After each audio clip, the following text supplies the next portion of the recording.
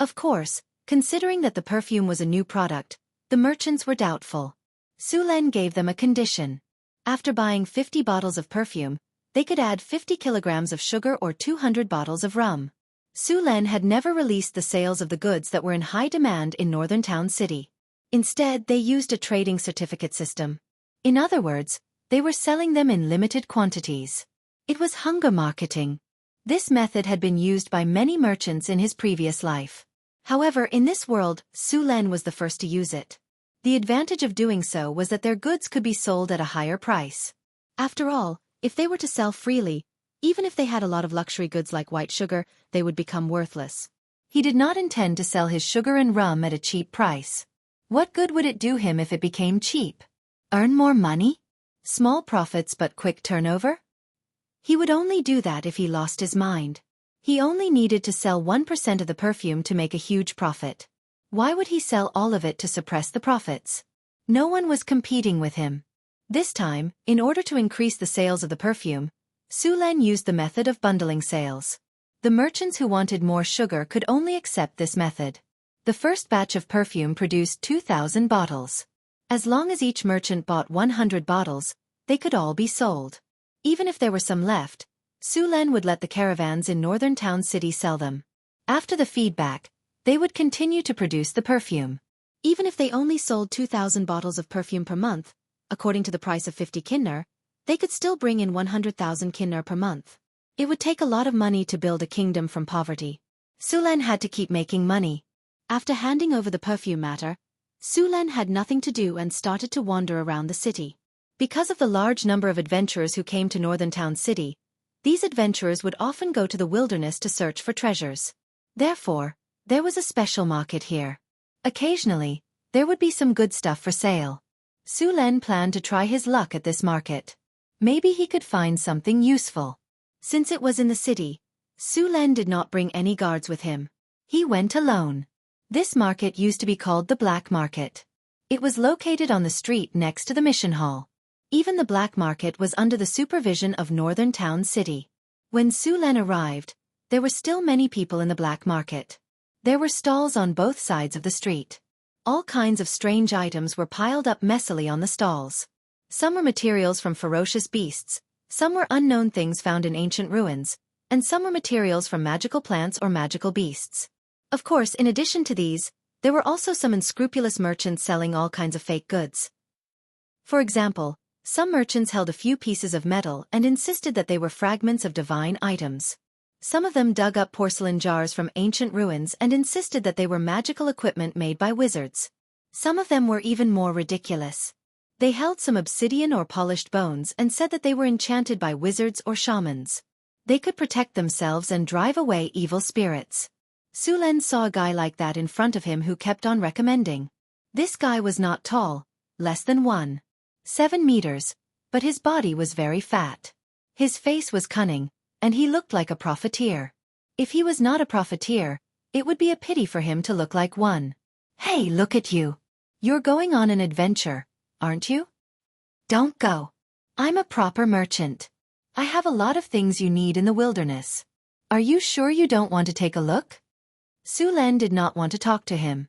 He was about to take a detour. However, the fat man was not discouraged.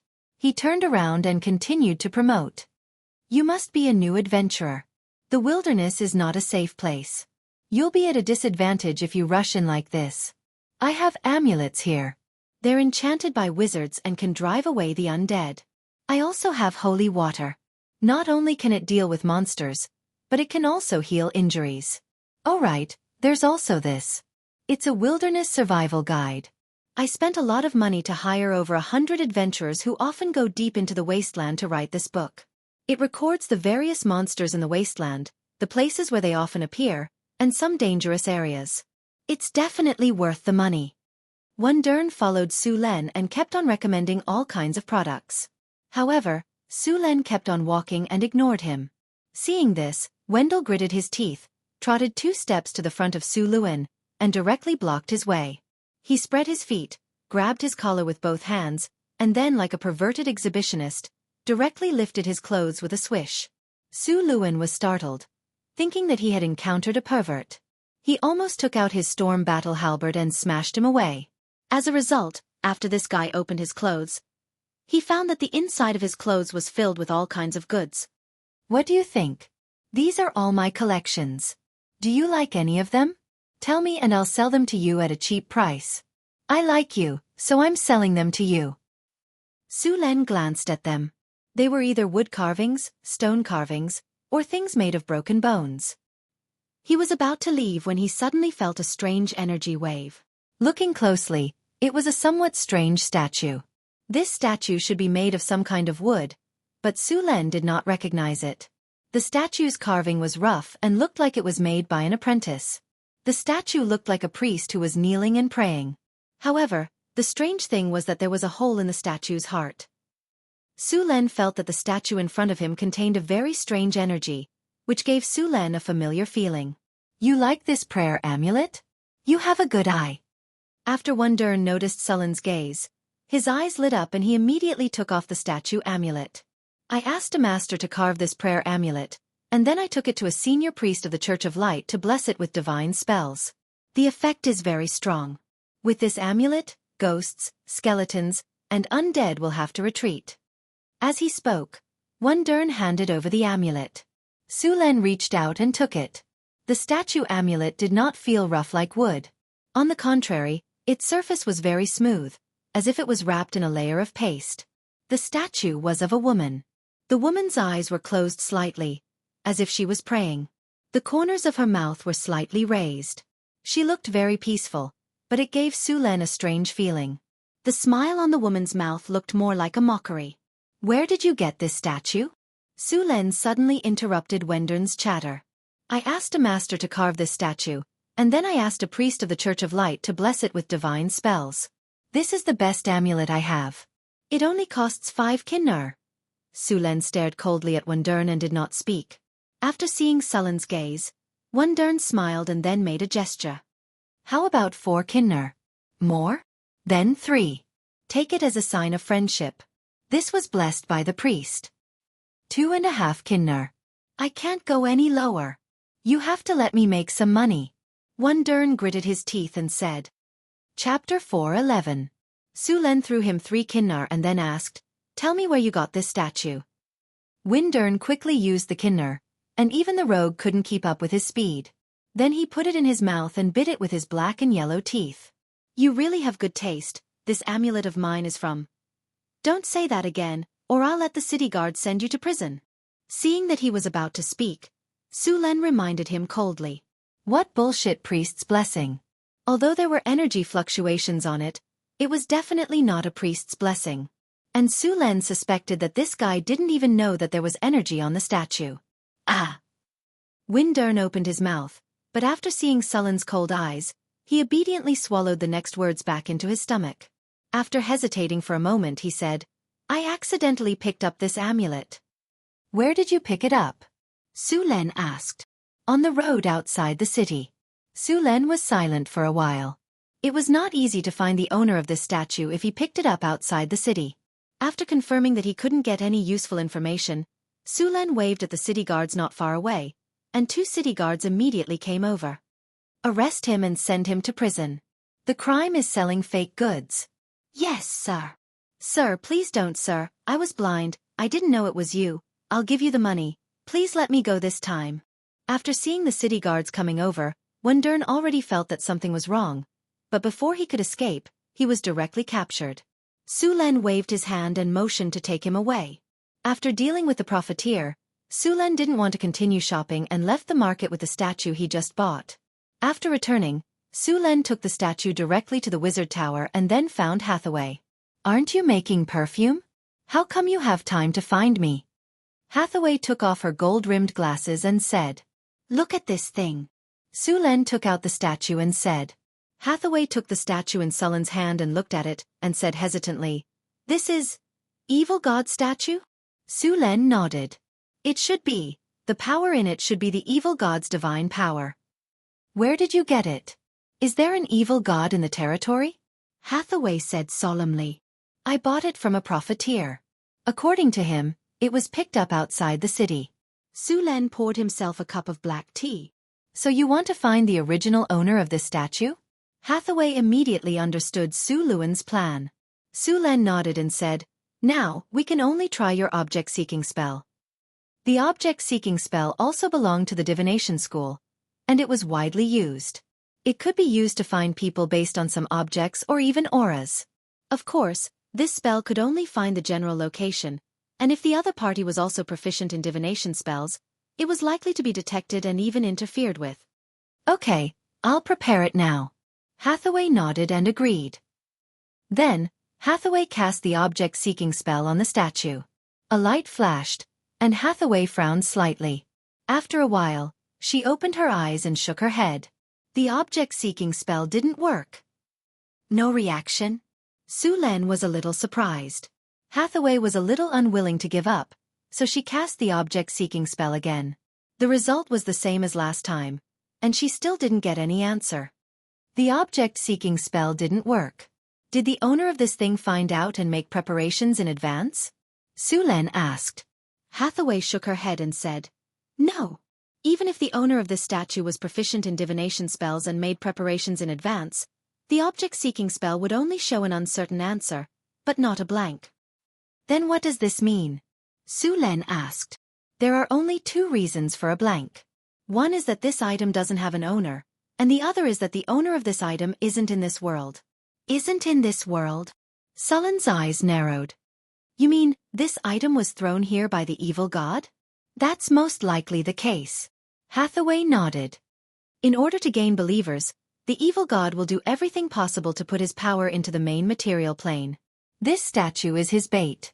This statue will gradually affect the mind of the person who picks it up. In the process, it will subtly influence and tempt the person, and in the end, it will develop the person into its own believer. Ordinary people will be affected after picking it up for 3 to 5 days. Then they will gradually become its believers." "Are there many of these things?" Su Len picked up the statue and asked. "In fact, it's not easy for the evil god to send this thing in, so there are very few of them." Hathaway smiled and said, "You should know about the plane's rejection. It's usually very difficult for gods or creatures from the lower plane, upper plane, or astral plane to enter the main material plane. The evil gods instill some power in these statues, and then spend a lot of effort to secretly send these statues to the main material plane. This way they cultivate believers. When the number of believers is enough, they will even secretly set up a church and perform a large number of sacrifices. They can obtain the evil god's power through sacrifices. Later they can guide the evil god's clone to descend, or even the evil god himself may descend." Su Len nodded. Under normal circumstances, the evil gods would not descend with their real bodies. The main material plane suppressed them greatly. Usually, a part of their clone would descend to harvest flesh and blood, souls and faith, and then strengthen themselves. Under normal circumstances, it was very difficult for the evil gods, demons, devils, angels, and oracles to descend to the main material plane. The usual method was to let the believers in the main material plane use magic circles to summon them. Only with the cooperation of these believers or summoners could they come to the main material plane. This was a kind of self-protection of the main material plane. They should be grateful for this kind of protection. Otherwise, the main material plane would have become a battlefield long ago. Demons and devils were very eager for the many souls in the main material plane. They wanted to enter the main material plane all the time, and it was obvious that the evil god was the same. "I should know this evil god," Su Len said as he played with the statue in his hand. "You know it." Hathaway was a little surprised. "Of course. What do you think is special about this statue?" Su Len pointed at the statue and said. Hathaway observed it carefully and said, "The heart. There's a hole in the statue's heart." "Yes, this statue is very likely that old friend of mine, the Heartless." Su Len smiled. The cultists he had annihilated last time were the cultists of the Heartless. After he discovered that the cultists were causing trouble in northern Garrison City, he directly dealt with them all. Even the cultists' avatar that the Heartless had sent down at that time had been destroyed by Su Luan. Not only did it leave him with a lot of experience, but it also gave him divinity. Back then, the evil god had unwillingly left an evil god mark on Su Len. Clearly, this time, it was very likely that it had sent this statue near Northtown City because of the evil god mark. "What do you plan to do with this?" Hathaway asked. Su Len smiled mysteriously. I have my ways. He snapped his fingers lightly, picked up the evil god statue, and left the wizard tower. Sulen already had an idea about the use of this evil god statue. He was prepared to help this evil god establish a heartless church and let those people believe in him. Of course, this wasn't because Sulen was crazy. He was planning to raise pigs. Since the Heartless was preparing to recruit believers, harvest faith, and souls, Sulen would help him grow. After growing to a certain extent, he could summon the evil god clone of the Heartless. An evil god clone was a good thing. Killing such a clone would not only give a lot of experience, but more importantly, divinity. The evil god clone contained divinity, which was something that could be desired but not sought. Under normal circumstances, it was very difficult to obtain divinity. In the material plane, there were too few creatures with divinity, and these creatures were very powerful. It was not easy to find these creatures with divinity. Many of them had powerful allies, such as unicorns. Unicorns lived in the elf forest and were protected by the elves. Now that Sulen had discovered the evil god clone, he naturally planned to give it a try. Of course, Sulen had never heard of anyone providing believers for the evil god. This method was very dangerous. The evil god was a very powerful creature. Once this happened, it would be easy to fail. The evil god clone was not stupid. Sulen had to be careful. The evil god clone was not weak. It would not be easy to kill it and steal its divinity. After thinking for a while, Sulen went to the place where the slaves were kept in Northern Town City. Most of the Guanyadong here were goblins, kobolds, gnolls, and some orcs. Sulen was not that cold-blooded to let other humans become believers of the evil god. Plus, Northern Town City was severely underpopulated. He would not send people to their deaths. So he planned to use goblins, kobolds, and gnolls as believers of the evil god. As for whether the evil god had any objections, it was not within Sulen's consideration. The evil god would not care so much as long as there were believers providing him with faith power. There were a lot of kobolds and gnomes in northern Battlefront City. There were around 50 to 60,000 of them. Selecting a few hundred of them to become believers of the evil god and provide energy for the evil god was a piece of cake. It could be done easily. Sulen selected some kobolds and goblins, a total of 500 people. Then he locked these goblins and kobolds together with the evil god statue. According to the evil god statue's ability, these people would be influenced by it in a few days and finally become believers of the evil god, providing the evil god with the power of faith. Chapter 4:12. Establish a Cthulhu church? Sulen wasn't familiar with this business. What should he do? It wouldn't be easy to make those kobolds, gnomes, or gnolls become believers of the heartless Cthulhu god. In this world, he hadn't joined a church and believed in the gods, so he didn't know much about the god's method of recruiting believers. Now that he was recruiting believers for the Cthulhu god, he didn't know where to start. Cthulhu church, isn't that a cult? Sulen clapped his hands and immediately thought of something. Cults existed in his previous life too. Back then there was a huge scandal. There was also a similar type of pyramid scheme. These cults and pyramid schemes were simply brainwashing. Sulen found 500 gnomes and kobolds and chose one to be the priest of the Heartless Church. Then, he gave him the statue. Sulen didn't have to do anything. In a few days, he would become a believer of the Cthulhu god. My name is Hall, and I'm a kobold. At first, I lived in the wilderness with my companions. Every day, we were busy avoiding enemies and searching for food. Ever since I was born, I've never had a full day. Later, we heard that there was a lot of food near the river, so we came here to survive. As expected, after we came to the river, there was a lot of food growing in the soil. My companions and I felt full for the first time. The feeling of our stomachs being filled was wonderful. But when we were resting, a group of powerful humans rushed over and we became captives. My companions and I were brought to a tall and magnificent city. Every day, we would have to move rocks, dig fields, and do all kinds of work. Every day, we would be exhausted. Although I wasn't used to it at first, I soon felt that this kind of life was actually quite good. Because I didn't have to worry about being hungry every day, and I didn't have to worry about being attacked by wild beasts when I slept at night. I felt that I was really lucky. I thought that I would live like this for the rest of my life, but the following changes changed my life. That day, my companions and I were brought to another place by humans. We didn't have any work, just rest.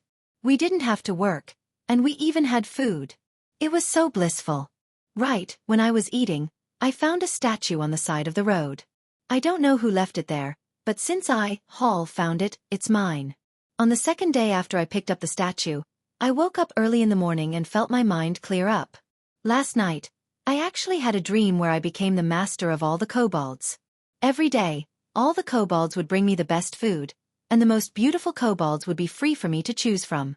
This feeling was amazing. But what was that mindlessness? Can he give me these things? On the third day, God. I was actually chosen by God. It was incredible. I was actually chosen by God as a believer. As long as I believed in him, I could get everything I wanted. What was there to consider? I was his believer. T.S. God T.S. God S. God S. Godses? How? Su Luan looked at the kobold he had chosen. After becoming a believer of the evil god, he was clearly different from ordinary kobolds.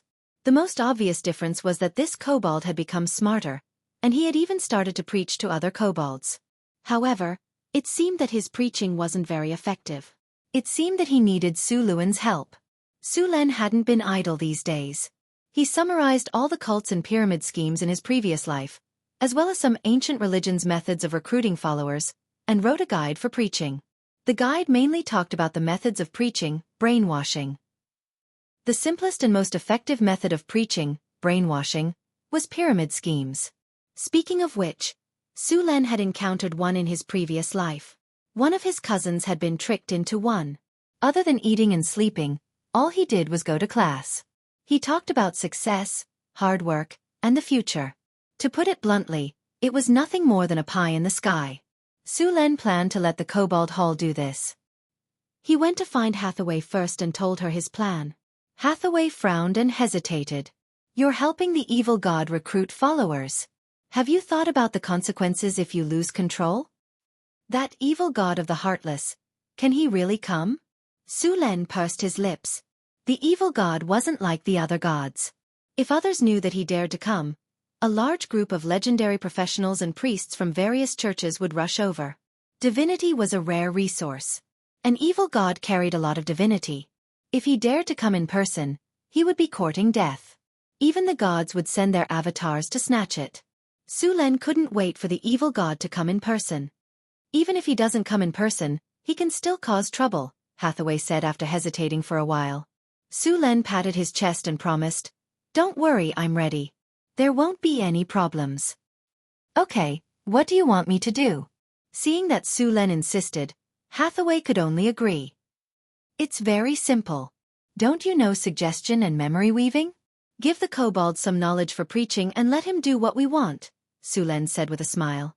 The effect of suggestion was similar to hypnotism. It could make people do things according to the spellcaster's requirements unknowingly. Of course, this didn't mean that this spell could be used to do whatever one wanted. Even if there was suggestion, it couldn't make people do things that were too unreasonable. However, after this spell was combined with memory weaving, it wasn't difficult to imbue a kobold with knowledge and memories unknowingly. Moreover, after the memory was imbued, the kobold would only think that he had received a gift from the gods. The gods had given him knowledge, and he wouldn't think that someone had done it on purpose. "Okay, let's do it tonight. I'll cast hypnotism on them later and weave their memories," Hathaway said. Soon when it was dark, Hathaway and Su Len went to the camp where the goblins and kobolds were. They cast hypnotism on the kobolds and goblins in the camp. Su Len found the kobold named Hall, and Hathaway began to cast memory weaving on him. Memory weaving was a very difficult spell to perform. After all, the brain and soul were very delicate. If one wasn't careful, it was easy to turn them into idiots. Fortunately, Su Len didn't want to impart much knowledge this time. After some effort, Hathaway successfully imbued the knowledge into Hall's memory. Under the effect of suggestion, when the kobold woke up the next day, he would think that he had received a divine revelation at night and that the gods had blessed him with this knowledge. As expected, early the next morning, the kobold Hall announced that he had received a divine revelation as soon as he woke up. He had become the messenger of the gods, and those who believed in him would receive the gods' blessings. Su Len also asked the guards to cooperate with the kobold Hall and hand the food of the kobolds and goblins to Hall for distribution. With the authority to distribute the food, Hall easily made the kobolds and goblins obey him. Next, Hall began to preach. The mortal world is like a prison, and all living beings suffer. In the void hometown, everyone is equal. There is a god descending from the heavens, Wuxia Patriarch. Followers of the Wuxia Patriarch, as long as you believe in the Wuxia Patriarch, you can eat your fill every day. You don't have to starve or be oppressed by others. You can also enjoy the offerings of others and enjoy the things that only humans can enjoy. Why are we oppressed and enslaved? Are we born like this? No, it's the oppression of others, but we can't resist. Only by believing in the Wuxia Patriarch, the gods will give us power and bring disaster to our enemies. Learning medicine can't save the kobolds and goblins. Only the Wuxia Patriarch can save us. Open your eyes and take a look. We have reached the most dangerous moment. If we don't believe in the Wuxia Patriarch, no one will care about our lives. Comrades, friends, fellow believers, wake up. As long as we unite and believe in the Wuxia Patriarch, nothing in this world can stop us. Are you sure there's nothing wrong with what he said? Hathaway and Sulen stood not far away and looked at the kobolds and goblins in the camp, who were surrounding the kobold in the middle with fanatical expressions. Sulen glanced at her and said, "I think it's great. Look, those kobolds and goblins have now become believers of that evil god." "That's not what I'm talking about." Hathaway glared at him. "I know what you mean. Do you think these kobolds and goblins can succeed if they want to rebel?" Sulen said with pursed lips. Judging from their fanaticism, they must have provided a lot of power of faith. In a few days, the evil god will begin to give back to the believers. Be careful, don't let those churches find out. Those churches will never tolerate the evil god. Be careful, they might come after you when the time comes. Hathaway said with pursed lips. "Don't worry, everything has been arranged," Sulen said with a nod. "That's good. By the way, how long do you think it will take for the evil god to come looking for you?" Hathaway asked. "I'm not sure about that either. Why don't we wait until it's about time and force him to descend?" "It's up to you. Just remember to inform me when the time comes." Under normal circumstances, the evil god was very vengeful and would usually take revenge. Sulen had killed its church and its clone, and finally took away its divinity, which was a great humiliation for an evil god. After accumulating enough power, he could not wait to send his divine power incarnation to seek revenge on Su Luan. "You said you helped the evil god establish a church? He won't thank you." Chapter 4:13. The Heartless Church developed quickly. It only took a few days for the kobolds and goblins to become believers of the Heartless.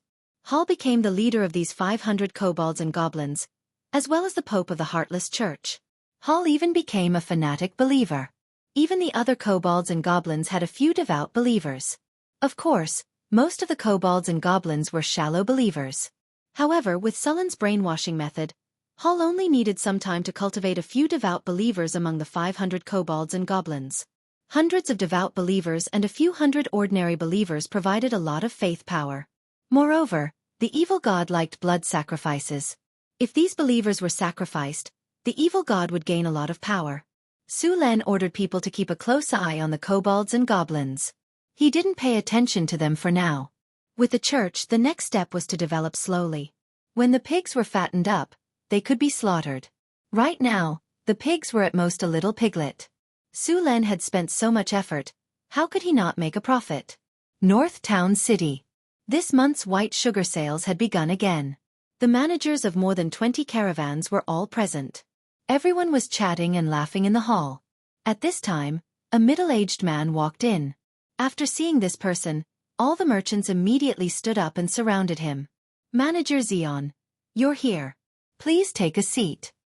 "Manager Xion, this is the superior divine oil I brought from the Desert Kingdom. It can strengthen your body and cure all diseases." "Manager Xion," the group of people fawned over him. Xion waved at them and went to the main seat in the room. He said, "You're all old friends. There's no need for these things. Let's discuss the quota for this transaction." "Yes." The merchants immediately quieted down and sat obediently in their seats. Xion glanced around. When he saw that everyone was present, he said, "Due to some technical reasons, the white sugar production this time has decreased compared to last month. Therefore, this month's quota has also decreased. Master Xion, how much did it decrease? We're all counting on the white sugar to make money. That's right, Master Xion. We've lost money this time. We're just waiting for the white sugar to recoup our losses. We can't decrease the quota. As soon as they heard that the amount of white sugar had been reduced, the merchants below instantly went into an uproar. For a moment, the entire room was in an uproar. Quiet! Quiet! Jean shouted loudly, but the merchants were all in a hurry and didn't pay attention to Jean's words. Seeing this situation, Jean frowned slightly and then shouted, "Whoever makes any more noise will be disqualified from purchasing this month. His share will be divided equally among the remaining people." As soon as he finished speaking, the noisy scene instantly quieted down. All the merchants seemed to have become mute. The whole scene was a little strange. "Let me finish."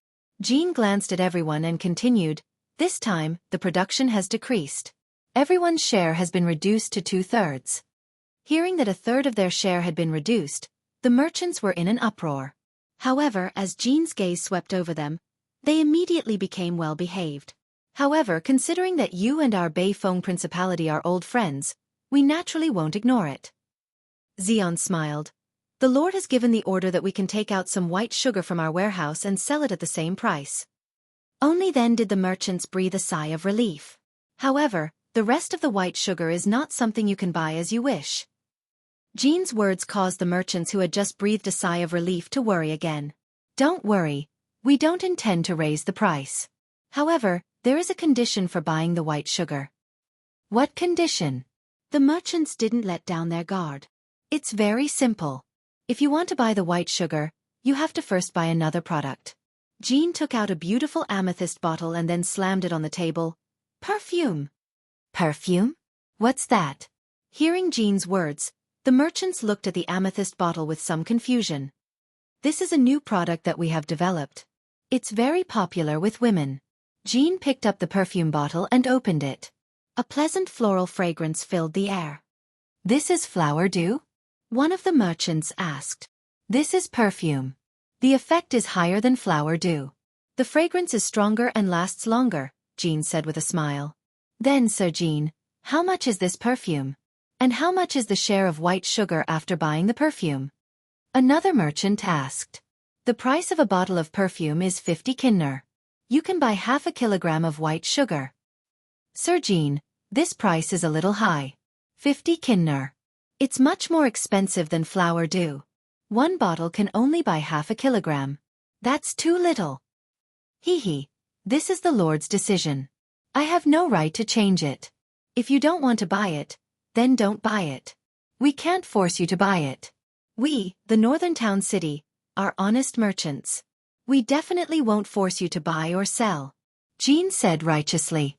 When the merchants heard Jean's words, they were speechless. What was that saying again? I've never seen such a shameless person before.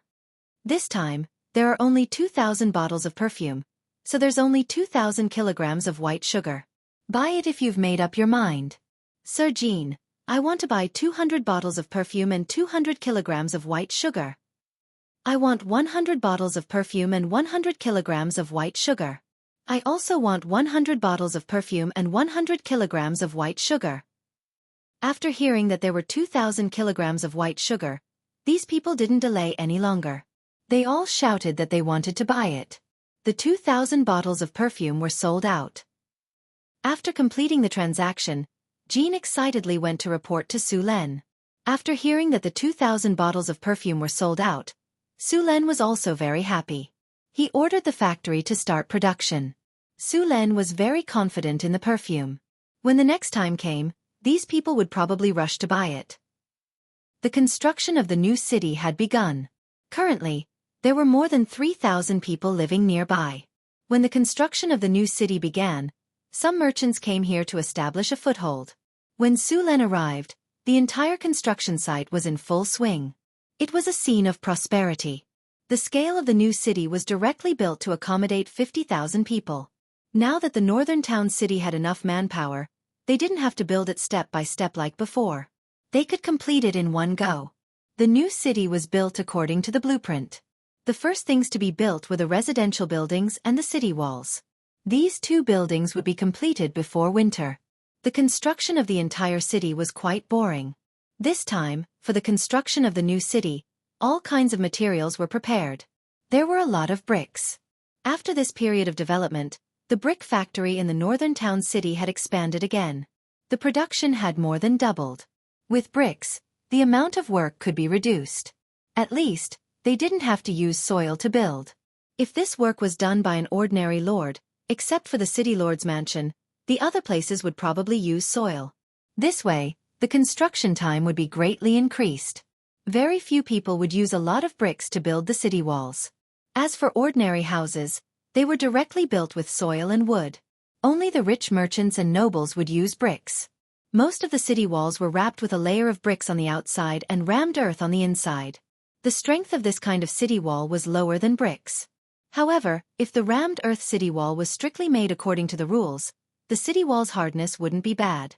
However, very few nobles would do so. Su Len naturally wouldn't skimp on the work.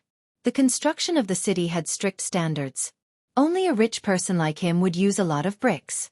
Su Len even planned to use mud to stone to fuse all the bricks into a whole city after these city walls were built. In the royal city of Florence. Since King Henry was seriously ill, the atmosphere in the city had become more and more strange and tense. The most likely to obtain the throne were the eldest prince and the second prince. The two of them controlled nearly 80% of the entire city's forces, and the rest was controlled by various nobles. Less than 10% of the army was controlled by the third prince. At this time, the third prince, Daniel, was listening to his subordinates report with a gloomy face. "You mean His Majesty has been in a coma for 2 days?" "Yes, the eldest prince and the second prince's men have surrounded the palace and don't allow anyone to get close. We also got some information from several nobles." "Go and call the Shadow Walker." The third prince, Daniel, clenched his fist and slammed it on the desk, leaving a deep dent on the hard desk. He hadn't seen the king for more than a month. The eldest prince and the second prince cooperated very tacitly and blocked all the other princes except for them. Daniel knew that they had even made a private decision to imprison or put the others under house arrest before making a move. This was to prevent others from picking the fruits of their labor, while the two of them were fighting until the victor was decided. Just outside his mansion, there was always someone watching him. "Sir." A figure shrouded in darkness appeared in the room. Immediately spread the news that the eldest prince has the support of the wizards. "I must let my good second brother know. This way, he will be scared and panic, and it is very likely that he will act first at all costs. As long as they start a war, no matter who wins or loses, they will suffer heavy losses. This is my chance. They already control more than 70% of the power in the city. If we let them continue, we won't even have a chance to survive. Get people ready. Once one side becomes weak, help the other side and weaken their strength as much as possible. My father doesn't have much time left. Only I am qualified to inherit that position." Chapter 4:14. Hurry up, don't think of slacking off. You bunch of lazy bums. You should be grateful. If it wasn't for the Great North Wind Duchy, you would have starved to death in the wilderness. A kobold shouted at the other kobolds and goblins with a whip in his hand. Yes, I'm talking to you. Don't slack off, or I'll cancel your food for today. Also, the kobolds in your group will have their food reduced by half. Hurry up, this section of the wall must be completed before dinner, or else you won't have any food left. The kobolds who were being reprimanded sped up their work when they heard that they wouldn't have any food to eat. Even the kobold who had slacked off earlier did the same. If he completed the task today, he would at least get some leftovers. If he didn't, he would probably be beaten to death by the kobolds in his group. This was not impossible.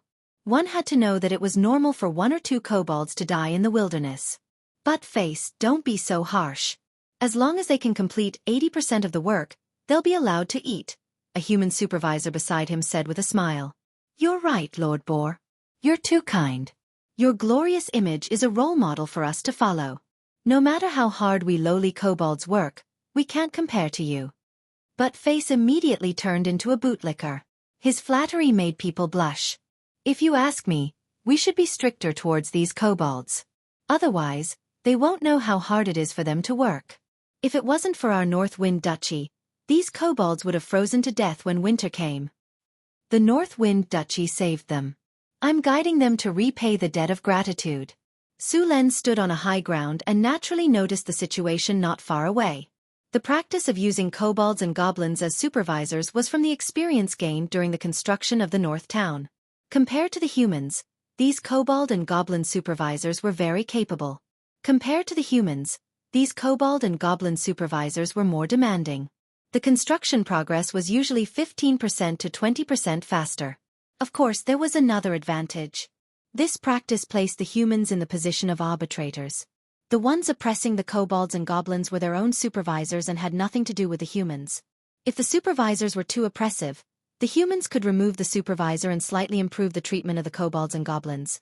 Then they would continue to be oppressed and exploited. From the North Town to now, the humans were very familiar with this process. "Your Excellency! Your Excellency!" A young man dressed as a messenger shouted and rushed to the construction site. "Stop!" Just when he was 10 meters away from Su Luan, 2 soldiers of the formation breaker stopped him. "I have urgent news for you, Your Excellency." After the messengers of the messenger was, the messenger's messenger, and the seal and the wax on it was undamaged. Only then did the messengers of Suvs pass. Of Suvs the messenger. Of the seal and wax of Teet. Est of T. Teet ask. Got it. Su Len turned and left the construction site with his men. He left a few people to pack up. The others followed Su Len back to the North Town. The letter didn't say too much. It only told Su Len that something had happened in the Florentinus, and asked him to go back as soon as possible. Although the letter didn't explain exactly what had happened, Su Len had some guesses in his heart. The King of Florence was not young. When Su Len was still in the south, he had heard that the king's health was not very good. Now that he was told that something had happened in this, wasn't the reason obvious? Could it be that the king knew he was about to pass away, and for the sake of a smooth transition of power, he deliberately asked Su Len to support him? Su Len pondered in his heart as he rode to the North Town. It was already afternoon when he arrived at the North Town. Su Len rushed all the way back. After entering the city, he went straight to the palace without delay. Phyllis had been waiting anxiously in the palace for a long time. When she saw Su Len coming back, she immediately threw herself into Su Len's arms. She couldn't hold back the tears in her eyes anymore. "Su Len, my father is seriously ill and in a coma." "Phyllis, don't worry too much. There are several bishops and pastors in the capital. They will help." Su Len comforted Phyllis as he patted her on the back. In fact, even Su Luan himself didn't believe it. Although priests could heal injuries, they didn't have a good way to deal with birth, old age, illness, and death. King Henry's life should be coming to an end, and magic would basically be useless unless the gods intervened. Or rare treasures such as the Fountain of Youth or the Fountain of Life appeared. Otherwise he could only die bit by bit. "Su Len, I want to go back and see my father and mother. Can you come with me?" Phyllis raised her head and said with tears in her eyes. "It's okay. I'm here. We will go to the capital as soon as possible." Su Len reached out and wiped away Phyllis's tears. "Okay, thank you." Because they needed to go to the capital as soon as possible, Su Len and Phyllis didn't bring too many people. There were barbarian guards, spear guards, and human and half-elf archers. There were a total of 200 people. This time, only Su Len and Phyllis went with them. Hathaway and Chris stayed in the North Town to take care of all kinds of things. Originally, Su Len planned to use the teleportation circle to go directly. However, he didn't have the coordinates of the capital of Florence. If he used the teleportation circle forcefully, there would be a big error. Therefore, he had to bring many guards with him on horseback. It would take less than 20 days to go from the North Town to the capital of Florence. They didn't bring much supplies, and each of them rode 2 horses. Of course they were fast. It took Phyllis more than a month to go from the capital to the North Town. Of course, if Su Len and Phyllis rode the Pegasus directly, it would probably take them 1 or 2 days to get there. After arranging things in the North Wind Duchy, Su Len set off with Phyllis. The 200 soldiers followed them and left the North Town. It wasn't difficult for Su Len and the soldiers in the North Town to travel by force. With their physical fitness they could still endure it. Su Len was a little worried about Phyllis. Perhaps it was because she had awakened the bloodline of the Red Dragon. Although the journey was very tiring, she still persevered. Just as Sulen and the others were moving toward the capital of Florence, Marquis Savoy, who was far away in Colt, also received the news that King Henry was seriously ill. He knew more than Sulen. As someone who also had the right to inherit the kingdom and wanted to replace the Henry family as the new royal family, Marquis Savoy paid more attention to the capital than anything else. Not only did he know that King Henry was seriously ill, but he also knew that the two princes were rubbing their hands together and preparing to kill each other. Henry is finally going to die. God is blessing the Savoy family. Marquis Savoy happily walked back and forth in the study. His excitement was indescribable. He took a few steps to the wine cabinet next to him, took down a bottle of precious Helen wine, and poured himself a glass. The bright red wine emitted a rich wine aroma. Savoy smelled it a little intoxicated. He then took a sip and lay down comfortably on the sofa next to him. This old fox must be regretting it to death. Savoy chuckled. You were able to get Duke Northwind to support you last time. What can you do now that your two sons are fighting each other? When both sides are injured, it will be the time for the Savoy family to rise. I really have to thank Duke Northwind. His potion made me a dozen years younger and made me a legend. Chaos, chaos. I will clean up the mess when the time comes. That will be the day when the Savoy family replaces the Henry family as the new royal family of the kingdom. Knock, knock, knock. A series of knocks on the door interrupted Marquis Savoy's reverie.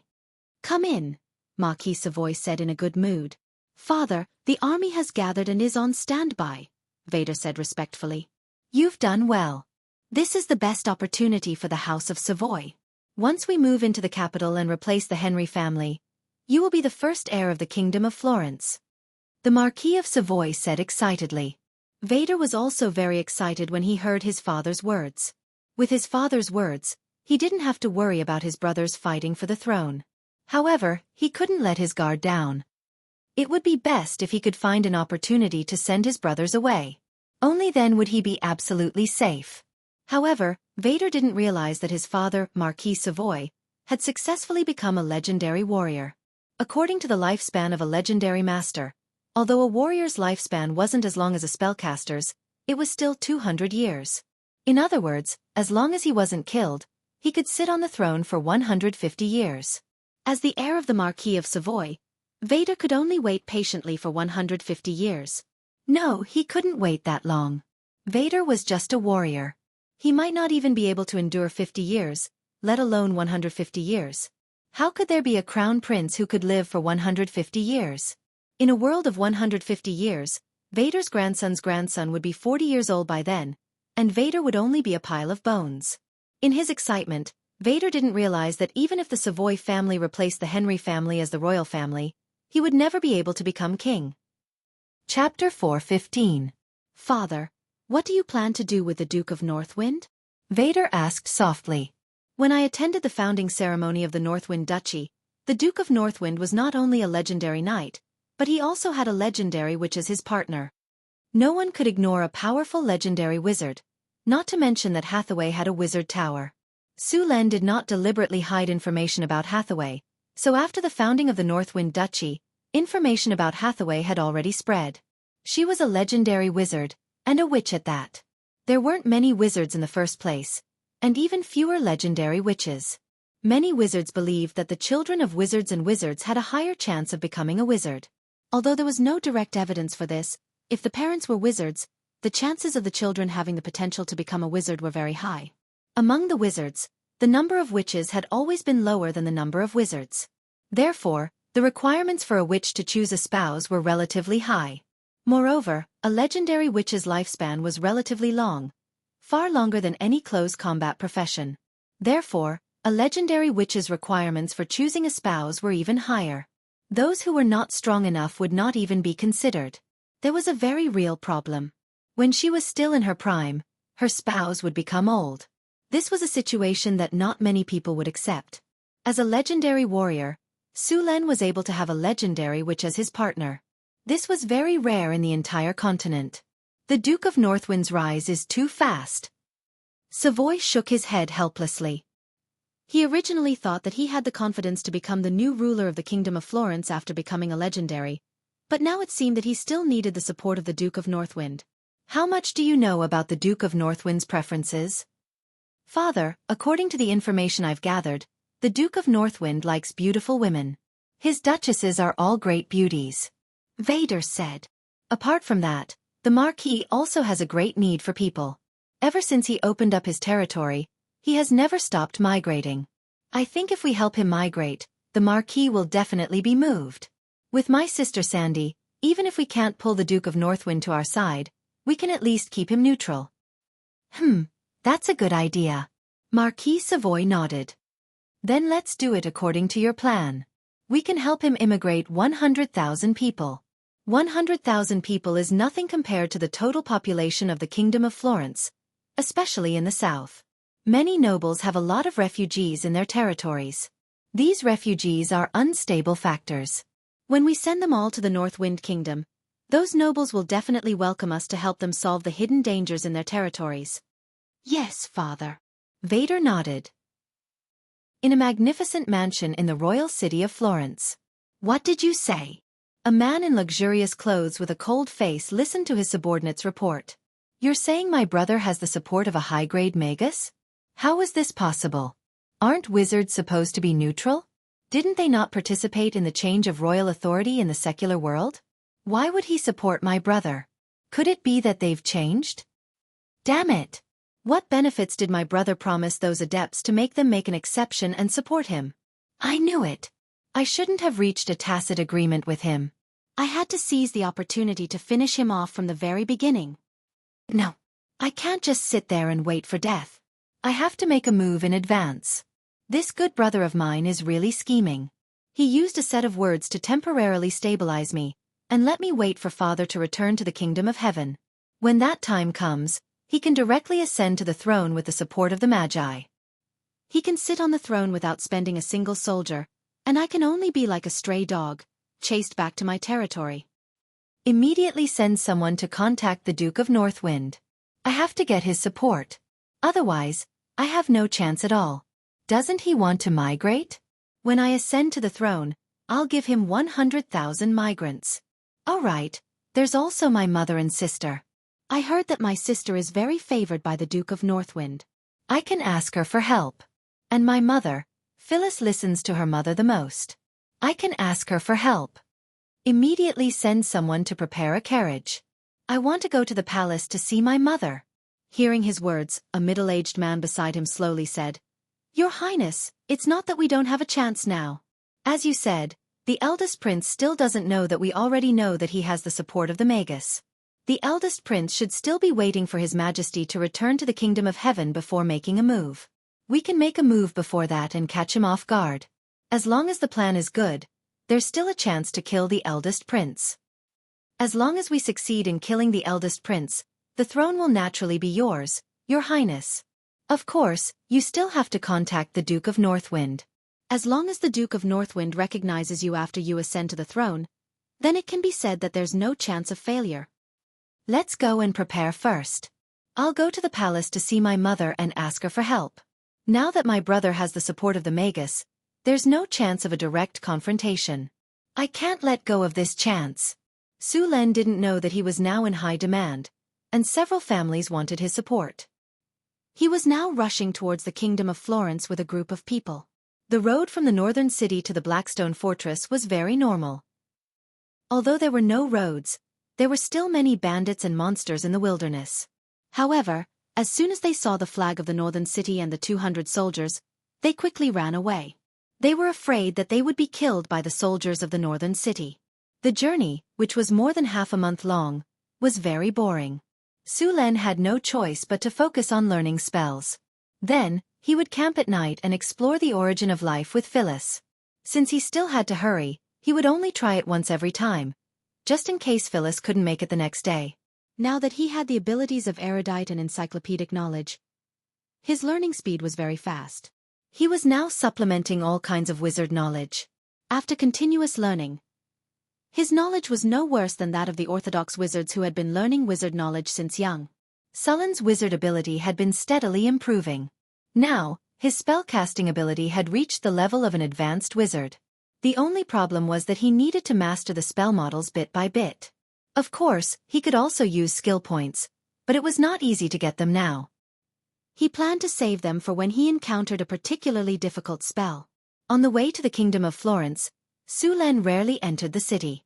Other than resupplying some food and other supplies, most of the time, he just directly camped outside the city.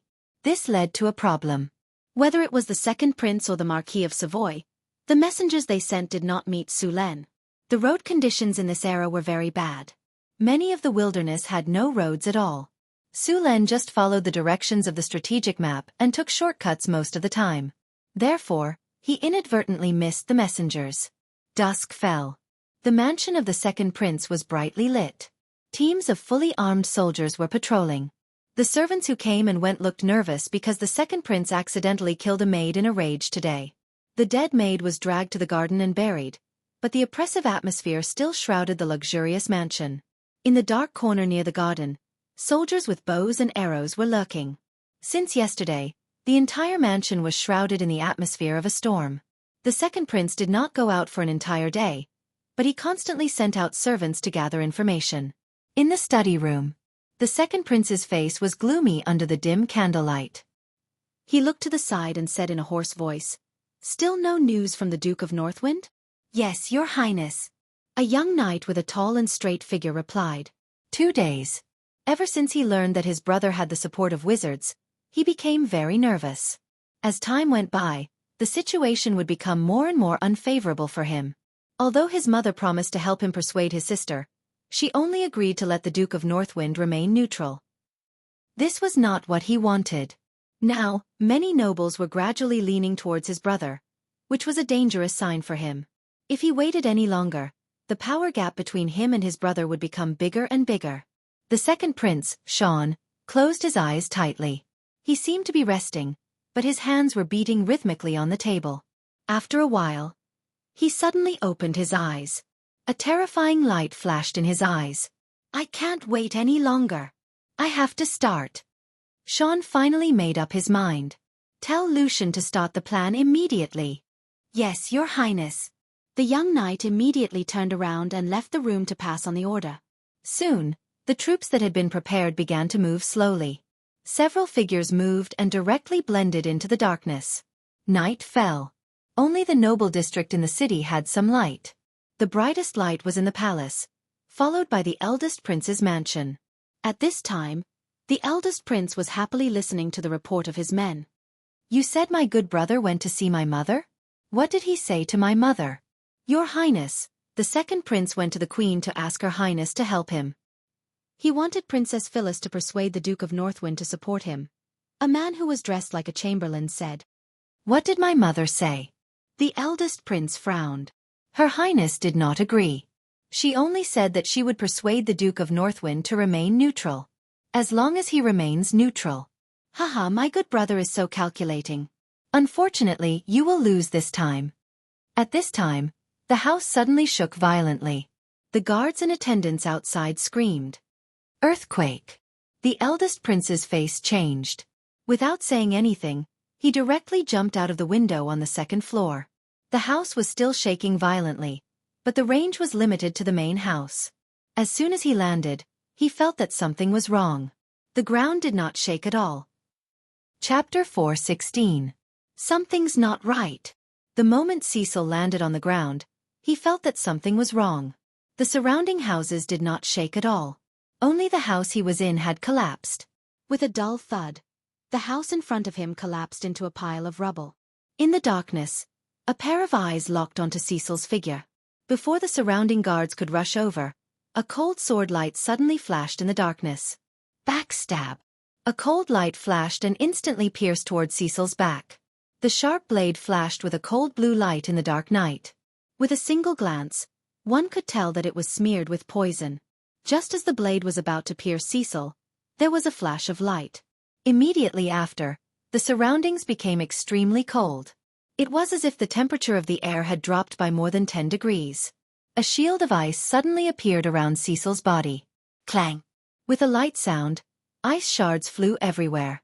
The cold air quickly spread along the blade, and in an instant, a layer of frost appeared on the arm holding the dagger.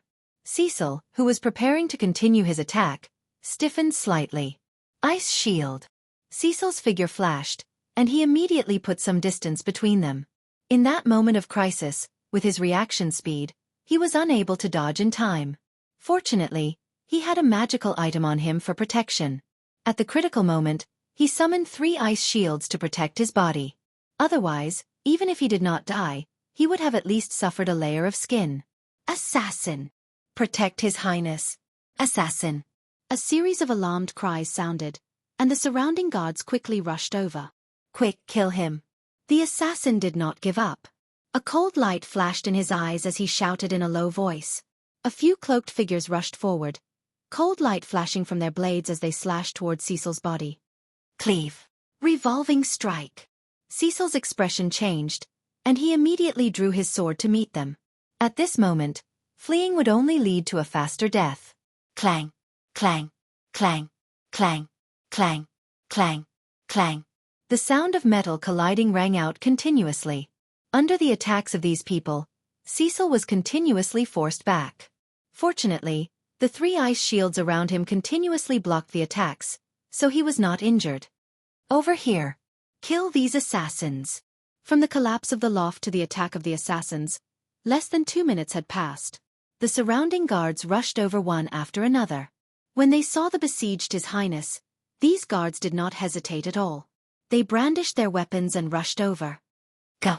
When they saw the large number of guards rushing over, they knew that they had lost the chance to kill Cecil. They turned around and fled. You want to run? You dare to commit murder right under my nose? You're looking down on me. Mass slow. Arcane missile. 5-inch at this moment, a man in a sorcerer's robe let out a cold snort, and beams of spiritual light flashed one after another. A spiritual light quickly spread out in the darkness. The fleeing assassins only felt as if their bodies had sunk into a quagmire in an instant, their running speed greatly reduced. At the same time, a dozen arcane missiles flew towards them from the darkness. These arcane missiles emitted a faint magic light and were very fast. In just an instant, the arcane missiles hit these assassins. Although the arcane missile was not a high-level spell, its power was still very strong. The power of these arcane missiles was slightly inferior to the power of pistol bullets. The moment they hit the target, they broke the arm of one of the assassins. Following the attack of a dozen arcane missiles, several assassins wanted to dodge, but their bodies were shrouded by the slow spell. They could only watch as the arcane missiles hit them one after another. Bang, bang, bang! The arcane missiles hit them one after another, and their bodies were blown away like sandbags under the attack of the missile force field. The attack of the rogues was powerful, but the defense of their bodies was really mediocre. After being swept by many egg-sized arcane missiles, their bodies were fractured all over, and their internal organs were injured by these missiles. Before they could struggle to stand up, the guards had already rushed up and were about to kill these assassins. Keep them alive! A middle-aged man who looked like a general stopped the guards' actions. The guard stepped forward and restrained the assassins. Your Highness, the 3 assassins have been caught. What do you think we should do with them? The middle-aged man came to His Highness the Prince and asked. Cecil had regained his elegant demeanor and looked coldly at the 3 assassins. Take them to the dungeon and interrogate them. I want to know who the mastermind behind this is. Yes. The middle-aged general nodded and ordered the 3 assassins to be taken away. After seeing the others leave, Cecil walked to another room with a gloomy expression. Immediately send someone to investigate who was on guard duty tonight. They actually allowed those 3 assassins to sneak up on me. How did they get in? Yes, Your Highness. I'll arrange for someone to search right away. The attendant next to him said. Wait, what's my dear brother doing now? Cecil suddenly asked. I'm sorry, Your Highness. Omar has been keeping an eye on this matter. I don't know. Go and call Omar here. Yes. However, just as the attendant was about to leave, a guard hurried in. Your Highness, bad news. I've just received news that the barracks outside the city have just been attacked. Please support us. What? Cecil stood up instantly, and the chair behind him fell back with his movement. What is James doing? What is he doing? Didn't I tell him to be on guard? Cecil said angrily. What's the situation with the army now? Facing the angry His Highness the Crown Prince, The attendant's expression was slightly awkward. Sir James did not return to the barracks today. Did not return to the barracks? Where did he go? Cecil was slightly stunned. Then, as if he had thought of something, his expression became even angrier. Did he go to the women's brothel again? Yes. Yes, Your Highness. Find him immediately and let him return to lead the army. Cecil took a deep breath and forcibly suppressed his anger. Following the assassination of the Crown Prince Cecil, the second Prince Sean launched his forces to launch an attack. For a moment, the forces that belonged to the Crown Prince were attacked. Even if they did not succeed in killing the Crown Prince, as long as the army in his hands was destroyed, it would be acceptable. Without the support of the army, even if he had the support of the wizards, he would not be able to sit on the throne. When that time came, it would be up to him. If his stupid brother could get the support of the wizards, there was no reason why he could not. In another corner of the royal city, the third Prince Daniel stood on the upper floor and quietly looked into the distance. At this moment, a graceful figure appeared behind him, and a soft and boneless arm wrapped around his neck like a snake. My little cutie, are you satisfied with my arrangements? A delicate face appeared on his shoulder. It was the Pleasure Devil. The Pleasure Devil stuck out her tongue and gently licked his earlobe. Then she blew a breath. Daniel's body trembled slightly, and his breathing became more rapid. Forcibly diverting his attention, Daniel took a deep breath and said, "Control your strength. Let them fight until both sides are injured. Don't let either side gain the upper hand. Then, I will clean up the mess." "Don't worry, when have I ever let you down?"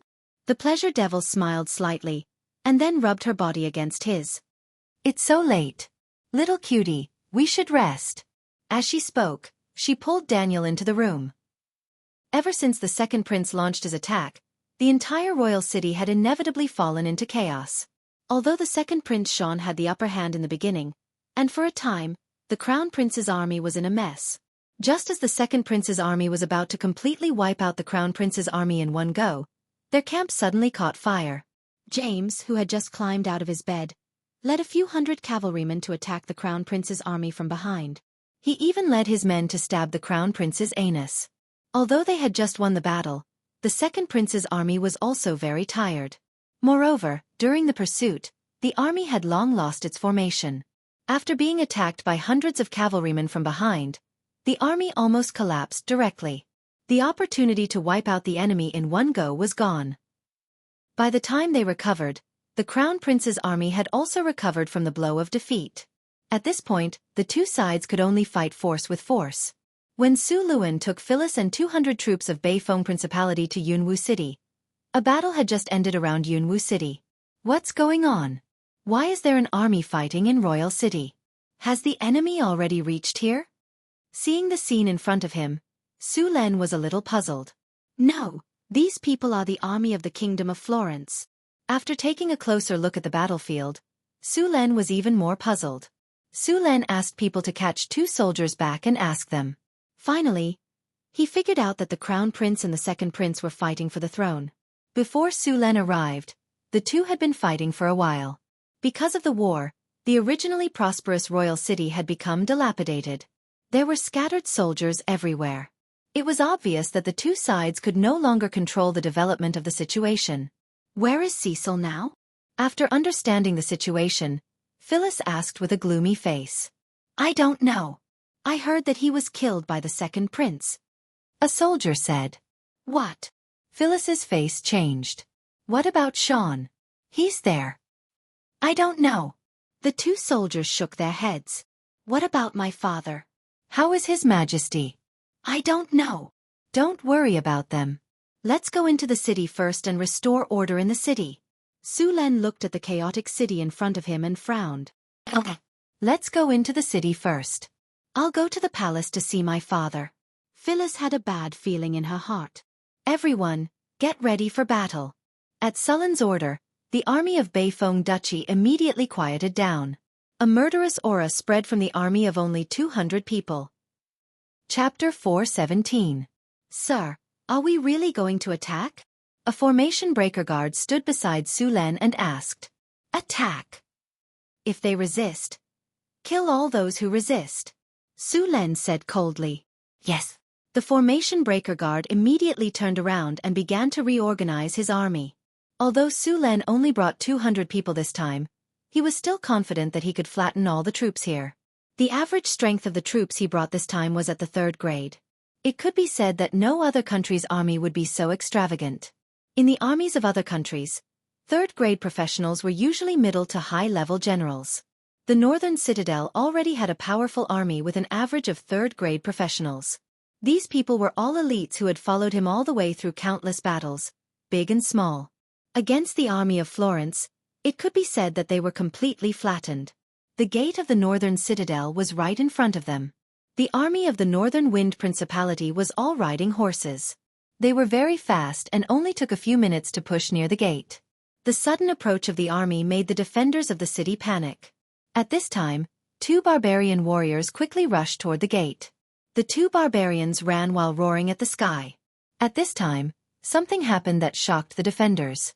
The 2 barbarians' originally tall and strong bodies were like balloons. They swelled up again and turned into 2 small giants in the blink of an eye. Seeing the 2 barbarians turn into giants, the defenders' faces changed greatly. They immediately wanted to attack, but it was too late. The 2 barbarians rushed to the gate in a few steps and then jumped up from the left and right. The giant axes in their hands instantly cut off the chains of the drawbridge. Boom! The heavy drawbridge fell with a loud bang. The 2 barbarians didn't stop at all. They waved their giant axes and rushed toward the gate. Rumble! There was a violent collision sound. Accompanied by the violent shaking of the gate, a large amount of sand and stone fell from the top of the gate. After the barbarians activated God's descent, their strength had increased to around 40 points. Combined with their size and berserk, they were simply 2 demolition machines. The 2 barbarians hammered at the city gate, and the city walls of Florence couldn't withstand a few hits.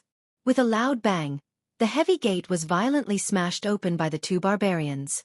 Seeing the city gate open, the soldiers of the Duchy of North Wind immediately began to charge. Occupy the city gate. Su Len took the lead and rushed into the city. The soldiers guarding the city were scared out of their wits when they saw the 2 barbarians easily smash the city gate open. They turned around and fled into the city. The city gate was easily occupied by Su Len. Sullen's cold eyes scanned the surroundings. Seeing that there were no other troops around, he ordered, after entering the city, do not kill prisoners, do not attack civilians, do not rob property, do not rape women. Anyone who dares to disobey will be killed without mercy. Cain! Your subordinate is here. A guard of the capture barracks stepped forward and responded. Lead a group of men to protect Phyllis and follow her instructions to the palace. Understood. Hansen, your subordinate is here. Take some men and set up a defensive line here. Guard the city gate. Yes, sir. The rest of you, follow me into the city. As the order was given, the army of the Northern Citadel immediately set off. The royal city of Florence had fallen into chaos at this time. The continuous days of war had turned the outer city into a mess. There were defeated soldiers everywhere.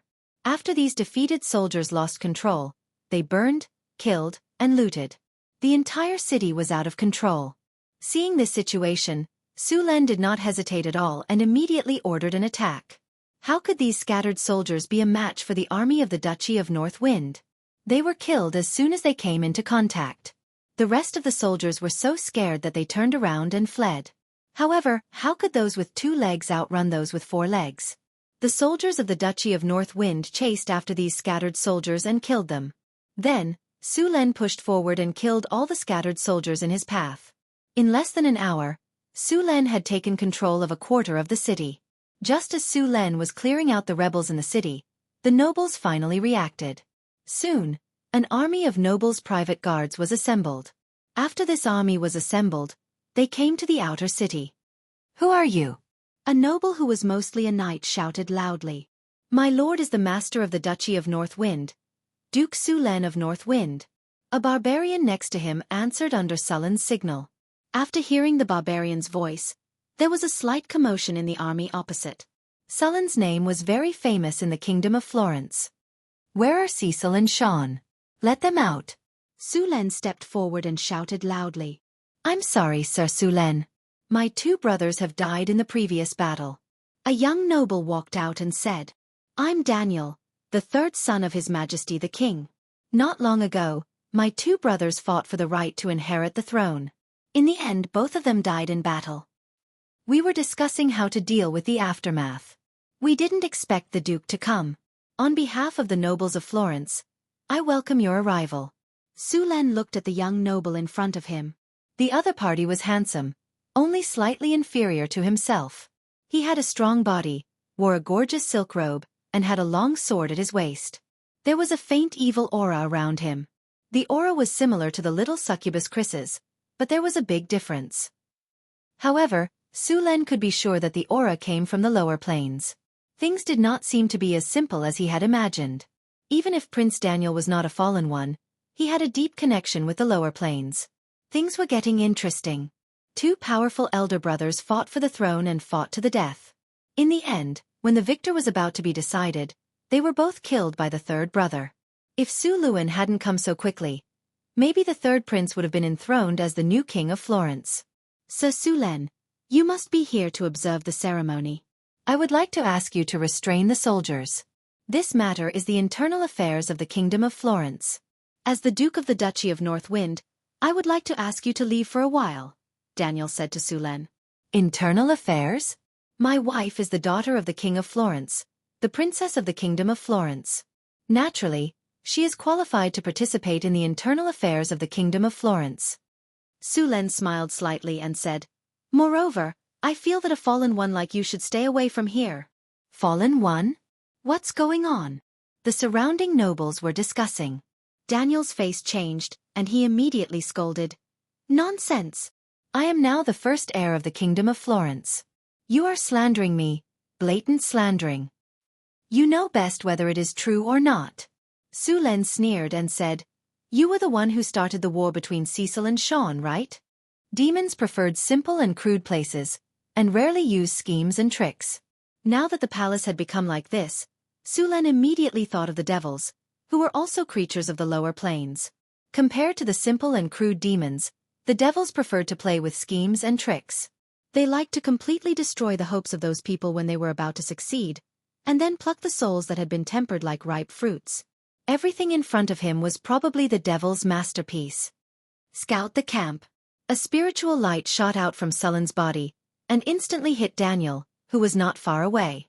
The next second, a blood-red spiritual light suddenly rose from Daniel's body. When the surrounding nobles saw it, their faces changed greatly, and they all stepped back.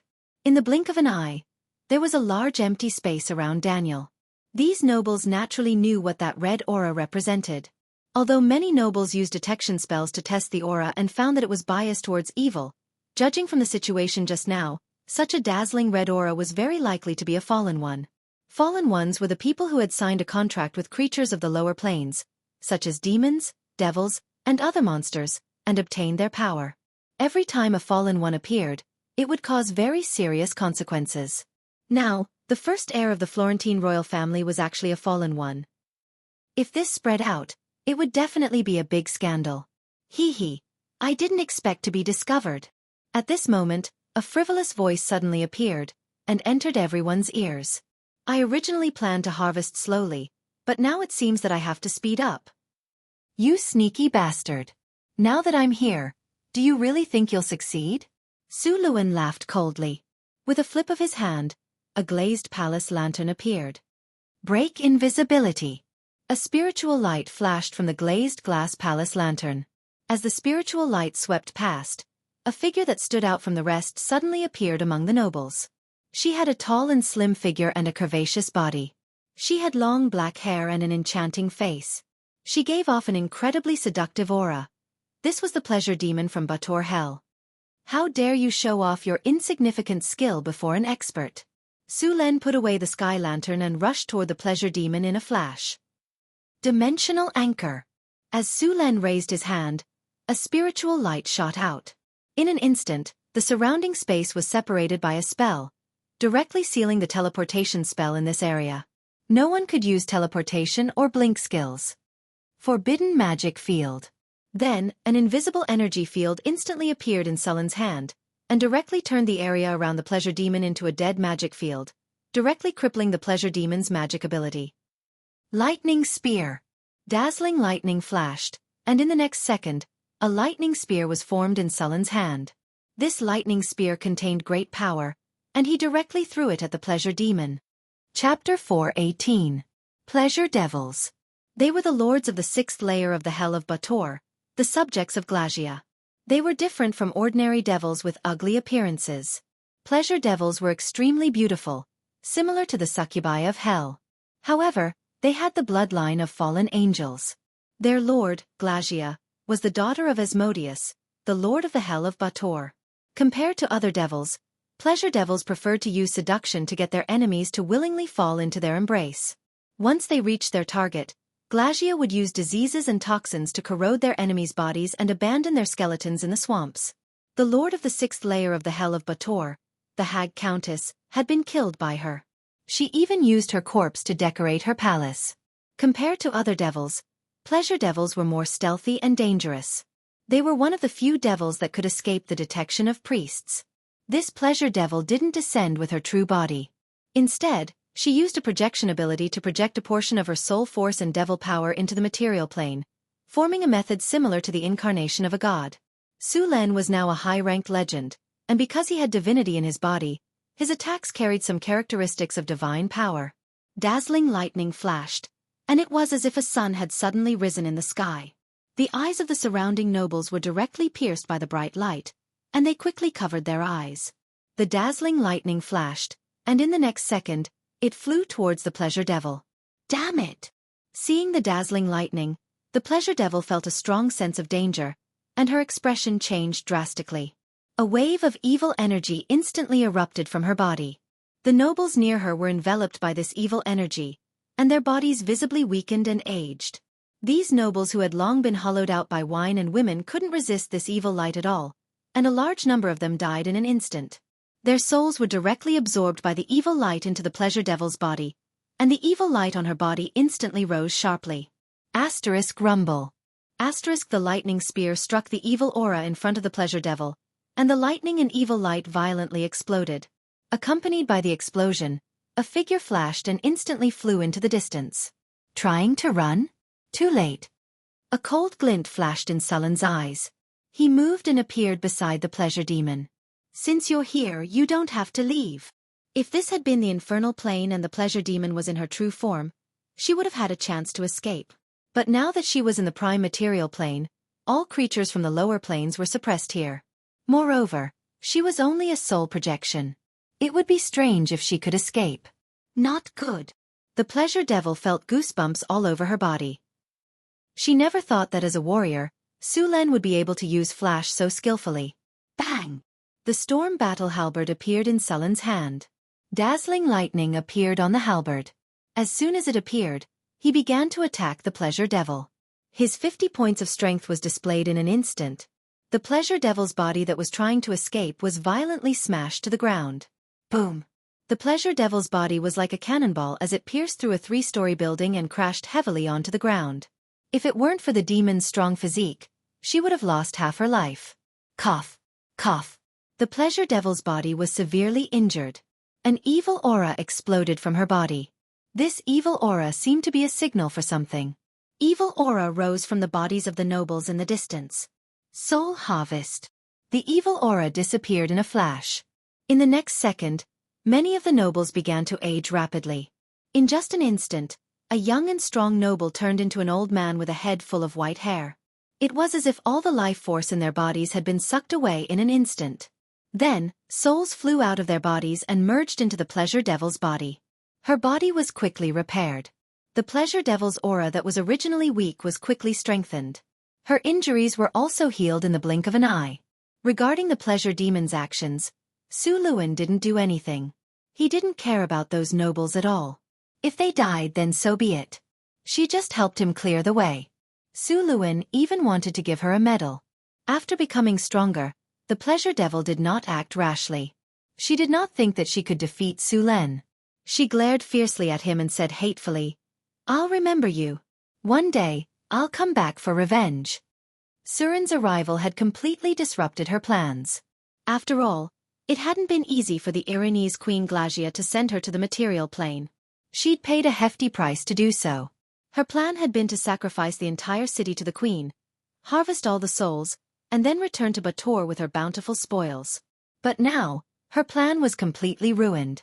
Even she had to flee back to Bator in a sorry state. What?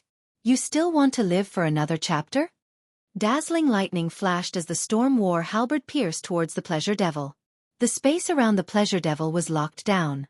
She could only brace herself and prepare to attack. Lightning Hell. Lightning Spear. Lightning Strike. A powerful energy burst out from Su Luan's body in an instant and directly shrouded the Pleasure Devil. Then, Su Luan's storm-like attacks instantly broke out. The Pleasure Devil was not good at frontal combat.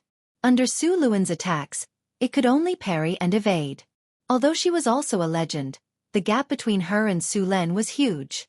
The soul she had just absorbed had greatly increased her strength, but it was only delaying her defeat. Ah! A bolt of lightning as thick as a bucket struck the evading Pleasure Devil. Not only did the powerful lightning inflict severe damage to her, but it also paralyzed her body for a second. Although this 1 second was short, it was enough for her to die several times in such an intense battle. The Storm War halberd struck the Pleasure Devil's shoulder, and an arm flew out. Su Len did not stop. The Storm War halberd launched more than 10 attacks in an instant, and all of them hit the Pleasure Devil's body. Flesh and blood splattered everywhere. Before the Pleasure Devil could recover from the paralysis, she died on the spot. With the death of the Pleasure Devil, a wave of soul energy emerged. At the same time, the Pleasure Devil's soul shadow appeared. As soon as the evil soul appeared, a repulsive force appeared out of thin air. This was the power of this world. According to the rules of this world, it would directly expel souls from the lower plane. Soul Trap. At this moment, a spiritual light flashed and instantly struck the soul that was about to leave. Although the soul of the Pleasure Devil was only a part of her body, she was still a legendary figure. In addition to the souls that she had harvested previously, her spiritual energy was still very strong. Powerful energy surged out of Surin's body, instantly suppressing the Pleasure Demon's soul imprisonment. Then, to her horror, it condensed into a sparkling and translucent gem, a legendary grade soul crystal. The battle has ended. Congratulations, host. You have obtained an epic victory. Congratulations, host. You have successfully killed a Pleasure Devil. You have received 98,500 experience points. You have received 3 platinum treasure chests. You have received an item, Blood of the Fallen Angel. Congratulations, host. Under your leadership, your army has successfully suppressed the rebellion in San Filto City. You have received 53,600 experience points. You have received 1 platinum treasure chest. You have defeated the devil and quelled the war. You have received 50 favorability from the citizens of San Filto City. Your reputation in San Filto City has reached respected. Your charm has increased by 2. Devil's Temptation. Year 1688 of the Radiant Moon Calendar. In the beginning of September, the king of the Kingdom of Florence was critically ill. The 3 princes began to fight for the right of succession. Under the instigation of the devil, a serious war broke out in San Filto City. The entire city was about to become the devil's nourishment. At this critical moment, you came to this city and successfully killed the Pleasure Devil, saving San Filto City. With the end of the war, your name and your army's fame began to spread throughout the Kingdom of Florence. Your reputation also began to rise throughout the continent. You have received a large amount of reputation. Reputation plus 40. Ding. Congratulations, host. Your experience bar is full. Your level has increased. Your current level is LV27. Congratulations, host. You have received 2 free attribute points, 2 skill points, and a platinum treasure chest. A series of system notifications rang in Sullen's ears. Su Len temporarily did not have time to count the spoils of war. He had just conquered San Filto City, and there were still many things to settle. Hansen. Yes, sir. A strong man stepped forward. Lead your men and immediately gather all the troops in the city. Kill anyone who resists without mercy. Yes, sir. Issue an announcement. From today onwards, San Filto City will be in a state of war. No one is allowed to leave without a pass. At the same time, seal the city and eliminate the remaining enemies. Organize people to clean up the ruins and treat the injured. Arrest all those who took advantage of the chaos to commit crimes and plunder. Kill anyone who resists without mercy. Check the treasury and the granary. Distribute the food in a unified manner. Do not inflate the prices. All nobles immediately return to their own mansions. Do not go out without my command. Su Len used the momentum of his victory to issue various orders. He completely controlled San Filto City in the shortest time possible. After a period of war, San Filto City began to rebuild. The army of the North Wind Duchy quickly gathered all the defeated troops. Then, under the leadership of the North Wind Duchy soldiers, they immediately began to work. The nobles who had already suffered heavy casualties did not dare to have any objections in front of Su Len. Too many people had died today, and these nobles had lost their courage. Chapter 419. After all the arrangements were made, Su Luen went to the palace with his 2 guards. The palace of the Kingdom of Florence was located in the north of San Filto City, in the center of the noble district. When Su Len came here, the whole palace had been occupied by the army of the Duchy of North Wind. Led by the 2 guards, Su Len went to find Phyllis. Phyllis, what's wrong? Su Len came to Phyllis, gently hugged her crying body, and asked. Su Len, boo-hoo, boo-hoo, my father is dead, my mother is dead, they're all dead. After seeing Su Len, Phyllis suddenly threw herself into Su Len's arms and cried bitterly. Cry, cry, cry, and you'll be fine. I've avenged you, and I've killed the devil behind the scenes. You still have me. Su Len hugged Phyllis and comforted her. Finally, Phyllis was tired of crying.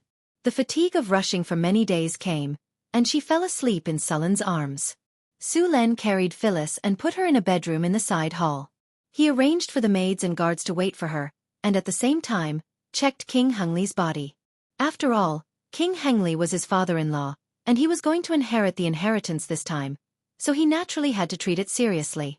King Hengli's body was in the hall, and next to it was the queen's coffin. After seeing King Hengli's body, Su Len found that King Hengli had been dead for 2 days, and his body was only casually collected in the coffin without any funerary objects or any measures to protect the body. The body was slightly smelly. He didn't know who helped him collect the corpses, but his subordinates were still around. Before he died, they couldn't sit still. After he died, they didn't even care. They directly stopped the corpses and attacked. This king was quite a failure. Su Len snapped his fingers and a light flashed. A crystal-clear coffin covered the corpse. This was an ice coffin that could be used to temporarily preserve the corpse. After preserving the 2 corpses, Su Len found a quiet palace and walked in. After finishing his work, he still hadn't had time to count his gains. He opened the system space. This time, he had obtained 5 platinum treasure chests. First, he took a shower and changed his clothes. After washing his hands, Su Len sat down again and calmed himself down. Only then did Su Len choose to open the treasure chest. As a dazzling light flashed by, the familiar sound of the system notification rang in his ears. Congratulations, host. You have opened the platinum treasure chest. You have obtained a bottle of Jade Shavings Golden Pills. Congratulations, host. You've opened the platinum treasure chest. You've obtained the Building of Wonders blueprint. Qilin Garden. Congratulations, host. You have opened the platinum treasure chest. You have obtained 1 army talisman. Congratulations, host. You have opened the platinum treasure chest. You have obtained the item, Thunder Secret Technique. Congratulations, host. You have opened the platinum treasure chest. You have obtained the item, Mechanical Secret Technique. After the light dissipated, Su Len immediately looked at the items that he had just obtained. There were 10 Jade Shavings Golden Pills in a bottle. The effect was that it could increase any attribute by 1 point. Su Len planned to add them to his agility and spirit. In addition to the 2 attribute points that he had obtained from leveling up, Su Len's attributes were getting closer and closer to 50. A new Building of Wonders blueprint. Qilin Garden. Su Len was looking forward to this new Building of Wonders. He picked up the blueprint and began to look at it. Building of Wonders blueprint. Qilin Garden. Category: Beast Pen. This blueprint records the detailed steps and process of building Qilin Garden. Qilin Garden. Building of Wonders. Beast Pen. Legend has it that this is the place where the mythical beast Qilin once lived. With Qilin Garden, the mounts in the city can become stronger and faster. It can also increase their growth rate, reduce the chances of the mounts falling sick, increase the reproduction rate of the mounts, and have a chance of attracting wild mounts. Rapid growth plus 35, indestructible plus 30, rare beasts plus 35, sturdiness plus 36, reproduction plus 35, disease reduction plus 35, mount taming plus 37, mutation plus 10. Additional effect. Mythical Beast's Might. Mythical Beast's Might possesses the aura of the mythical beast Qilin. Can forcibly tame mounts, one at a time. Seeing the effects of this building of wonders blueprint, Sullen's eyes lit up. This Qilin Garden was a good thing. Not only could it increase the growth rate of mounts, but it could also make them stronger and faster. Moreover, the special effect, Mythical Beast's Might, could actually forcibly tame mounts? Then, if he caught a giant dragon, could he try the effect?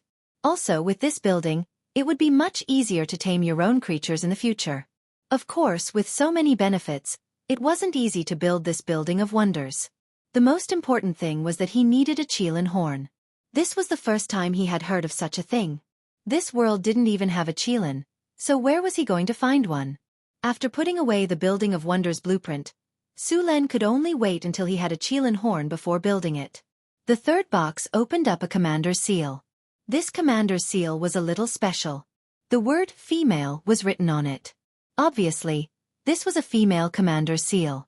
Commander's seal. Female soldier. After use, you can recruit 1,000 female soldiers. Female soldiers have the ability to move quickly and agilely, and have decent attack power. Female soldier, elite female soldier, guard female soldier, female official, star officer. It was actually a female soldier. Sulen looked at the commander's seal in his hand in surprise. In the game, female soldiers weren't very strong. Most of the time, they were considered cannon fodder. However, this didn't mean that they were useless. Female soldiers were only powerful in the later stages. When they were promoted to star officer, they could summon lightning. They were completely a magical soldier. Besides being strong, female soldiers had another advantage. They were beautiful.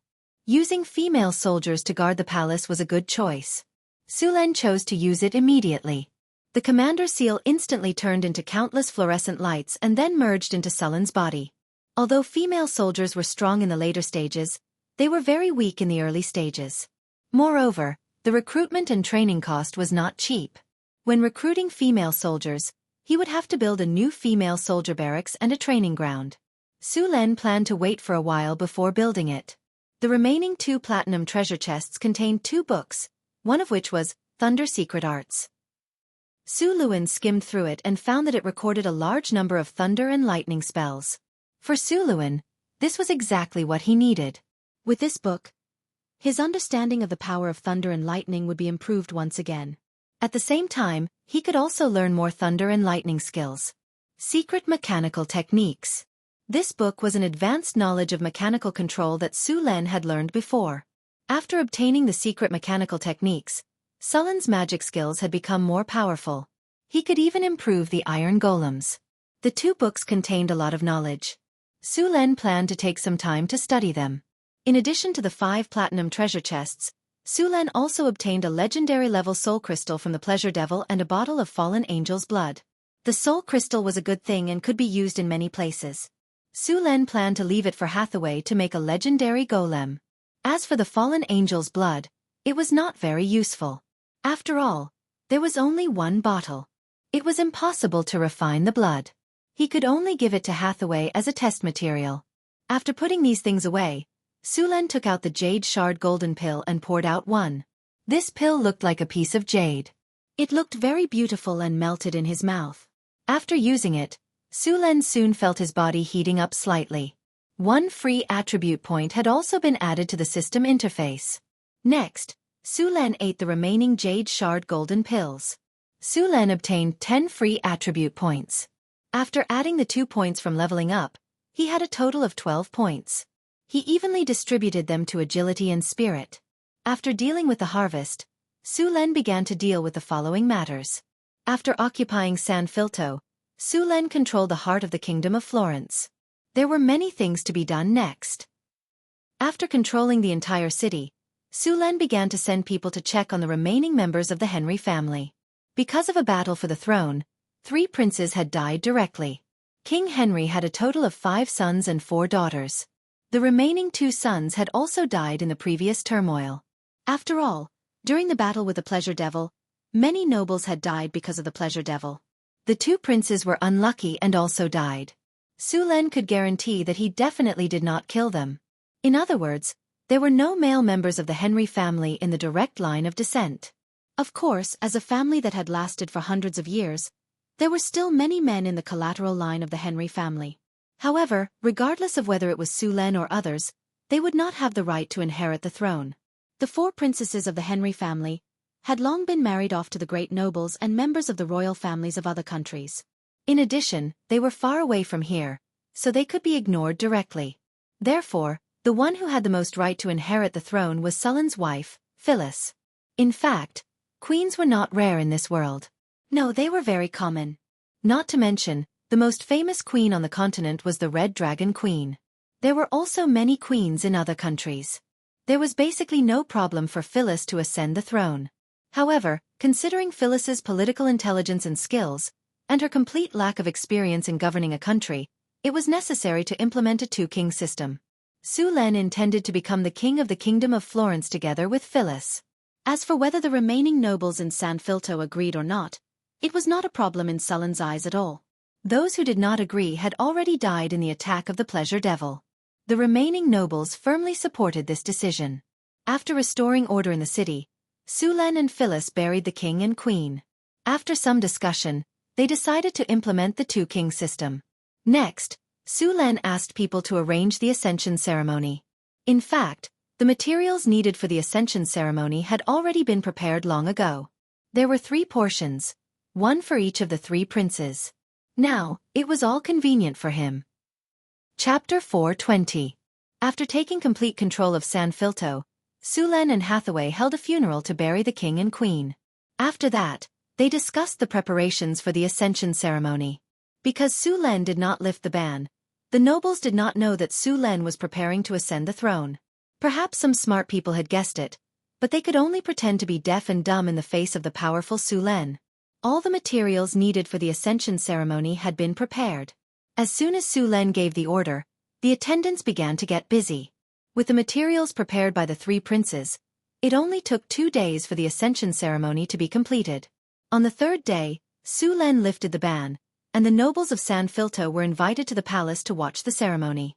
In the main hall of the palace, the nobles of San Filto had gathered in the imperial court. In just a month, the situation had changed. The few princes who were most likely to become the new king of the Kingdom of Florence had disappeared. The nobles who were bustling in the main hall had become sparse. These nobles were naturally aware of today's ascension ceremony. Now that the princes were dead and there were no successors, they naturally hoped that the Parliament of Nobles would jointly elect a new king instead of letting Sulen decide alone.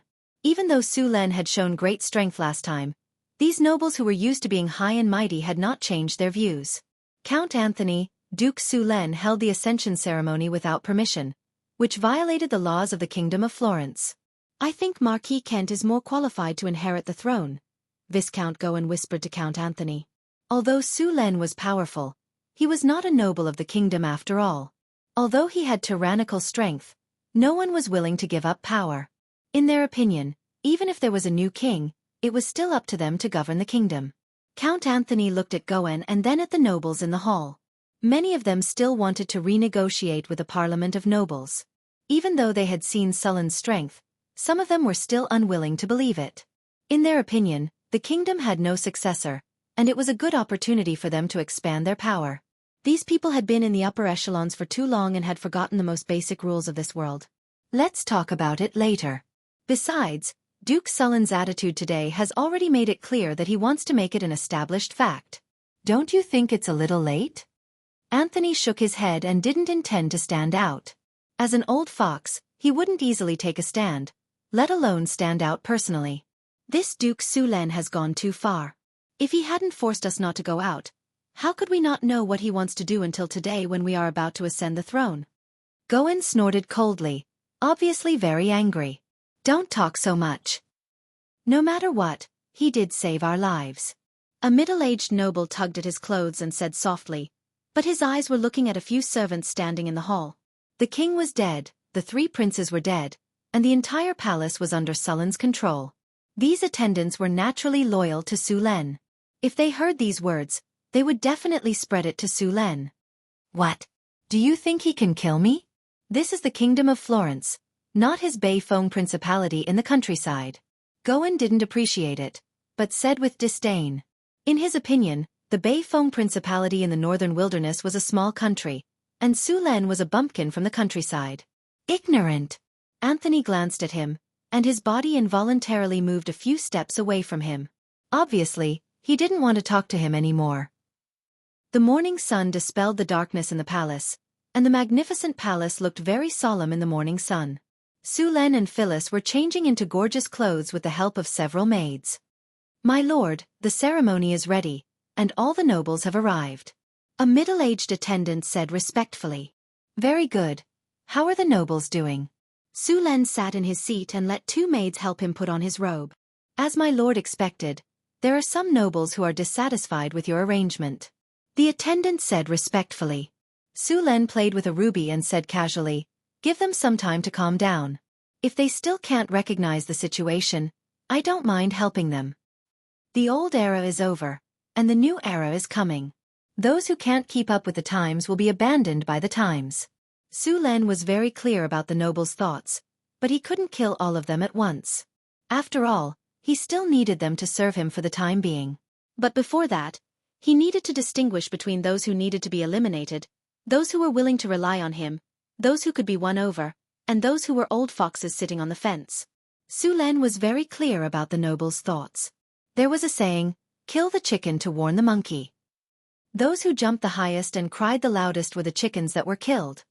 My lord, when are you going to start? The attendant asked respectfully. Wait a little longer. Sulen put down the ruby and smiled at Phyllis. Come and take a look at the crown I prepared for you. Su Luan took out a beautiful crown from the storage space and handed it to Phyllis. The crown was made of gold. Of course, in order to ensure its hardness, it was also mixed with some other metals. But on the surface, it still looked golden. The crown was designed with a hollow design and looked very delicate. There were 3 gemstones inlaid on the front of the crown, 1 big and 2 small. At this moment, they were shining in the morning sun. It's so beautiful. Phyllis's eyes widened in surprise at the sight of the beautiful crown. Come, let me put it on for you. Sulen smiled and stood up. Phyllis nodded and bowed slightly. Sulen put the crown on Phyllis's head and stepped back. He bowed slightly and said, My dear queen, you are so beautiful. Really? Phyllis twirled around with the crown on her head and winked at Sulen. Of course. You are the most beautiful today. Sulen said seriously. Phyllis smiled and then lifted the corner of her dress to make a bow to Sulen. My king, you are also very handsome today. Ha ha. Phyllis couldn't help but laugh as soon as she finished the bow. All right, it's almost time. We should go and ascend the throne. Sulen and Phyllis played for a while and then looked at the time. Phyllis nodded. Sulen took Phyllis to the outside of the palace under the protection of many attendants. Cain, the god of the palace, was already waiting there. When he saw Sulen, he immediately greeted him respectfully. The group continued to walk into the palace. My lord. As soon as they entered the palace, the attendants and soldiers of North Wind Principality all saluted. When the nobles in the palace saw Sulen and Phyllis coming in, they stopped talking and looked at them. Some of these people sneered, some were dissatisfied, some were expressionless, and some were fearful. No matter what, Sullen's strength had made some of them afraid. I'm very sorry to have kept you waiting. Sulen looked at these nobles and said with a smile. Mr. Sulen, you are not a noble of the Kingdom of Florence. Why didn't you go through the Parliament of Nobles to choose a king? This seriously violates the system of the Kingdom of Florence. It is illegal. As soon as they walked into the hall, a noble asked righteously. The entire palace became silent in an instant. It was so quiet that it was scary. Sullen's smile froze for a moment, then he stopped smiling and turned to look at the owner of the voice. He said with a bit of contempt, Who are you? You! Hearing Sullen's words, this middle-aged noble was furious. This was openly despising him and his family. I am Viscount Goen, a member of the Parliament of Nobles. Oh. Sulen nodded and said, I don't know you. You. Goen widened his eyes in anger. Fortunately, he understood his purpose. He suppressed his anger and said, I am a member of the Parliament of Nobles. What you are doing is against the law of the Kingdom of Florence. Are you teaching me how to do things? Sulen raised his eyebrows. You are acting recklessly. You won't be recognized by the nobles of Florence. Sulen looked at him coldly and said, Phyllis, the daughter of His Majesty King Henry, naturally has the right to inherit the throne after all of King Henry's sons died. This is in accordance with the law and rules. As for the Parliament of Nobles, they only have the right to choose a successor after the royal family has no children or after the royal family abdicates and gives up the right to inherit. Therefore, it is reasonable and legal for Phyllis to inherit the throne, and it is in line with the national conditions of Florence. You are not a noble of the Kingdom of Florence. This is the internal affairs of the Kingdom of Florence. You have no right to interfere. After hearing Sullen's words, Goen said with an ugly expression, I have no right to interfere? Su Luen sneered and took a step forward. He stared at Gon coldly and then glanced at the surrounding nobles. When San Felto City was in danger, I saved it. This city was also conquered by me from the chaos. It can be said that it is my spoils of war. Phyllis is also my wife. Speaking of which, I am also your savior. How dare you say that I don't have the right to be your savior? What were you doing at that time? You were a fool who was being played by a devil. That was because we were waiting for an opportunity to delay time. Yes, waiting for an opportunity to delay time for the army to arrive. Goen was a little speechless. The army to rescue the king? How many days have passed? Why haven't I seen the army to rescue the king? Are you delaying time like this? Sulen looked at him mockingly. Are you sure that the army to rescue the king will arrive in time to collect your corpses? Goen's face was a little pale and he said stubbornly, This is not within your jurisdiction. Chapter 421. You can't say anything, right? Sulen glanced at him and ignored him. He held Phyllis's hand and continued to move forward. I saved San Filto City and killed the demon to avenge the dead. Now that the kingdom has no ruler, I naturally have the right to choose an heir to ascend the throne. Sulen said loudly, his eyes sweeping across the hall. From today onwards, Phyllis is the queen of the Kingdom of Florence, and I will ascend the throne as the king of the Kingdom of Florence. Sulen, you are just a nobleman who was lucky enough to gain a foothold. You are just a bumpkin. What right do you have to ascend the throne? After hearing Sulen announce himself as the king of the Kingdom of Florence, Gon's face changed greatly. You are asking for death. Kill. Sullen's eyes flashed coldly, and his heart was filled with murderous intent. He shouted sternly. Yes. Cain, who had been waiting in the hall for a long time, immediately rushed over. Before anyone could react, he raised his sword and slashed down, killing Gon. The football-sized head flew up, and blood splashed 3 feet away. The noblemen who had not yet reacted were instantly sprayed with blood all over their faces. Then they screamed and hurriedly fled in all directions. Bang! The headless body fell down, and the strong smell of blood instantly filled the hall. Clean it up, Sulen said expressionlessly. Several attendants skillfully carried the body away, and 2 more people wiped the blood clean. Then they poured a bucket of water to wash and wipe. In just a few minutes, the floor looked brand new. If it were not for the smell of blood in the air, everyone would think that the scene just now was just an illusion. Well, the people who are in the way have been sent away. Who else has any last words, no opinions about Phyllis and me ascending the throne? Sulen said after looking around. Wherever he looked, all the noblemen couldn't help but lower their heads.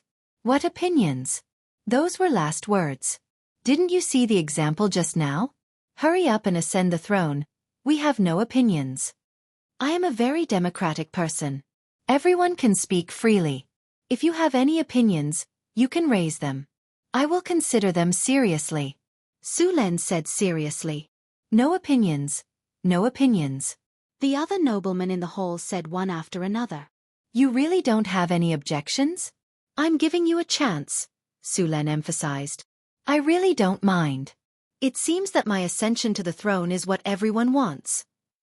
Su Len nodded with satisfaction and then said, Then let's continue the ceremony. The grand coronation ceremony continued. Su Len took out the crown and crowned Phyllis, and then himself. The nobles below cooperated very well. They cheered when they should, and bowed when they should. Everything was so harmonious. The enthronement ceremony ended amidst peaceful cheers. Congratulations, host. You have successfully ascended the throne. A large amount of data flashed before Sullen's eyes.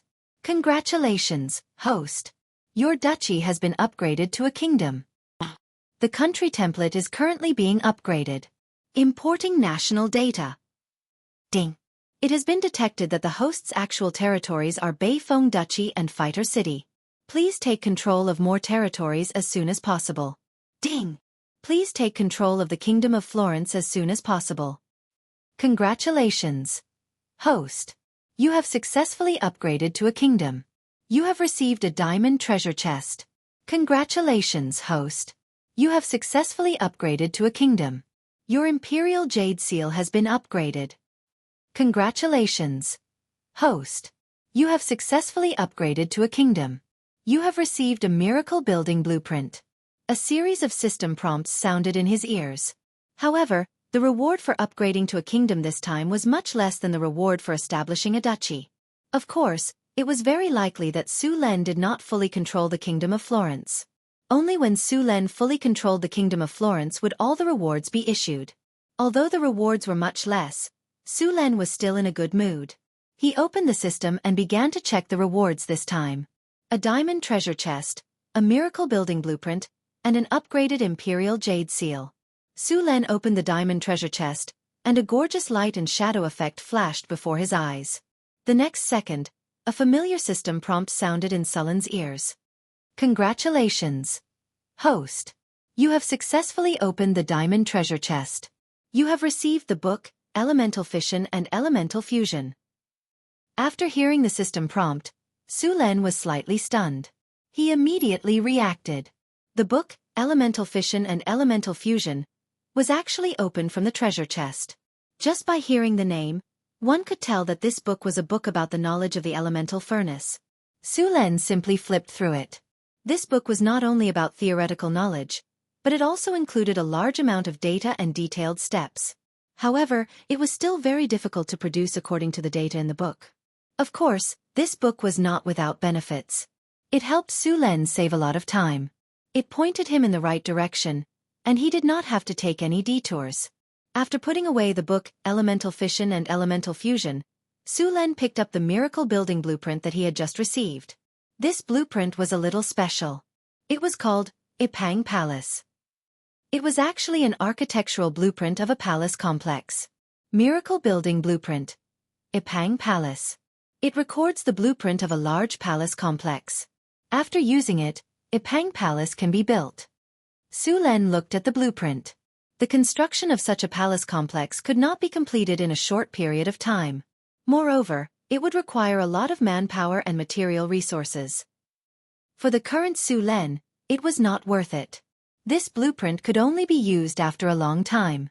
Casually putting away the miracle building blueprint, Su Len stretched his body and began to deal with other matters. After Su Len and Phyllis ascended to the throne, Su Len sent official documents in his and Phyllis's name to the surrounding cities to announce the legitimacy of the throne. The news received was mixed. The territories that were originally under the direct control of the kingdom had already accepted the appointment and recognized Su Len and Phyllis as the king and queen. Some of the remaining nobles recognized Su Len and Phyllis, some of them were watching with ambiguous attitudes, and some of them directly declared that Su Len and Phyllis's thrones were illegitimate and refused to recognize them as the king and queen. Su Len had already prepared himself for this situation. He tried to rope in the nobles who accepted the appointment directly. He also sent people to those who were neutral and ambiguous. As for those who refused, he issued official documents requesting them to immediately surrender and personally apologize to San Filto. Naturally, the nobles would not agree to such a request. However, Su Len did not want them to agree. This would only show that he had too much. At the same time, Sulen began to recruit soldiers in San Filto and the territories under the direct control of the royal family. Due to the previous war, the soldiers in San Filto had suffered heavy casualties. He was now preparing to rebuild the army. At the same time, after the reconstruction was completed, he would crusade against the rebellious lords. However, while Sulen was busy, an unexpected piece of news came. "You said that Marquis Savoy sent people?" Sulen asked. "Yes, your majesty." As the most powerful lord in the northern provinces, Marquis Savoy was also the other successor of the Kingdom of Florence. However, he was a little unlucky. It was not easy for him to wait for such a good opportunity. In the end, when he arrived at San Filto, Sulen had already ascended the throne, giving him no chance at all. However, Marquis Savoy knew that he had not made his stance clear yet. If he announced that he supported Sulen, the nobles in the northern part of Florence would not be able to do anything. Those who were neutral would probably immediately preside over Sulen. Even many nobles who were clearly against him would change their minds. "Let him in," Sulen said. "Yes, your majesty." The servant bowed and slowly retreated. About 5 minutes later, the servant walked in with a young man. "Your majesty, the eldest son of Marquis Savoy is here." "Vader, long time no see." Sulen smiled and stood up. "Long time no see, your grace." Vader bowed respectfully. Hearing how Vader addressed him, Sulen did not have any expression. He was still smiling. "Sir Vader, why have you come to see me this time?" "Your grace, my father does not agree with what you have done this time." "Is that so?" "I heard that when you came to San Filto, you brought an army of 10,000 men. Why are you preparing to go to war with me?" Sulen said in a low voice. "We did not mean that. We only brought the army to protect my safety," Vader said with a shrug. "Protect your safety?" Sulen rolled his eyes. "You need to bring an army of 10,000 men to protect my safety? I know that you are upset that I became king first, but what is done cannot be undone. It is better to accept it." Vader shook his head and continued. "Your grace, your situation is not very good now. 1/3 of the nobles in the entire kingdom are against you. Why are you unwilling to give up the throne? If you agree to give up the throne, the Savoy family is willing to bear your expenses this time and compensate you. It seems that you want to replace me." Sulen instantly understood the Savoy family's plan. The Savoy family wanted to replace the Henry family as the new royal family of Florence. "This is a normal transfer of power within the Kingdom of Florence," Vader said. Sulen smiled slightly. "Do you think your strength is enough?" Vader glanced at Sulen and said, "I still have to thank Sir Sulen for the life essence last time. After using it, my father has already advanced to the legendary level." "Advanced to the legendary level? No wonder you are so confident. But the legendary level is different from the legendary level."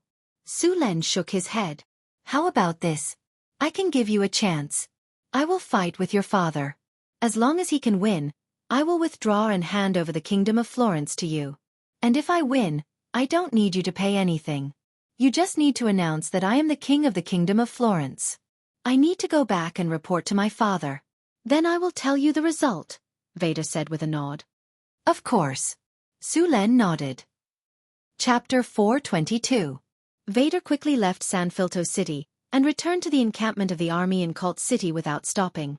He then went straight to the largest tent in the center.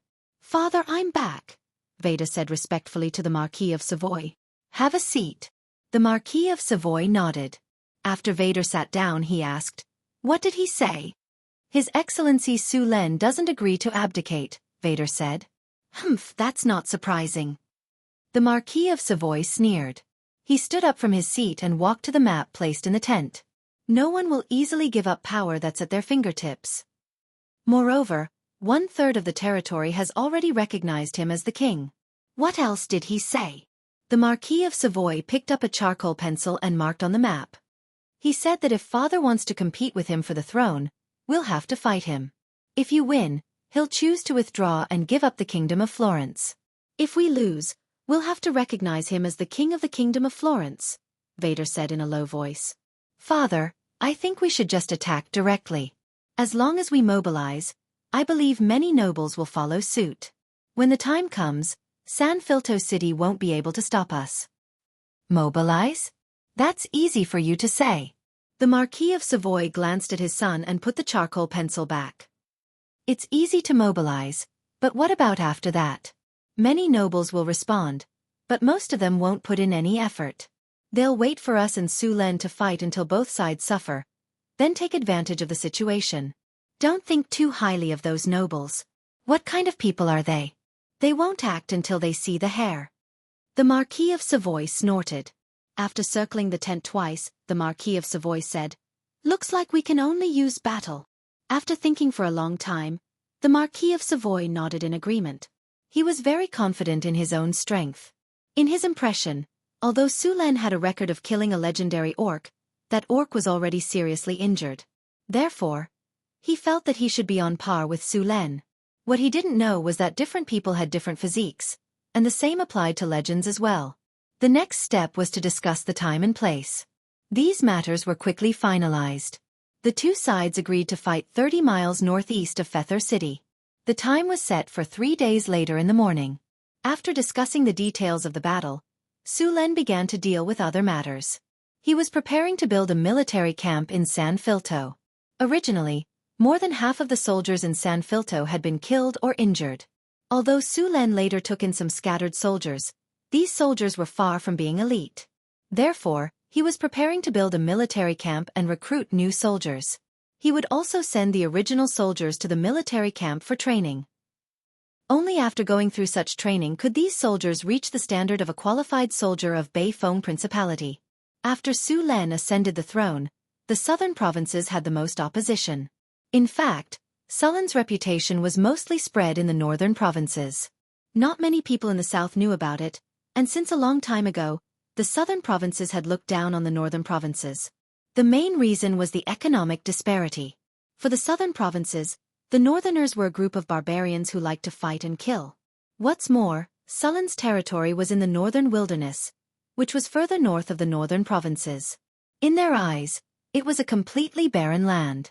The best way to make these people admit that Su Len was the king was to persuade them physically. Su Len didn't plan to transfer the army of Beifeng Principality, so he could only rebuild the army in San Filto. Compared to Beifeng City, the conditions in San Filto were much better. At least there were more than 150,000 people here. With enough manpower, the construction of the military camp was very fast. In addition to the ordinary military camp, Su Len also built a military camp for female soldiers. Su Luen was going to let the maids in the palace serve as the first batch of female soldiers in the military camp. There were still a lot of female soldiers in this world. The most famous one was the Amazon female warriors in the southern rainforest. Don't think that they were easy to bully just because they were women. In fact, the Amazon female warriors were very powerful. In addition to the Amazon female warriors, there were also female soldiers among the elves, especially among the drows. Su Len's plan to build female soldiers didn't attract much attention. Most people just thought it was the king's hobby. While the military camp was being built, Su Len began to clean up San Filto.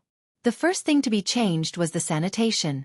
Su Len was used to the cleanliness of Beifeng City. After coming to San Filto, he hated the dirty streets, so after the city settled down, Su Len began to set up sanitation regulations to clean the streets. There was plenty of manpower in San Filto City, and Su Luen easily recruited a large number of workers.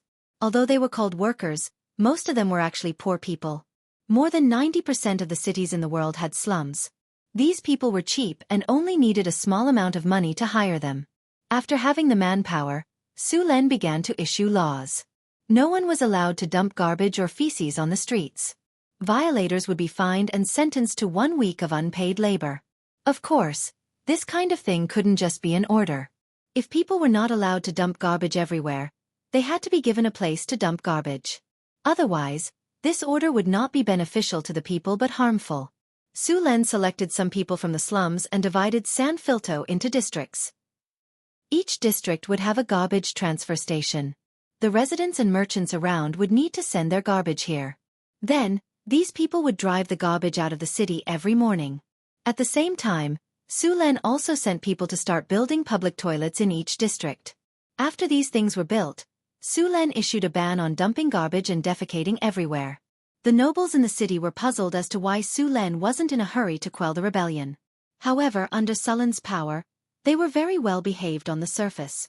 However, under Sullen's power, they were constantly up to no good in private.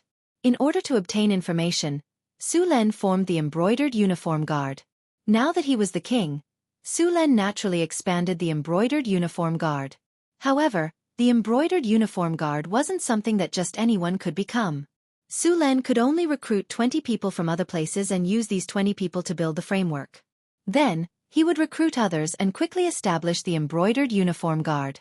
With the Embroidered Uniform Guard, Su Len would be able to know every move of the nobles in San Filto. With the Embroidered Uniform Guard collecting information, it would be very useful when Su Len went to quell the rebellion of the nobles.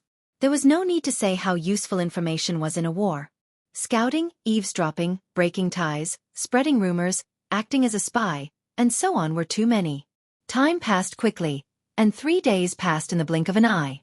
Early in the morning, Su Len left some instructions to Phyllis and then left San Filto alone. As for the soldiers of Beifeng Duchy, they stayed behind to protect the palace and prevent the nobles from causing trouble when Su Len wasn't around. The Pegasus was very fast, and it only took 10 minutes to arrive at the location of the battle. When Su Len arrived, he found that Marquis Savoy was already waiting there.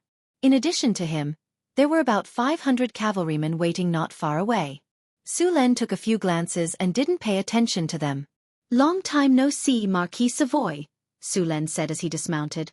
"Long time no see, Duke Beifeng." Savoy nodded. After a few simple pleasantries, both sides went into the main topic. "Marquis Savoy, we are clear about the conditions. Do you have any objections?" Su Len asked. "No. That's good.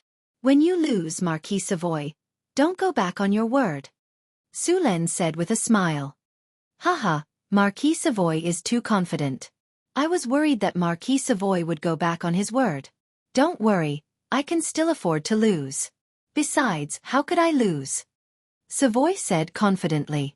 Su Len smiled. "In that case, let's begin." Su Len took out his storm war halberd, while Savoy took out a two-handed heavy sword. As soon as they were ready, rays of light flashed past Sullen's body. Greater haste. Slow. Arcane Missile X3. A spiritual light instantly enveloped the Marquis of Savoy's body. He felt his body sink, as if he was standing in mud. His movements were clearly much slower. Before he could react, a series of arcane missiles flew at him. Savoy's expression changed slightly. He dodged while blocking. Su Len took the opportunity to rush up and smash down with his storm war halberd. The battered and exhausted Savoy didn't care about his reputation. He rolled to the side to dodge. The storm war halberd fiercely smashed into the ground, and then the war halberd swept across, raising a large amount of dirt into the air. The war halberd carried a biting cold wind, and the wind blew the dirt away in all directions, covering a radius of a few meters. If one was not prepared, one's eyes would be blinded if they were not careful. Savoy was also very experienced in battle. The moment the dirt flew up, he covered his eyes with one hand and swung his heavy two-handed sword with the other. Whirlwind slash. Clang. The heavy sound of metal clashing rang out as the storm war halberd and the two-handed heavy sword collided. Savoy's weapon was of good quality, and it wasn't damaged by the storm war halberd. However, as soon as they came into contact, Savoy felt an irresistible force. Before he could adjust himself, a storm of attacks descended upon him. The Marquis of Savoy could only defend himself pathetically in the face of such an attack. He had no room to retaliate. Clang! A loud sound rang out, and the two-handed sword flew high into the air. In the next second, the storm war halberd's cold blade pressed against Savoy's chest. Chapter 423. I've lost. The Marquis of Savoy was taken aback when he saw the gleaming blade in front of his chest. Whoosh! Su Len smiled and put away his storm halberd. "Since the outcome has been decided, you should know what to do, Marquis." The Marquis of Savoy's face turned pale. After a while he said, "I'll keep my promise." He turned to leave. "Wait a minute." Su Luen was the first to stop Marquis Savoy. "Duke, do you want me to stay here?" The Marquis of Savoy's expression changed. Su Len sneered when he heard the way the Marquis of Savoy addressed him. As expected, the Marquis of Savoy's wishful thinking. However, since Su Len dared to bet, he naturally had a way to make him keep his promise. "Don't worry, Marquis. I just have something to give you. Su Luan smiled, and with a flip of his palm, he took out the self-created hero template from the storage space. The self-created hero template could turn an ordinary person into a hero, but it also had a powerful function. The user could never betray Su Len. What is it? The Marquis of Savoy asked curiously. This.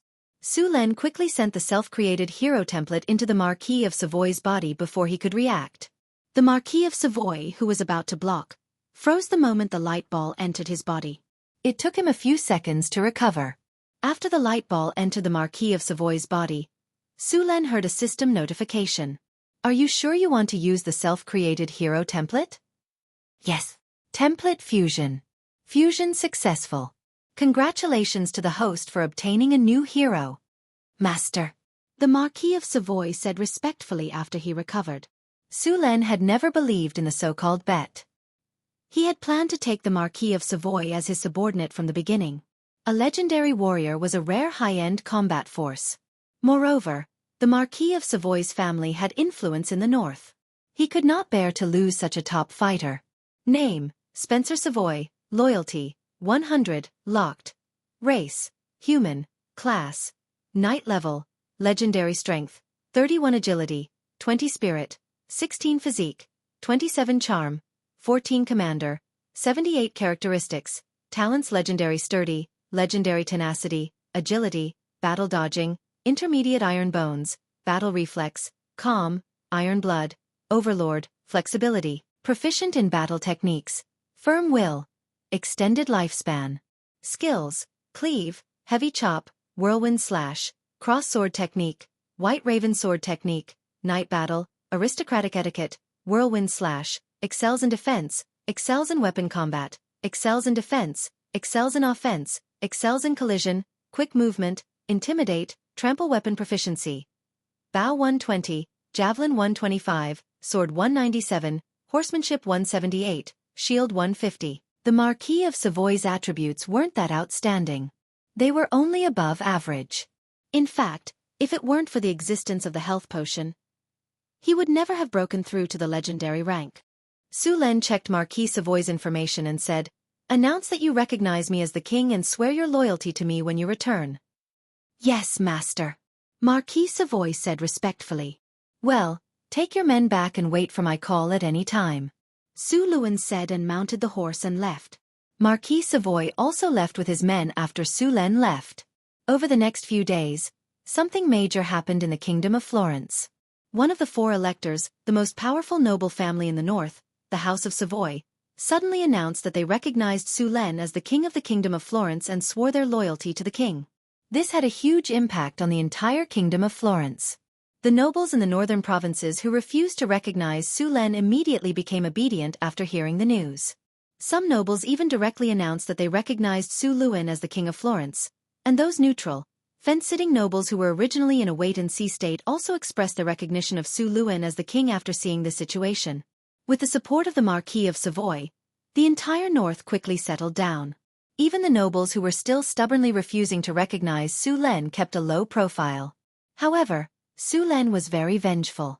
How could he let these guys go? He directly ordered the Marquis of Savoy to lead an army to eliminate the stubborn nobles. After receiving Sullen's order, the Marquis of Savoy immediately gathered an army to suppress the rebellion. After subduing the Marquis of Savoy, Su Len could finally free up his hands to deal with the restless nobles. It took a week for the construction of the barracks in San Filto City to be completed. Su Len began to let the original scattered soldiers re-enter the barracks in batches for training. On the other side, the female soldiers' camp also recruited 100 palace maids for training. There were 2 instructors for these female soldiers, a half-elf and a drow. Su Len did not intend to let these female soldiers fight head-on. Instead, he intended to let them guard the palace. After Sullen's strict orders, the sanitation of San Filto City was greatly improved. Although there was still a lot of garbage in some remote corners, the main roads had been cleaned up very neatly. The smell of human and animal excrement that could be smelled as soon as one entered the city had also been greatly reduced. Su Len recruited a large number of people to repair the main roads of the city. The originally muddy soil road began to be flattened by a large number of stone rollers. After the road was flattened, a layer of gravel began to be placed on it and continued to be rolled. In this way, the original soil road was replaced with a stone road. On both sides of the road, Sulen also asked the construction team to dig 2 drainage ditches. The drainage ditches were not large, only 50 centimeters wide and 60 centimeters deep. These drainage ditches extended along the road. The drainage ditches were covered with stone slabs, and there were some gaps where the slabs were connected. With the drainage ditches, even if it rained, there was no need to worry about waterlogging on the city's roads. In this era, waterlogging was common in the cities. Most of the time, when it rained, there would be water everywhere in the city. Although the drainage ditches could not completely eliminate waterlogging, most of the time, waterlogging would not occur again. The amount of work required to flatten the road was huge. Sulen recruited a large number of workers from the slums. For a time, even the security of the slums improved a lot. Speaking of security, San Filto City's security was not good.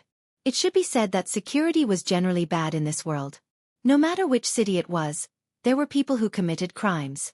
Underworld organizations, gang members, gray areas, officials, nobles, and so on. Not to mention the current world, even in Sulen's previous life, if the law was strictly enforced, a large number of people would go to jail or even eat peanuts. Corrupt, deceitful businessmen, black-hearted fake medicine, poisoned food, and so on. There were also all kinds of false advertisements on television stations. A group of people formed groups to cheat the elderly in the name of health consultations and safety lectures.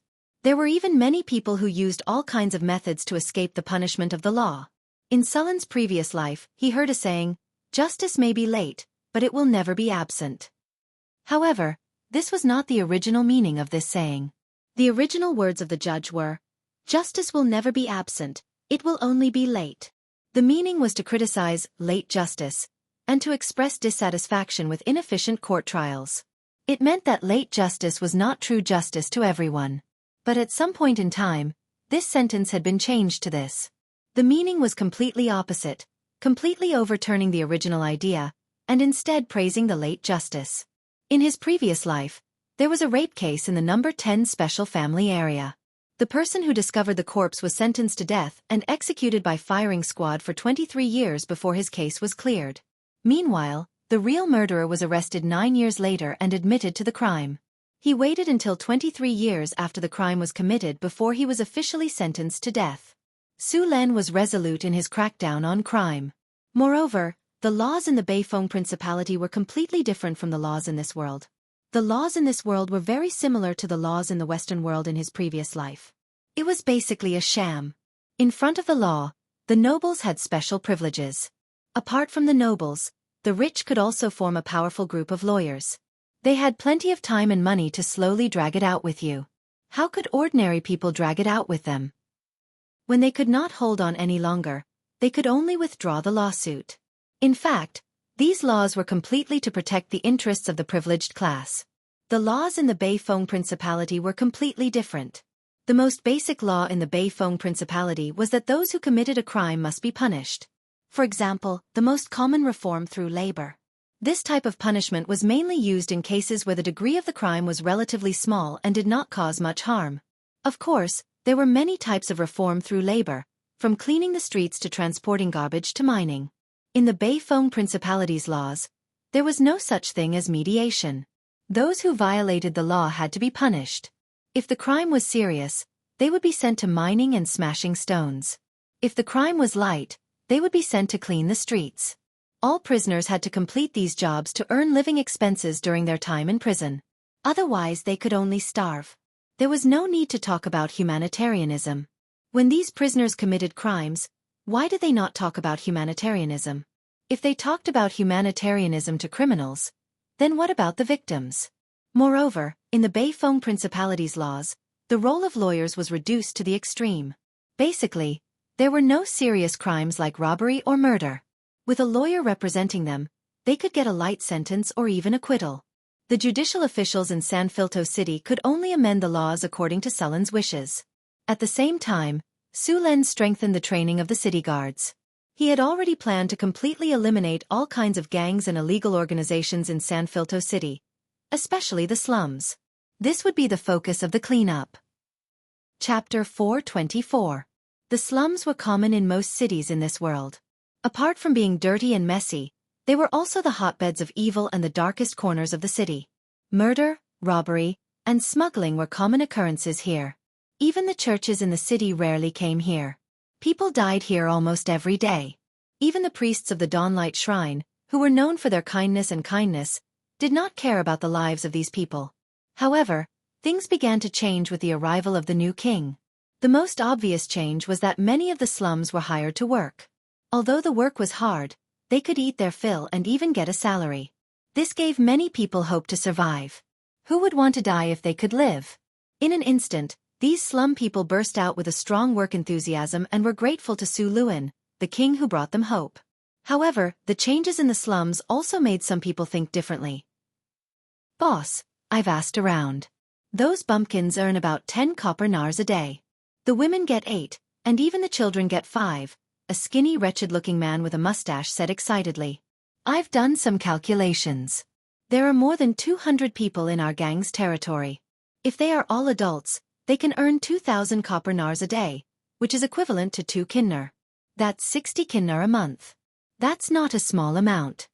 A fierce-looking man with a scar on his face said with a hint of greed in his eyes, Looks like our king is really rich. The scar-faced man took out a small knife and played with it. He then said, Mouse, pass down the order. Everyone who goes to work must pay 80% of the safety fee when they return. I'll leave this to you. If anyone dares to hide it and refuse to pay, break one of their hands. Don't worry, I'll do it properly. I won't miss a single copper nar. The wretched-looking man with a mustache patted his chest and promised. After the health regulations were issued, San Filto City changed at a speed visible to the naked eye. The impact of the war had gradually faded, and the city became more prosperous than before. Knock, knock, knock. A series of knocks sounded. Come in, Su Len said without raising his head. Su Len couldn't help but sniff at the fragrance. He looked up and said in surprise, Phyllis, why are you here? I'm here to see you. Phyllis, who was wearing a court lady's dress, said with a lunchbox in her hand. You'll be living here for the next 2 days. Although the country's affairs are important, you should also pay attention to your rest. This is the meat soup that I asked someone to prepare for you. Try it first. All right. Smelling the tempting aroma, Su Len also felt his stomach turning. He picked up the broth and started to gulp it down. Phyllis chuckled and wiped the rice off the corner of his mouth with a handkerchief. Don't drink so fast. No one's fighting with you. If it's not enough, there's more here. That's enough. Su Len patted his belly and put down the bowl. What have you been up to these days? Phyllis asked as she put away the tableware. Su Len picked up the documents on the table and said, Busy making laws. Making laws? Are there any problems with the old laws? Phyllis looked at Su Len in confusion. Big problems. Su Len curled his lips and said, The laws are too simple and crude. The punishment for crimes is also very low. Most of the time, it's impossible to uphold justice by following the laws. In addition to these laws are also very vague about taxation. For nobles and wealthy merchants, taxes are reduced or directly exempted. For commoners, there are more than 100 types of taxes, such as head tax, toll tax, goods tax, land tax, housing tax, citygate tax, salt tax, and so on. If the taxes are collected strictly according to the laws, it's not so bad. But I've checked the tax records over the years. The taxes are getting lower and lower year after year. It's obvious that the officials are colluding to embezzle the taxes. I've also asked someone to investigate the specific tax situation. It turns out that the tax collected by the state is 1 silver nar, while the tax officials directly collect 1.5 or even 2 silver nars. The taxes of civilians are increasing year after year, but the state's taxes are falling. In the end, the state doesn't collect enough taxes, but the civilians pay more. The state loses money, and so do the civilians. Only the nobles and the officials get rich. Su Len sneered and threw the documents on the table. Hearing Sullen's words, Phyllis was a bit anxious. Then what should we do? Should we just arrest the tax officials and the nobles and force them to hand over the taxes? That can solve the problem, but it won't do much for the people at the bottom. If we arrest these people and replace them with others, the The result will probably be the same as before, Sulen continued. The better way is to improve the laws and strengthen the supervision of the officials and nobles. Then let's do as you say. I support you. Phyllis walked to Sulen and hugged him. Sulen gently stroked Phyllis's hair. Don't worry. It will be better. Compared to North Wind Principality, the Kingdom of Florence had existed for hundreds of years. Although it had a larger population and a larger territory, it was much worse than North Wind Principality in all aspects. In terms of taxes, in North Town, no one dared to violate the rules set by Sulen, and no one dared to embezzle. There were many successful experiences in North Town, and the key ones were the prison built by Sulen and the twice-yearly ideological education. Officials at all levels had to go to the prison for ideological education every 6 months. Plus, there were all kinds of rules and supervisors in North Town. Basically, no one dared to cross the line. Even if someone wanted to do so, they would be caught very soon. Sulen gave officials the right to report. There was an office in the city hall that received reports, and they needed to report with their real names. Even normal civilians could report officials to the city hall. Of course, if the report was verified, the person who reported it would be rewarded, but if it was false, the person who reported it would also be severely punished. This kind of reporting was originally used to restrict officials. Sulen didn't want it to become a tool for someone to take revenge. This system had been running in North Town for more than a year, and it seemed to be working well. There was a prison in San Filto City, but it didn't have all kinds of bonuses like the prison in North Town. Therefore, if Sulen wanted to follow North Town's rules, he would have to build a new prison. Since he had decided to do it, the sooner, the better. After Sulen marked out the location of the prison, he asked people to build it according to the blueprint he gave. The workers were still recruited from the slums. The slums had a lot of manpower, and they were cheap. Ever since Sulen and Phyllis ascended to the throne, San Filto City had been constantly building. All kinds of construction projects provided a lot of jobs in San Filto City. With a job, there would naturally be income. With income there would be consumption. This would promote the city's commerce, and the materials needed for various projects would be purchased from the market. Business activities would become more frequent, and the entire city would become prosperous. San Filto City was now more prosperous than it was before the war. Seeing such a prosperous scene, no one would have thought that this city had just gone through a war half a month ago. In order to better control San Filto City, Suren also contacted Hathaway through the communication magic array and asked her to transfer a group of grassroots officials from Beifeng Dukedom to San Filto City, as well as a group of tamed falcons from Beifeng City. The officer training school in North Town City had never stopped. In the past, due to the lack of manpower, the first few batches of training lasted 1 month. Now, it had been extended to 6 months, and the number of people in each batch had increased to 100. The most recent batch of officials was about to finish their training, and they were all sent to San Filto City. Magic communication was expensive, so Sulen planned to build an eagle nest in San Filto City and use falcons to communicate. At the same time, to strengthen the connection with North Town City, Sulen planned to build a teleportation circle. Of course, this teleportation circle could only be used for emergency communication. The teleportation circle cost a lot to build, and it required a lot of mana. The teleportation circle in North Town City was powered by the elemental pool, but even so, it couldn't be used frequently. San Filto City was thousands of miles away from North Town City, so the energy consumption was even higher. He also needed to build an elemental pool. Footsteps came from the corridor, and then there was a hurried knock on the door. "Come in." The door was pushed open, and a servant came in hurriedly. "Your Majesty, our workers in charge of the construction work were killed." Sulen suddenly looked up. "What did you say?" The servant quickly said, "A few workers we sent to build the infrastructure of the city were killed. Their bodies were decapitated and dumped near the city gate." "Who did it?" Sulen's voice was like the cold wind from the icy plains, freezing people. The servant gulped. "We suspect that it was done by the gangs in the slums." "Gangs? How dare they kill my people?" Sulen's face was cold, and his eyes were filled with anger. "I heard that it was because of the workers' salaries. Those workers didn't pay their salaries." Sulen's face turned even uglier. "No, that's not it. The workers' salaries weren't delayed. It was those gangsters who wanted to forcibly take away the workers' salaries. As a result, our staff went to reason with them. Chapter 425. You mean those gangs in the slums wanted to rob the workers of their wages, and our men were killed when they tried to stop them? Su Len listened to the whole story as he walked. Are there any nobles involved in this matter? Are there any nobles behind those gangs? Sorry, Your Majesty, we haven't figured it out yet. Send people to continue the investigation.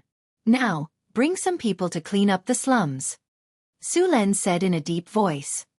Yes, Your Majesty. The roads in the slums were still muddy. Mud and dirt would splash up when one stepped on them. Occasionally, there would be places where feces would be dumped. The air was always filled with a foul smell. Small shacks were built in a messy manner, and there were many skinny children with blue faces and ragged clothes on the streets.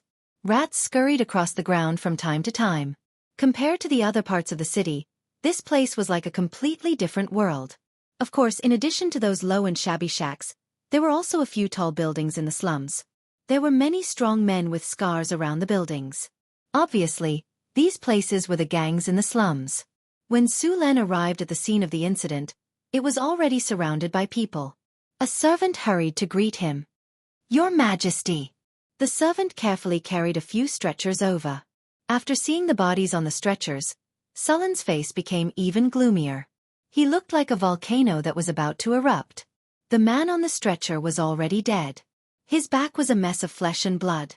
One could even see his white spine. His 4 limbs were broken. Someone had broken his limbs and whipped him to death. The attendant lifted the linen cloth from the other stretcher and saw that the other corpse was also covered with whip marks. There were more than 10 marks left behind by Luo Tai on the chest. The skin on the chest was almost completely burnt. There were also many signs of severe beating on the face. It was almost impossible to recognize the original appearance. There was a deep strangle mark on the neck, and the head was tilted to one side. The neck was fractured. The last body was also badly beaten. His legs and arms were broken. 7 of his 10 fingers were broken. His body was covered in blood. Many parts of his skin were torn off while he was still alive. His teeth were also broken. It was not hard to imagine how much pain these 3 people had suffered before they died. Su Len's face became gloomier. He was emitting a cold, murderous intent. Even the servants around him could not help but shiver. They quietly moved back a few steps. As soldiers who had followed Su Len since he was in the North Town, they rarely saw Su Len with such an expression. However, every time they saw him, it was bound to be bloody. Aten. Su Len's cold voice was like a bone-chilling wind. Yes, Your Majesty. The drow bowed and took a step forward. Take your men and capture all the people involved. Remember, I want them alive. Su Len looked at the drow in front of him and said, Your Majesty, we promise to complete the task. Aten immediately said loudly. Su Len nodded. Very good. Your skills are not rusty, right? Try it on all of them. Hearing Su Len's words, the servants around him could not help but shiver.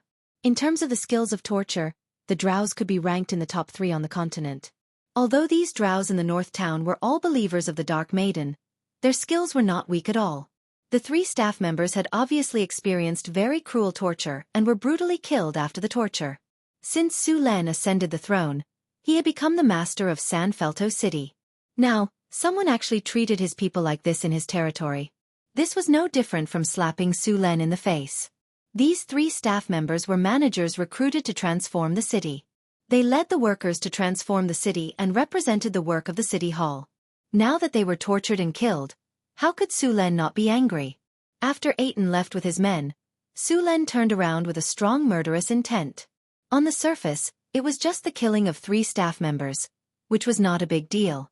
However, for Su Len and the new city hall of San Felto City, it was a blatant humiliation. This was a very serious blow to the prestige of Su Len and the city hall in the eyes of ordinary civilians. Su Len was the king of the kingdom of Florence, and San Felto was the capital of the kingdom. In the capital, his staff members were cruelly killed and abandoned near the city gate. What would the civilians in the city think if they saw this? They would think that as the king, Su Len could not even protect his own people in the capital. Who would dare to follow Su Len in the future? This was a serious provocation to Su Len's dignity. He had to use 10 times more cruel means to exact revenge. Everyone involved in this matter had to pay the price in blood. Hansen. Your subordinate is here. The barbarian next to him stepped forward and saluted. Take your men and occupy the entire slum area. Kill anyone who dares to resist. Su Len said with a murderous look. Blood could only be washed away with blood. Cain, your subordinate is here. Take people and lock down the noble area. Don't let anyone in or out. Yes, your majesty. Su Len did not believe that these gangs in the city had no connection with the nobles in the city.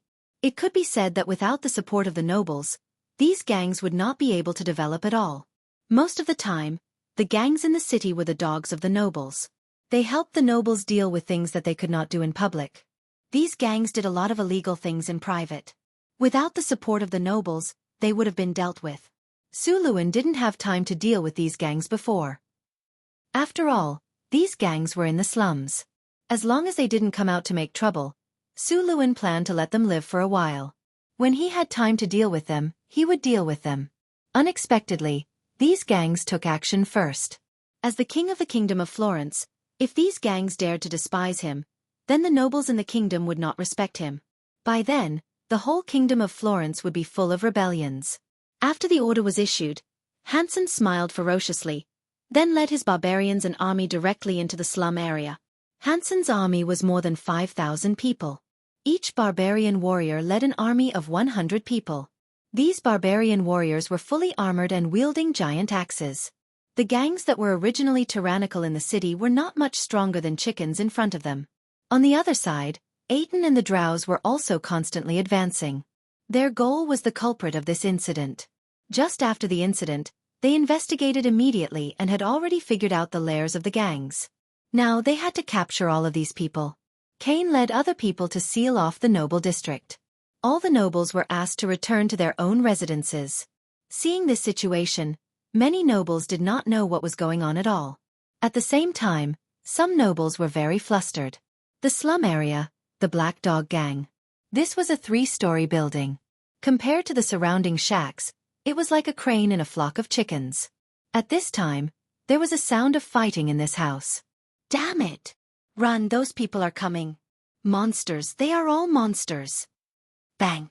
A loud noise came, and one of the walls of the house was directly knocked down. A barbarian in heavy armor and holding a giant axe rushed in. As soon as he entered, he waved his giant axe and directly cut 2 gang members around him into 2 pieces. Flesh and blood splattered everywhere. Several gang members were so scared that they turned around and ran. The barbarian rampaged. Wherever he went, there was no enemy. Although these gang members were much stronger than ordinary people, compared to the barbarian, they were a group of weak chickens. Dealing with them was like chopping melons and vegetables. Only a few of the leaders' strength had reached the level of beginner or intermediate professions. As the army entered, the slum area was cleaned up bit by bit. The ordinary poor were hit and isolated. This time, Su Len was ready to completely clean up the slum area, but the ordinary people living here could not be ignored. These people would be temporarily placed in concentration camps. The next city construction would employ all of these poor people. Of course, before that, they still needed to catch the gang members hiding in the slum area. For the gang members who resisted, Sullen's order was to directly behead them. As for those who surrendered, they would be investigated and then dealt with according to the law. Those who had committed serious crimes would be directly killed. The rest would be assigned to various places according to their crimes until the end of their sentence. The slum area was not small. After cleaning it up, Su Len would completely demolish the slum area. Some of it would be rebuilt with new houses, and other areas would be built with markets, warehouses, and so on. Su Len built 4 concentration camps outside the city. Each concentration camp could accommodate 20,000 people, which was enough to accommodate all the poor. As the army continued to advance, more and more poor people were sent to the concentration camps. Aten had also completed the task given by Su Len. The murderers of the 3 staff members, as well as the entire gang, were all brought over. At this time, these people's limbs were broken, their 10 fingers were dripping with blood, and there were all kinds of wounds all over their bodies. All the punishments of the 3 dead had been given to these people. Moreover, in addition to these punishments, the Drows also used their torture skills. Now, these people were only left with one breath. Your Majesty, they've been interrogated, Aten said respectfully. Su Len did not look back. He asked directly, Who's behind them? The Grizzly Bear Gang is backed by Viscount Matt, but this time, there's another secret. What secret? When we interrogated them again, we found out that a wizard had unknowingly cast a suggestion spell on them. But that wizard is very cautious. These people have never seen him before. I know. Sullen's eyes were even colder. Chapter 426. Who else knows about the wizards? Sulen asked. Your Majesty, I've only told you about this, Aten said respectfully. Sulen nodded. That's good. Pretend you don't know anything about this. Go and arrest the noble behind the Grizzly Bear Gang. Yes, Your Majesty. Aten bowed and left. Sulen didn't go after the wizard who was hiding behind the scenes. After all, wizards had too many ways to hide themselves. Sulen didn't have any wizards under his command in Sanfelto City, so it wouldn't be easy to find the wizard. However, it wasn't impossible. He could just ask Hathaway to come and do it. The wizard was so secretive that he couldn't be a legendary. Hathaway could use a prophecy spell to find him. Although prophecies weren't very reliable most of the time, they were still very effective when used on people who were weaker than the caster. The slums were very large. It took a whole day to move all the poor people out. They were all placed in 4 concentration camps. Although they were concentration camps, they didn't lack any living materials. Of course, if they wanted to enjoy these things, they had to work. Sulen wouldn't feed them for free. Other than these poor people, all the gangs in the slums were wiped out, including the noble who was involved with the Grizzly Bear Gang. As for the crimes, there were too many. If they were to count, more than half of the nobles in this world would be arrested. The gangs in the slums were wiped out. Other than the kidnappers who resisted and were killed, those who surrendered basically survived. These surviving gang members had to go through a round of screening. Among them, those who committed the most heinous crimes and angered the public were directly sentenced to death. Then, they were sent to the shooting range for the new recruits to train their courage by seeing blood. It was the first time for many of the recruits to kill someone, so they were hesitant when they made their move. Some of the gang members were slashed more than a dozen times but still didn't die. The scene was extremely miserable. It was an extravagant hope to have a quick death here. Those who committed lesser crimes were sentenced to life imprisonment. In Sullen's law, life imprisonment was not like the law in his previous life, where they were sentenced to prison for committing a crime. After that, the state would have to fork out a portion of the tax revenue to support these people. They would be able to eat their fill, wear warm clothes, and receive free medical treatment when they fell sick. In the end, the state would have to waste police resources to keep an eye on them. To the outside world, it was said that this was the spirit of humanitarianism and that criminals also had human rights. That would not work in Sulen. The laws written by his organization did not have such treatment. Those who committed serious crimes but did not deserve death were directly thrown into the mines. They would only be given food and daily necessities after mining a sufficient amount of ores every day. Those who did not work were just waiting for death. Human rights? Unfortunately, criminals had no human rights. Sulen had always felt that emphasizing human rights for criminals was completely condoning their crimes. You treat criminals as human rights, but what about the human rights of the victims?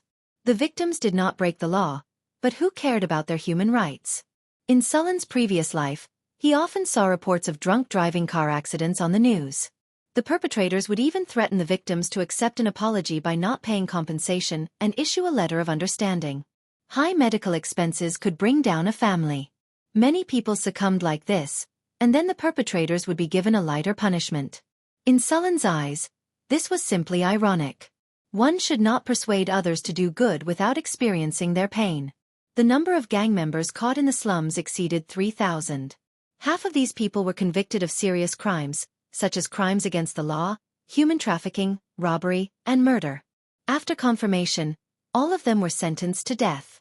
The rest, except for some minor crimes, were thrown out to clean the streets and toilets, and the rest were all sent to the mines. At the same time, Sulen also found a lot of dirt on the aristocrats from these gang members. These gangs were inextricably linked to the aristocrats. Otherwise, how could these gangs survive? In the aristocratic district, in a luxurious aristocratic manner. Bang! An exquisite antique vase that had been passed down from the previous era was slammed to the ground. Then, an angry roar was heard, and the whole room seemed to tremble slightly. In the room, A middle-aged man with a strong body was angrily smashing things. Then, he grabbed the collar of the leader of the few people standing in front of him and roared, "Idiots, bastards, are you looking for death? Who told them to do it? Why didn't you stop those idiots? I really want to pry open your heads and see if it's filled with dog *T. You bunch of swine beasts. Don't you know what time it is now? That person has just ascended to the throne by force and is in a hurry to take care of us. Do you want to die faster? Are you rushing to hand him a knife? What do we do now? The outside has been blocked by his people. We can't escape now." The group of people standing in the hall broke out in cold sweat. One of the men who looked strong hesitated and whispered, "Your Excellency, this was done by the Grizzly Bear Gang. It has nothing to do with us." Bang!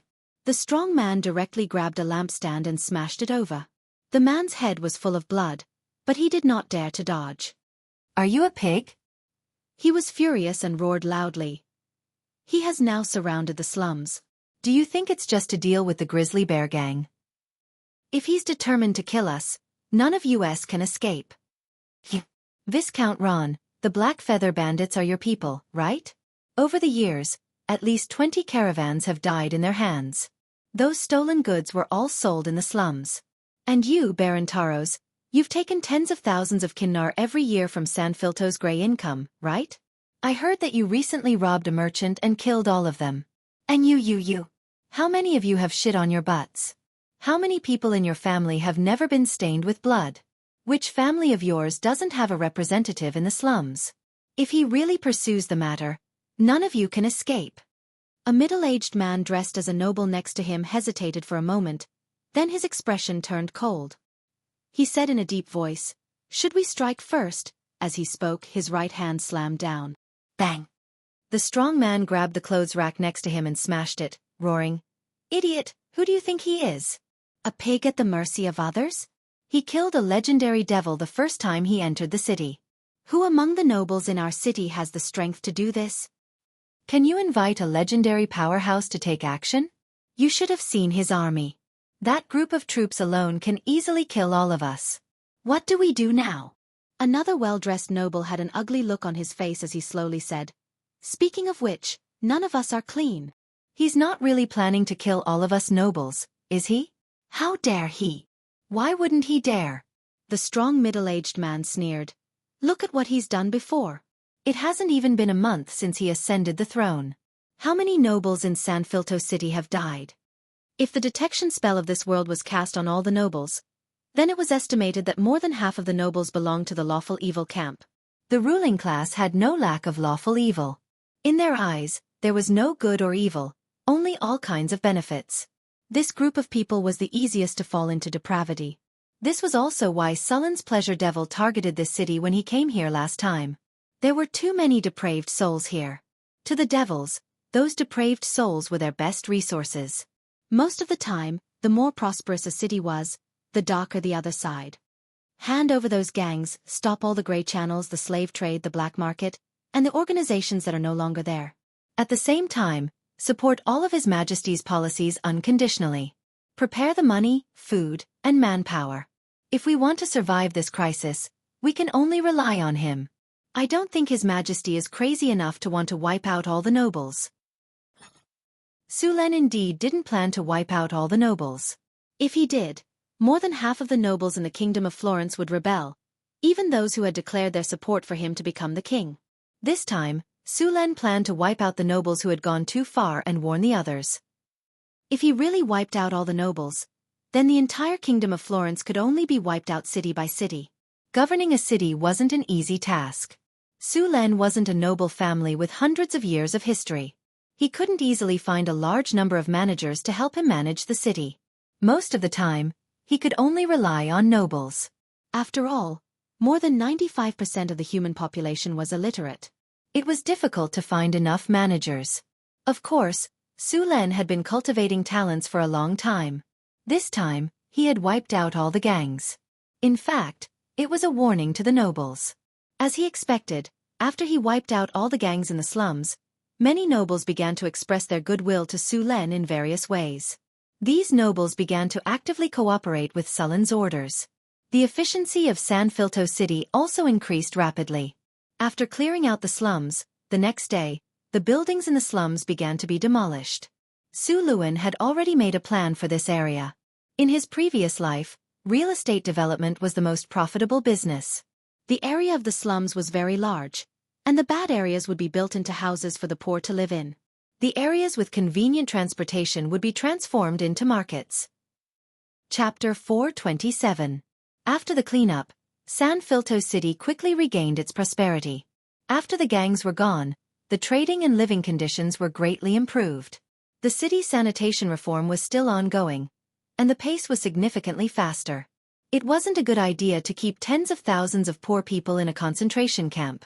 If they didn't find something to do, there would definitely be trouble. Therefore, Su Len began to take out the basic reconstruction of Sanfilto City. Su Len knew the method of providing relief through work, which was very suitable for these poor people who had nothing. Public toilets and bathrooms were also built, and the streets were turned into cobblestones. The poor people would be paid for their work every day, and they would be able to eat their fill. To them, this was already very blissful. Many new houses would be built in the original slums, and these houses would be sold to the poor at a lower price. The building materials needed could be gathered by the poor people. The poor people would still be used to build the houses, and after the houses were built, they would be sold to the poor people. In this way, the money Su Len distributed to the poor people was once again recovered. It could be said that Su Len didn't spend any money and even made a small profit. He only paid a small price to complete the basic reconstruction of the city. After Marquis Savoy left Sanfilto City, he led the army back to Cult City. After he announced his loyalty to Su Len, the neutral nobles in the northern provinces of the Kingdom of Florence began to support Su Len. However, there were still a few cities that didn't accept Su Len. These cities were located in the northwest of the Kingdom of Florence. They were already at the border of the Kingdom of Florence. On the other side they were connected to the Kingdom of Lorenza. The road to these nobles' territories wasn't easy. They had to pass through a mountain range. Because of the mountain range, it was much more difficult to conquer these territories. After 3 days of rest, Su Len ordered Marquis Savoy to lead the army to wipe out these territories. Under the leadership of the legendary knight, the morale of Cult's army soared. None of the rebellious nobles had legendary combat power. As long as Marquis Savoy arrived, it was only a matter of time before the rebellious nobles were dealt with. Su Len had someone send some falcons to the Marquis of Savoy, so that he could use them to communicate. If anything unexpected happened, he could be notified immediately. When the Marquis of Savoy went to eliminate the rebellion, the first batch of officials and soldiers from the Northwind Dukedom arrived at Sanfilto. As soon as these officials arrived, they immediately immersed themselves in their work. Su Len was finally freed from his busy work. After Su Len reviewed the new law, it was passed and officially implemented. Of course, there were many imperfections in the law written in such a short period of time. However, it could be amended slowly as it was used. In addition to the most basic constitution, Su Len also established several branches such as criminal law, commercial law, and civil law. Because of the reinforcements from the Northwind Dukedom, Su Len also began to reform the tax system. In the past, he didn't change it because of the lack of manpower. Su Len didn't trust the previous tax officials in Sanfilto. If the new tax system allowed them to collect taxes, there would definitely be many problems in the end. Before he had people he could trust, Su Len wouldn't reform the tax system. This time, the biggest change in the tax system was that the nobles were included in the list of taxpayers. In the past, the nobles didn't pay taxes. Not only did they not pay taxes, but their caravans and shops also didn't pay taxes. Su Len wanted to teach them one thing. In this world, birth, death, and taxes were unavoidable. The nobles enjoyed many privileges. If their taxes were abolished, there wouldn't be much money left in the national treasury. After the officials from the Northwind Dukedom arrived, Su Len sped up the construction of the prison. He planned to let the officials experience the prison after it was completed. With the prison, the corruption and dereliction of duty of the officials could be guaranteed. "What's this?" Phyllis asked, pointing at the drawing on the table by Su Len. "Water pipe design." Su Len didn't even raise his head. He focused on the drawing in his hand. "What water pipe design?" "Water pipe design," Su Len repeated. After getting used to the convenient water in the Northwind Dukedom, Sulen felt very uncomfortable after coming to San Filto. "What's this for?" Phyllis asked curiously. Sulen put down the quill and poured himself a cup of tea. "This is the water supply system of the Northwind Dukedom. You've seen it in the Northwind Dukedom. Do you want a cup? I added ice, lemon juice, and sugar. It tastes good." "No need." Phyllis waved her hand. She didn't like the bitter taste of tea. She preferred milk. "I asked someone to bring you today's lunch. Try it and see if you like it." As she spoke, Phyllis took out the fragrant food from the lunchbox. The lunch was very sumptuous. There were grilled fish, steak, lamb chops, vegetable salad, fruit platter, and so on. Phyllis and Sulen enjoyed the lunch together. After the sanitary pads in San Filto were improved, Sulen began to try to improve the living standards of the city. First of all, the water system could greatly improve the happiness of the residents. In addition, the public bathhouse built by Sulen also needed the water system. Otherwise, it would take a lot of time to transport water to all the public bathhouses in the city. There were many benefits to using tap water. Commoners in this world usually went to the river or the well to draw water. Then, they would store a tank of water at a time and use it slowly. Because the tank was rarely cleaned, most of the time, the water in the tank was not very clean. If you looked carefully, you would find a layer of green caterpillar-like things floating in the water tank. In fact, those were algae. Sulen's water supply system this time was a water tower. This method was much less work than the overhead aqueduct. The water from the river outside the city was pumped to the water tower, and then the water was sent to every house through the pipes. Of course, the power problem was solved with spells. In fact, there were many spells that could be used to replace the pump. The simplest one was to use a whirlwind to draw water from the river. This required a simple rune magic circle and an energy crystal to drive it. As long as the energy crystal was replaced in time, the system could be used continuously. Water pipes were either made of iron or copper. Iron pipes had to be treated with anti-rust treatment, or they would be scrapped in a few years. Copper pipes were good, but they were currency. Sulen was worried that someone would steal them and make them into currency. As for silver, there was no need to mention it. However, in this world with magic, this kind of thing was easy to solve. It was not too difficult to just add some anti-rust treatment to iron pipes. There were many ways for wizards to do this. In this way, it would be much easier to build a water system. As for the power source, Sulen planned to use the element pool to replace it. The second problem was the lighting of the palace. Although there were magic lamps in this era, they were rarely used in other places except for the wizard tower. Even the palace used candles. Sulen planned to install magic lamps in all the palaces. The cost of magic lamps was not high. The main problem was the power source. However, since Sulen planned to build the element pool, the power source problem was solved. "You drew a tower?" Phyllis sat on Sulen's lap. A pleasant smell enveloped the tip of her nose. "Yes, this is a water tower. It is used to store, purify, and filter water. The water in this tower is sent to thousands of households through pipes." "This is different from the one in Northern Town?" Phyllis asked curiously. "The one in Northern Town uses an elevated aqueduct. This one requires magic," Sulen explained. "Then what is this drawing?" Phyllis asked, pointing at another drawing. "This is a blast furnace used to make iron." Sulen pointed at the drawing and said, "This one is hollow. It is used to store fuel and ores. I improved it by combining the dwarves' blast furnace technology." Sulen had seen the blast furnace made by the dwarves in the underground world. To be honest, the blast furnace made by the dwarves was almost the same as a blast furnace except for the smaller capacity and lower temperature. If not for the lack of better materials, the dwarves would have built a bigger blast furnace. However, this was not a problem for Sulen. The dwarves did not have good refractory materials, but the wizards did. The new blast furnace was nearly 8 meters tall and could produce 2 tons of iron at a time. The furnace body was in the shape of a tower, with an inner diameter of 3 meters. To prevent it from collapsing, there was a supporting frame at the bottom. The walls of the furnace were thin at the top and thick at the bottom. The belly of the furnace was 1/2 meter thick. The innermost layer was made of Soraya's fire-resistant bricks, and there was a circle of air supply. The air was pumped into the belly of the furnace by manual blowers or hydraulic blowers. In addition to this blast furnace, Sulen also made a feeder, which was a climbing rail and a movable feeder at the bottom. The feeder would climb to the top of the furnace under the traction of manual blowers or hydraulic blowers.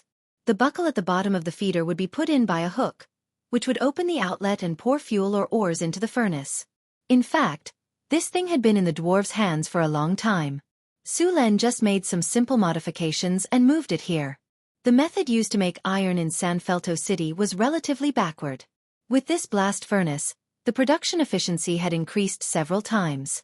As long as a few blast furnaces were built according to the drawing, the production of pig iron in San Felto City would increase exponentially. Su-Len was planning to expand his army, so he needed a large amount of iron to make equipment. In addition to this blast furnace, Su-Len also planned to build a blacksmith workshop to produce equipment in a better way. Chapter 428. In this era, the percentage of soldiers equipped with armor was very low, around 50%. The percentage of regular soldiers could reach 120%, and the percentage of auxiliary soldiers was around 20%. Soldiers in this era were required to prepare their own weapons and rations on the battlefield. The auxiliary soldiers were usually farmers. If there was a war between two noble lands, it would usually be a knight leading a dozen squires against an army of farmers. Sulan's army was not like that. The regular soldiers of the Kingdom of Florence were equipped with leather armor and iron scale armor. Iron armor could only be worn by a platoon leader. The main reason was that the production cost of iron armor was very high. The Kingdom of Florence did not have a hydraulic forge like the one in North Town, nor a blast furnace, so the production of pig iron was limited. A full set of iron armor was not cheap either. Su-Len planned to build a blast furnace and a hydraulic forge here to mass-produce iron armor. While Su-Len was planning to build a blast furnace, the prison in San Felto City was completed. The prison was built from a castle. It looked solemn on the outside. All the windows were only the size of a palm and were sealed with iron pillars as thick as a finger. On the high wall outside the prison, there was a sharp iron fence. Just by looking at it from the outside, one could feel the security was tight. The prison had around 80 rooms, and it was sturdy and durable. After the prison was completed, Su-Len came here in a hurry. He planned to bring some officials here for some ideological education. Prison. A prison built from a castle. Any criminal will be severely punished here. Eerie Terror plus 33, Indestructible plus 30, Abrupt Repentance plus 28, Mind Interrogation plus 33, Strength Suppression plus 35, Imprisonment plus 33, Spirit Modification plus 30, Surrender plus 35, City Security plus 20, People's Sentiment plus 15, Prosperity minus 3. This is the prison we built? Blacksmith, who was standing not far away, gulped as he looked at the building that gave him goosebumps. Looks good, Su-Len said as he looked at the prison. Where are the officials? Are they here? Your Majesty, I've sent someone to inform them. I believe they will be here soon, a guard beside him said respectfully. Around 10 minutes later, a group of officials arrived outside the prison under the guard's lead. Your Majesty. Although they were a little confused when they were suddenly called here, the group of officials did not show any dissatisfaction. Su-Len nodded and walked up to the officials. Many people are wondering why I called everyone here. What's so interesting about this prison? We're not criminals. Indeed, you are not criminals, but you are officials. An ordinary person's crime may only affect him or a limited number of people, but you are different. As officials, one of your decisions will affect thousands of people, so I have high requirements for officials. The reason I brought you here is to let you see what kind of punishment you will receive if you bend the law for favoritism, dereliction of duty, corruption, and knowingly break the law. It will serve as a warning to you. As soon as Su-Len finished speaking, there was a commotion among the officials below. These officials were all former officials of San Felto City. According to the conduct of the nobles, one could imagine how professional these people were. Even if they were all wiped out, Su-Len wouldn't be surprised. Quiet. Seeing the chaotic crowd, Su-Len said in a deep voice. I don't care about what you did before I came to San Felto City. I wasn't the king at that time, so it wasn't under my control. But after that, you'd better make up for what you did. If you don't listen to me, don't blame me for not reminding you. All right, now all of you follow me into this prison. Take a good look at the consequences of doing wrong. After that, Su-Len led the jailers and the unwilling officials into this gloomy and terrifying prison. As soon as they entered the prison, they felt a gloomy and cold atmosphere. The entire prison environment was very depressing. The light was dim, and just the corridor made people feel a sense of trepidation. The officials' behavior was even more unbearable. Different from the prison in Northern Town City, there were a lot of torture devices in this prison. These torture devices seemed to have been used before. There was a lot of dark red stuff on them that looked like fresh blood. A few jailers on the side gave a detailed explanation of these torture devices. They even took out a few pieces of pork to demonstrate. When they saw the pieces of pork being tortured by various torture devices, the officials' faces turned pale. Their limbs went soft, and they couldn't even stand properly. Sulen waved his hand. Two jailers went forward and lifted up the officials whose legs went soft. Who knew that as soon as they lifted them up, the officials started to struggle and cry violently. Your Majesty, please spare my life. I know I was wrong. Please spare my life. One of the officials thought that the jailers were going to torture him. He was so scared that his face changed drastically. He cried crazily, Don't come over. Don't come over. Your Majesty, I confess. I surrender. I took bribes from others and worked for them. Your Majesty, please spare my life. For a moment, the entire prison was filled with cries and shouts. Sulen was also shocked by the scene in front of him. He didn't expect the prison to be so effective. He had only seen half of it, and the officials in front of him couldn't take it anymore. Seeing these officials begging for mercy, Sulen was very pleased. Since these people were willing to surrender, Sulen had no reason to refuse. He directly asked someone to record their crimes. Of course, before the records were recorded, all the officials had to walk through the entire prison. Of course, those officials who were so scared that their legs went soft were also forced to walk through the prison by the jailers. After going through such a baptism, the officials became very honest. They recounted all the crimes that they had committed in detail. For these people, those who had committed less serious crimes would continue to be promoted. Of course, they would have to make up for all their previous crimes. They would have to double the amount of money that they had accepted and correct their violations. For those who had committed more serious crimes, they would be removed from their positions after the collection of the stolen goods. Seeing that the prison was so effective, Sulen was relieved. Then, he made a rule that all the officials in San Filto City had to come to the prison once every 6 months for ideological education. The officials from Northern City were very familiar with this rule. As for the officials from San Filto City who had just visited the prison, they didn't dare to have any objections. They were afraid that Sulen would throw them into the prison. It was also from this day onwards that the prison in San Filto City became a sword that hung over the heads of all the officials. Because of this, the prison also became a terrifying place in San Filto City that could stop children from crying. With the prison, the efficiency of the officials in San Filto City doubled. All the excuses in the past disappeared. The operation of the city hall became very smooth. All the government decrees issued by Sulen were implemented seriously. It was no longer as superficial as before. Sulen was very satisfied with this change. The most direct manifestation was that the tax revenue had increased by half. The number of people in San Filto City had also increased from 60% to 75%. It was also from now on that Sulen truly controlled San Filto City. Another thing that was worth being happy about was the furnace in the blacksmith workshop. After some construction, the furnace was finally completed. Speaking of which, the technical level of the blast furnace designed by Sulen had only reached the level of the earthen kiln in the 1960s of his previous life. It was impossible to make steel, but it was possible to make pig iron. The furnace in the blacksmith workshop was erected in the backyard. The furnace was made of refractory bricks and was cylindrical in shape. However, the two ends were slightly thinner. The furnace in front of him was 6 meters tall. It wasn't built according to the blueprint of 8 meters tall. The main reason was that the workers weren't skilled enough. However, a 6-meter-tall furnace wasn't small. This furnace was filled with ores and dyes.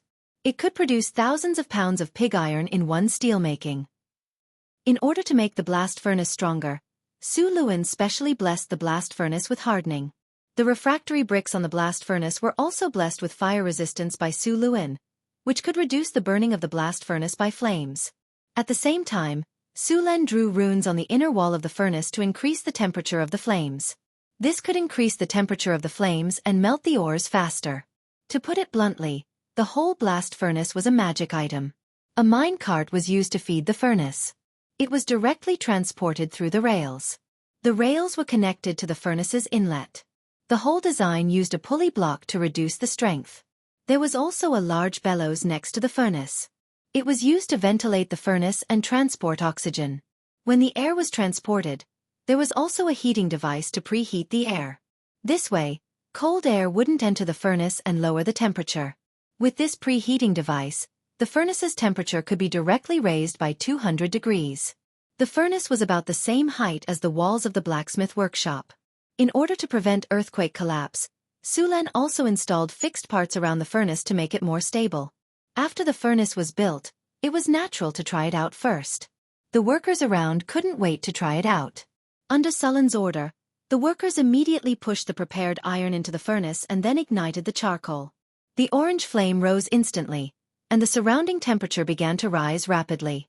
Originally, the charcoal could only be heated to 800 or 900 degrees. However, after using the furnace, the temperature would be further increased. In addition, Sulen also drew runes to increase the temperature of the flames and preheated the air. Finally, the temperature in the furnace directly broke through to 1,600 degrees. Such a high temperature could completely melt the iron ore. Chapter 429. The properties of the blast furnace were pretty good. The ores were completely melted after a dozen hours of calcination. Next, the gate under the blast furnace was opened, and viscous molten iron slowly flowed out of the blast furnace. After the molten iron was stirred and cooled, it would become pig iron. If one wanted to refine pig iron into mature iron, they would have to add limestone and other materials during the calcining process to remove the impurities. However, these human craftsmen relied on their own experience to refine iron. Sulen didn't learn how to refine iron in his previous life, so his knowledge of metal refining was limited. He could only let the craftsmen slowly study it. However, although they couldn't directly refine iron or steel in the blast furnace, they could still refine iron or steel. But with the hydraulic forging machine, they could use forging to refine steel. With the help of these machines, the production of weapons and equipment was several dozen times faster than before. It wouldn't be long before the soldiers of San Felto City had enough equipment to use. Northern Wasteland, Northtown City.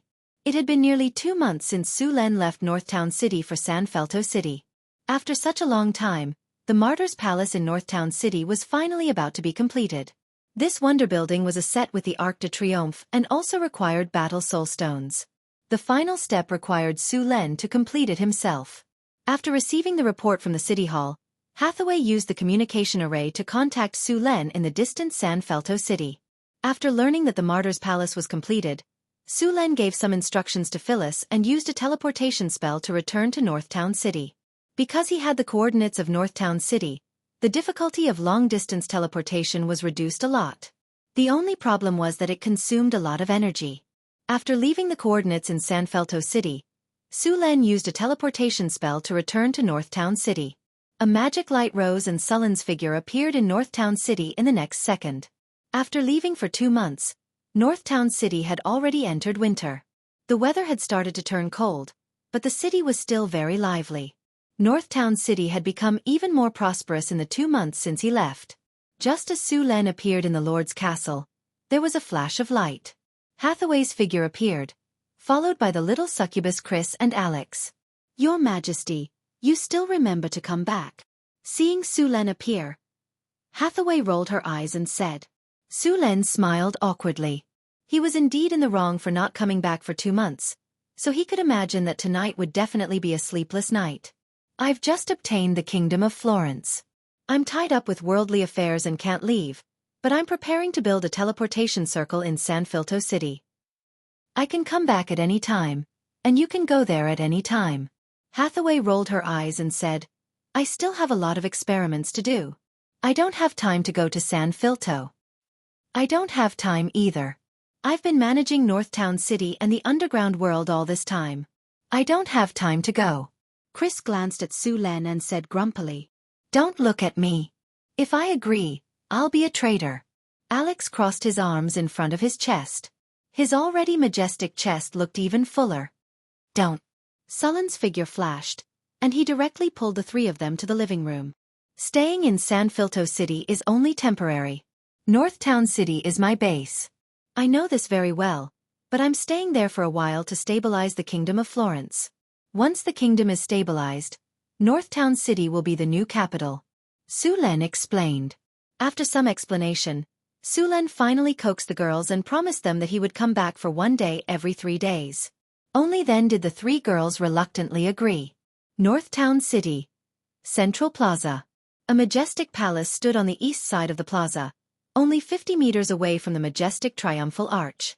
The entire building was made of marble and was 36 meters tall. It was as tall as the triumphal arch next to it. This was the marvelous Martyr's Palace. There were many murals and statues carved on the outside of the Martyr's Palace. The content of the murals was basically the story of Sulan's expeditions. The carvings were of high quality and could be considered works of art. When Su Len arrived at the palace, it was in a sealed state.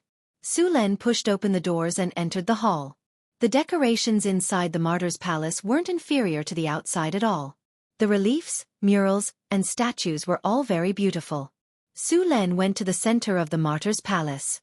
There was a tall platform here. He went up to the platform and took out 2 battle soul stones from his storage space. As soon as the battle soul stones appeared, he seemed to hear the clashing of spears and armored horses. He carefully placed the 2 battle soul stones in the gap of the platform. With a flash of light, a powerful energy instantly rose from the altar and quickly enveloped the entire Martyr's Palace. The heroic souls of soldiers slowly appeared in the Martyr's Palace. A faint hymn also sounded in his ears. This was the singing of the legendary angels. At the same time the Martyr's Palace was activated, the triumphal arch not far away also emitted a powerful energy. The 2 energies slowly fused together. The projections of heroic souls appeared in the sky above Northtown City one after another. The entire city was in high spirits. Ding! Congratulations, host. You have successfully constructed the Martyr's Palace. A triumphal arch has been detected in the surroundings. The Martyr's Palace and the triumphal arch have combined. Martyr's Palace. A sacred palace made of marble and battle soul stones to consecrate heroic spirits and war souls. Majestic atmosphere plus 35, indestructible plus 40, war soul everlasting plus 35, martial spirit plus 38, soul nurturing plus 25, heroic spirit growth plus 38. Special effect. Heroic spirit space. Summon heroic spirits. Heroic spirit space. This is a special space. War souls and heroic spirits can hibernate, grow, and recover their strength in this space. Summon heroic spirit. Summon heroic spirits to assist in battle. Heroic spirits will return to the heroic spirit space after death. Su Len wasn't surprised when he saw the Martyr's Palace's attributes. From today onwards, the soldiers of Northwind Dukedom would be reborn in the heroic spirit space after death. These war souls would also slowly grow. After some time, these war souls would slowly level up to heroic spirits. With the Martyr's Palace, the soldiers of Northtown City would be even more fearless. After the Martyr's Palace and the Triumphal Arch were combined, the heroic spirit space doubled in size. At the same time, it gained a new special effect, the War God's Blessing. War God's Blessing. In cities or regions blessed by the War God, the chances of newborns becoming excellent warriors are increased. Newborns will naturally gain +1 strength. After seeing the effects of the War God's Blessing, Su Len was so happy that he couldn't close his mouth. All newborns gained +1 strength. This was an area of effect. This special effect was very similar to the Sky Garden's Elemental Land. The only difference was that one increased the aptitude of a wizard, while the other increased the aptitude of a warrior.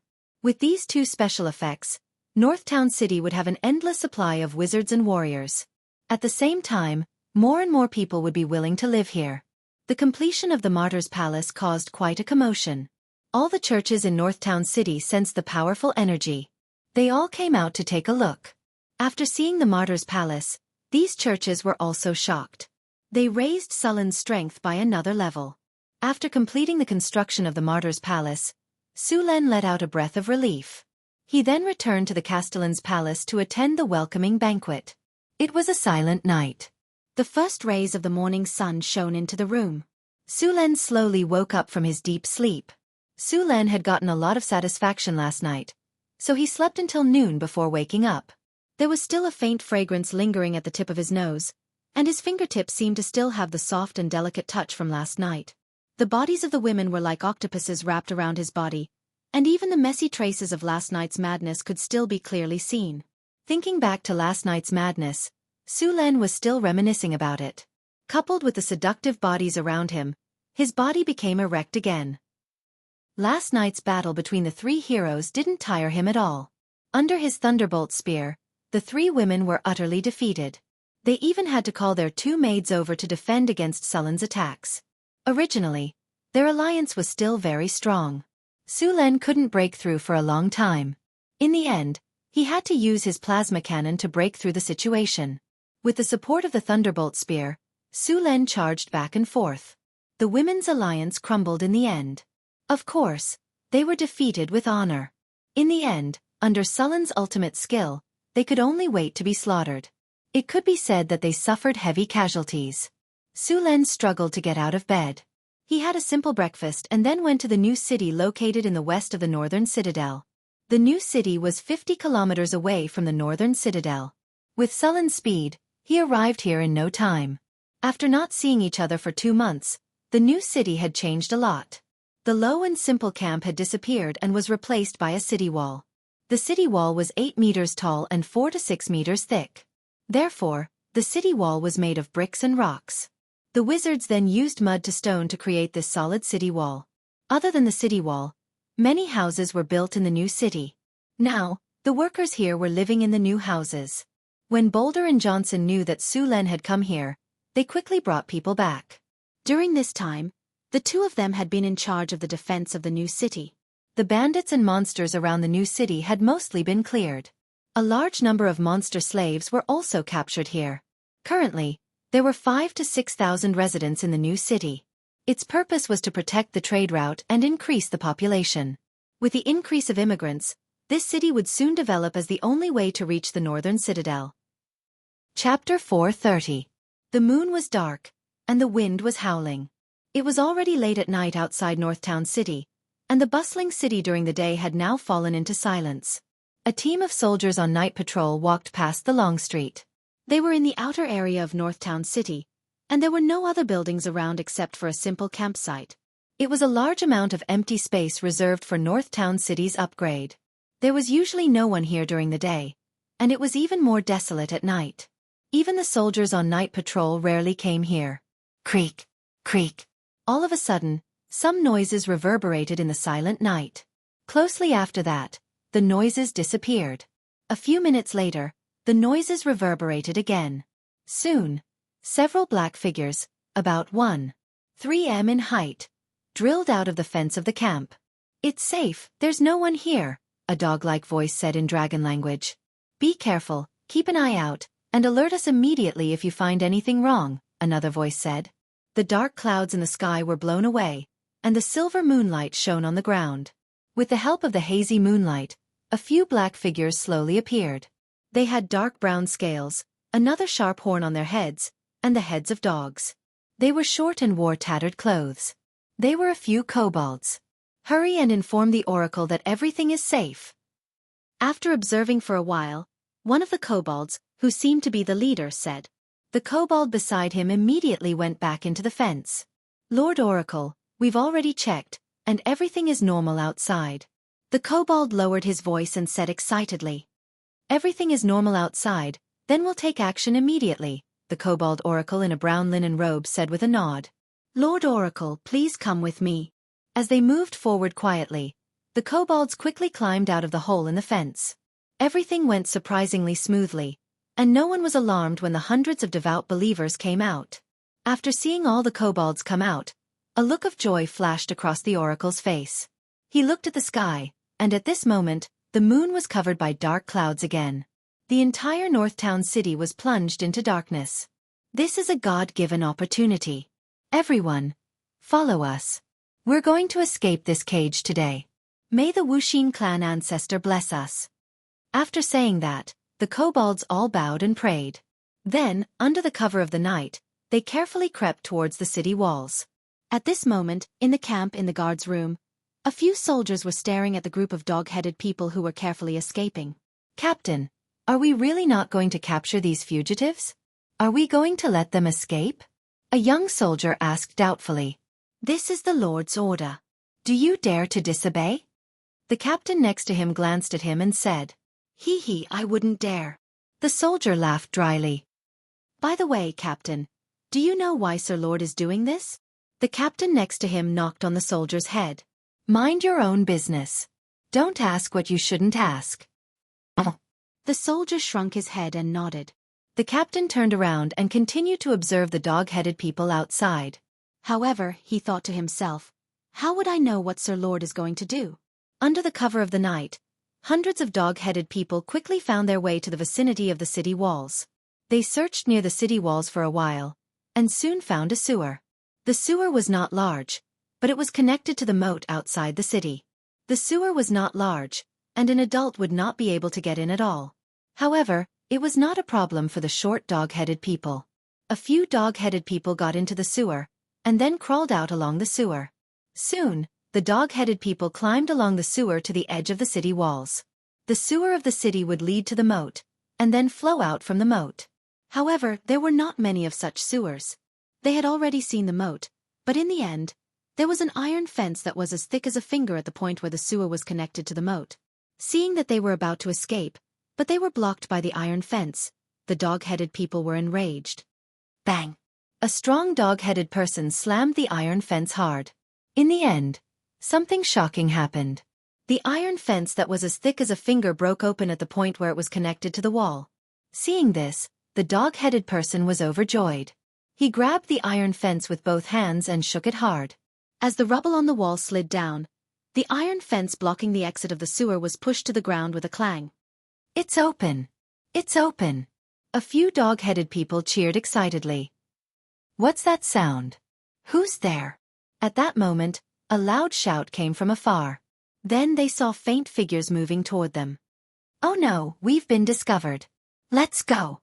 Seeing those figures, the dog-headed people immediately panicked.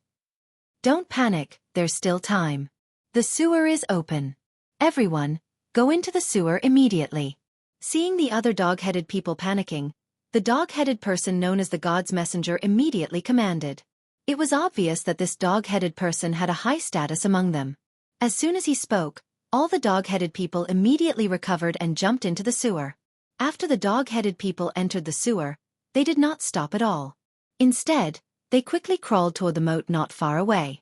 By the time the soldiers strolled over, all the dog-headed people had successfully escaped.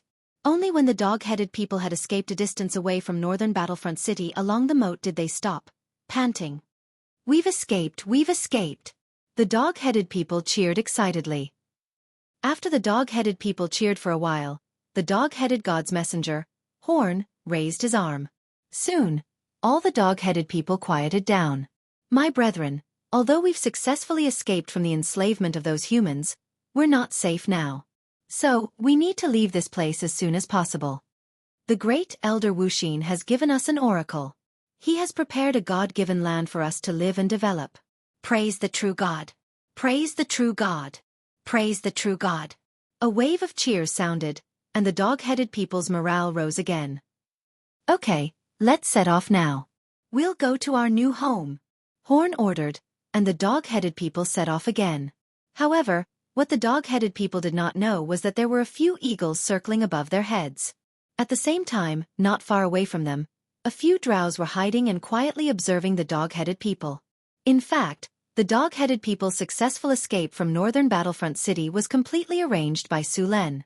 Otherwise, not to mention the dog-headed people, even a group of knights would not have been able to escape easily. The oracle that Horn mentioned was completely made up by Su Len. Even the escape route that the dog-headed people took was prepared by Su Len. To put it bluntly, it was all a big show that Su Len had written and directed. It was just that the dog-headed people did not know about it. After letting Hathaway use the dream-weaving spell, he successfully used the so-called oracle to guide Horn's actions and make the dog-headed person act according to Sullen's instructions. This was also Sullen's way of deceiving the dog-headed people because they were not intelligent. Su Len let the dog-headed people out to let them develop on their own.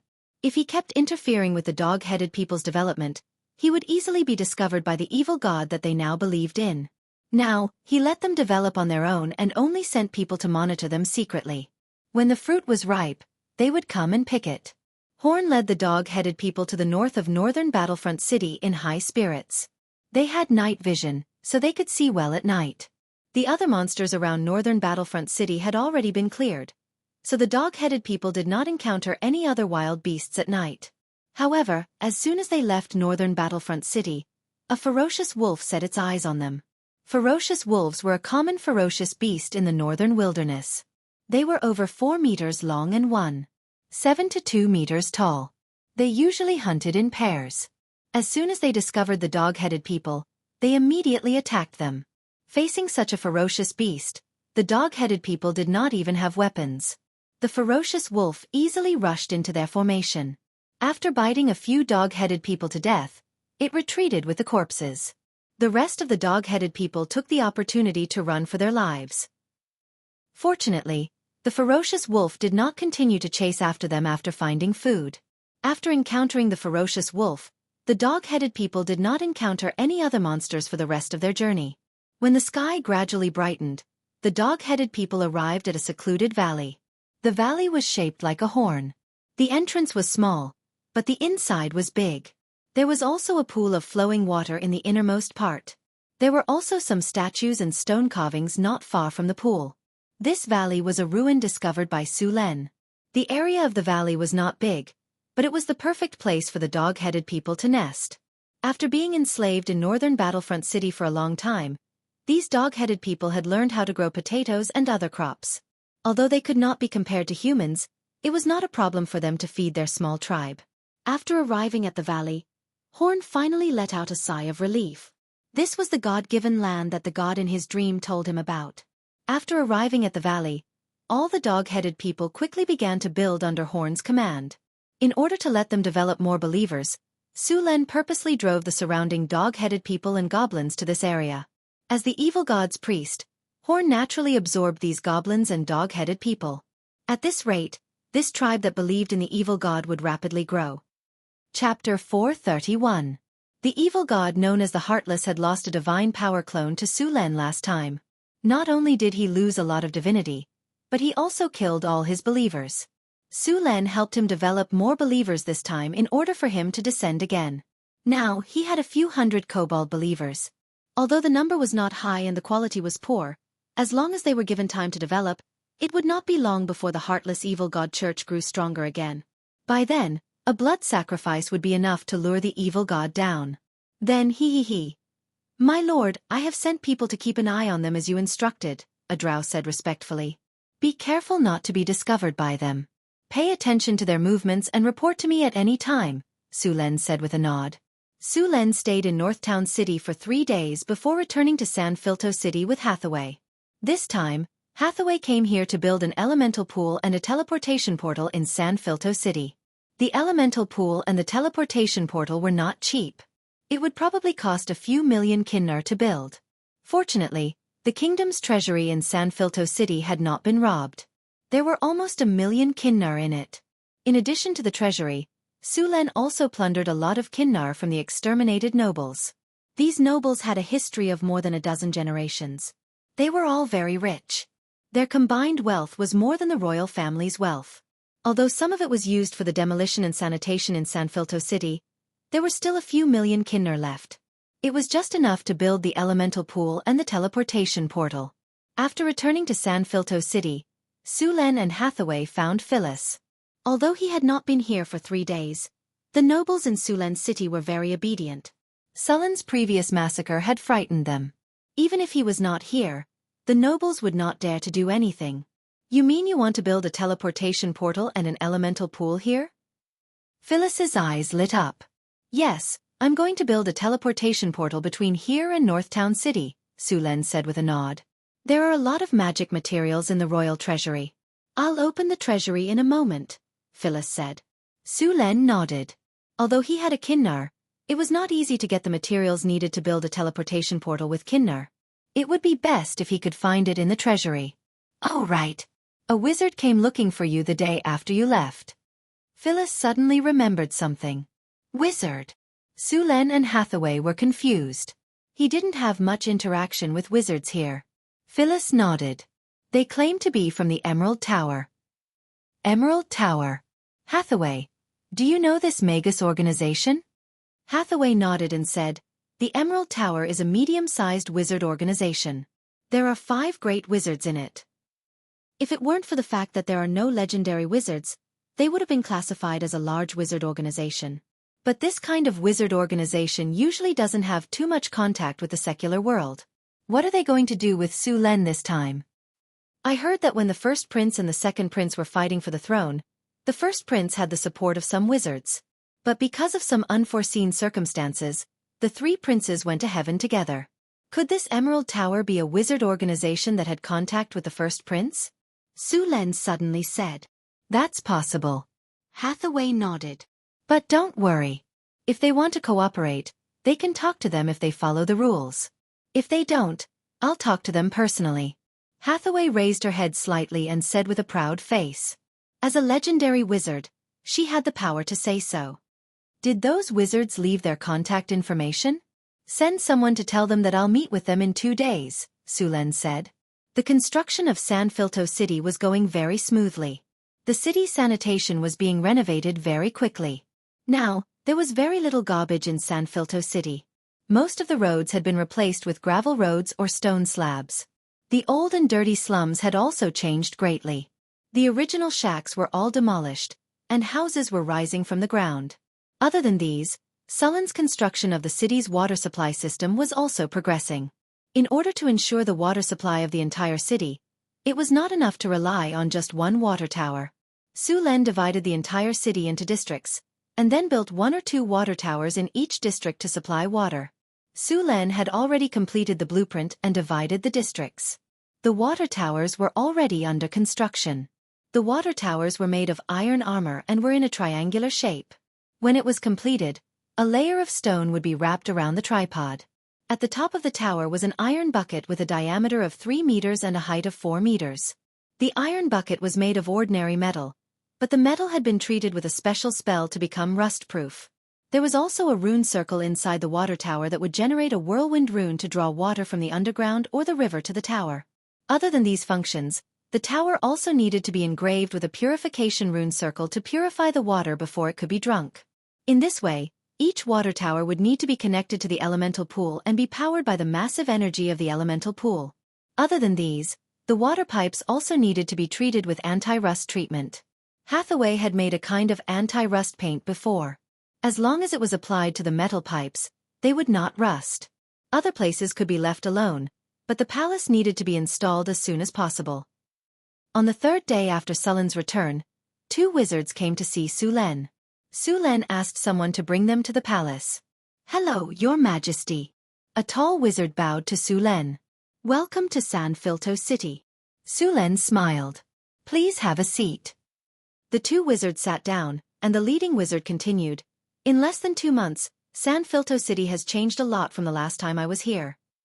I've traveled to many cities before, but most of them were filled with a foul smell. The roads were muddy, and there was garbage everywhere. It was completely different from the current San Filto City. Your governance is the best I've ever seen. This is nothing. If you've been to my territory, Northtown City, you wouldn't be surprised. Su Len smiled. I heard you supported His Highness before. I remember wizards don't interfere with the common world.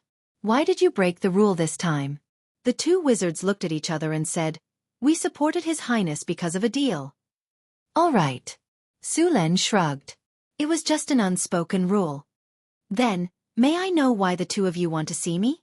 The leader hesitated for a moment and said, We would like to make a deal with His Majesty the King.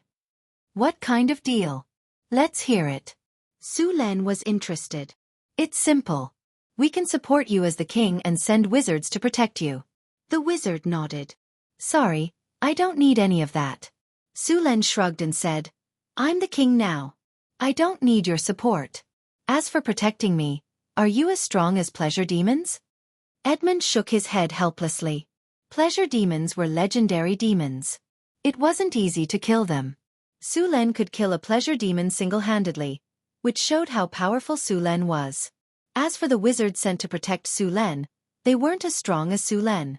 It was hard to say who would be the one protecting whom. It seemed like their offer wasn't enough to move Su Len. If you want to work with me, please show some sincerity, Su Len continued. Edmund hesitated and said, "We're going to work with you to develop a mine." "What mine?" Su Len furrowed his brows. "A silver mine." Edmund smiled mysteriously. "Just a silver mine?" Su Len frowned. A silver mine was expensive, but it wouldn't be enough for the wizards to ask for cooperation. No. They didn't want silver. They wanted another type of metal, mithril. Just at this moment, Su Luan suddenly understood. A term popped up in Sullen's mind.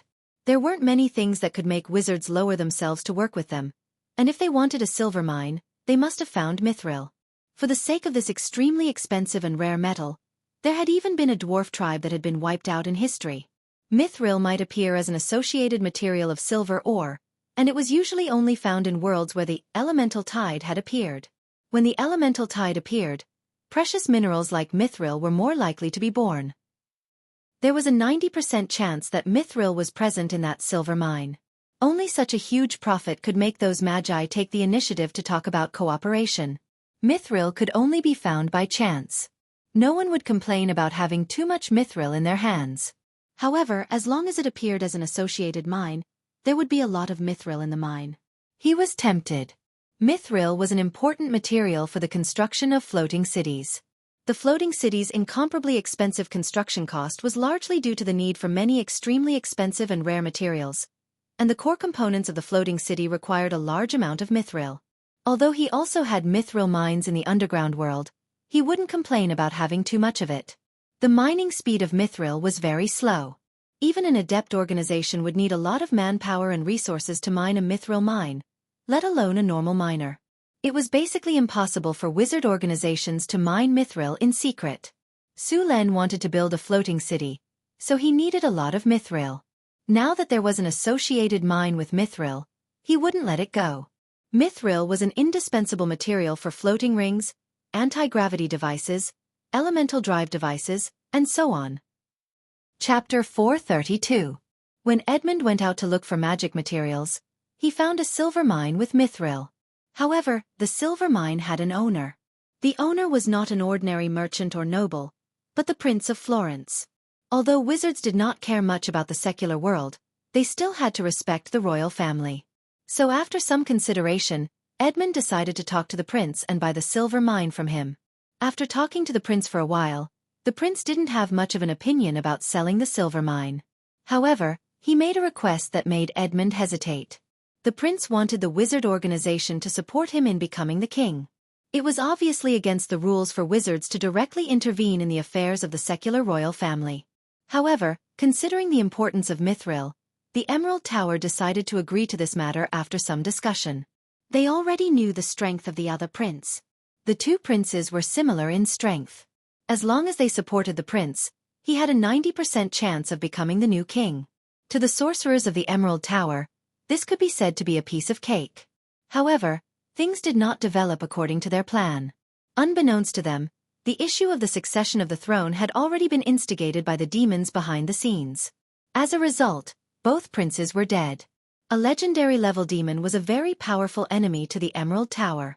Even if it was due to the suppression of the plane, it was not something that anyone could deal with. Just as the Emerald Tower was fretting over how to deal with this demon, an even more powerful figure appeared and killed the demon directly, successfully ascending to the throne as the King of Florence. The series of changes were too fast. They did not have time to react at all. After all, their wizard organization had a parliamentary system. Every major decision needed to be discussed. In the end, Su Len had become the king just after they had made the decision. The silver mine that was previously discussed with the first prince directly became the property of the royal family. The mithril that was about to be in their hands was gone. As for using some tricks to seize it, the Emerald Tower did not dare to do so. After all, they were not confident in dealing with a powerful figure who could easily kill a legendary-level demon. However, they could not give up on the mithril. So after some discussion, the Emerald Tower decided to contact Su Len first to see if they could buy the silver mine that was associated with mithril. If it was not possible, they could also discuss cooperation. However, after talking, They found that His Majesty was not easy to deal with. He was too smart. Just from a few words, he seemed to have discovered something. Yes, a silver mine, Edmund said with difficulty. Most wizards were not good at negotiation, especially with nobles. They felt that it was a waste of time. They preferred to use their time on research and all kinds of experiments. Sulen shook his head. Wizard Edmund, I am negotiating with you with sincerity. However, you are hiding something. I hope you can be more honest. Sir Sulen, we are not lying to you. We really want a silver mine. Ha ha. Sulen chuckled and continued. Silver mine? If it was just an ordinary silver mine, would you wizards be so interested in it? You don't care how much a silver mine is worth. Am I right, Sir Edmund? After hearing Sulen's words, Edmund did not speak. You want to buy silver or? Silver itself doesn't have many uses in magic. It's usually used as a supplementary material. Even if you use it frequently, you can just buy a small amount every year. What you're interested in right now is a silver mine. What's so special about this silver mine? There are not many associated minerals in a silver mine. Let me think. What is it? Copper mine? White iron mine? Lead? Or silver mine? No, these are all associated minerals of low value.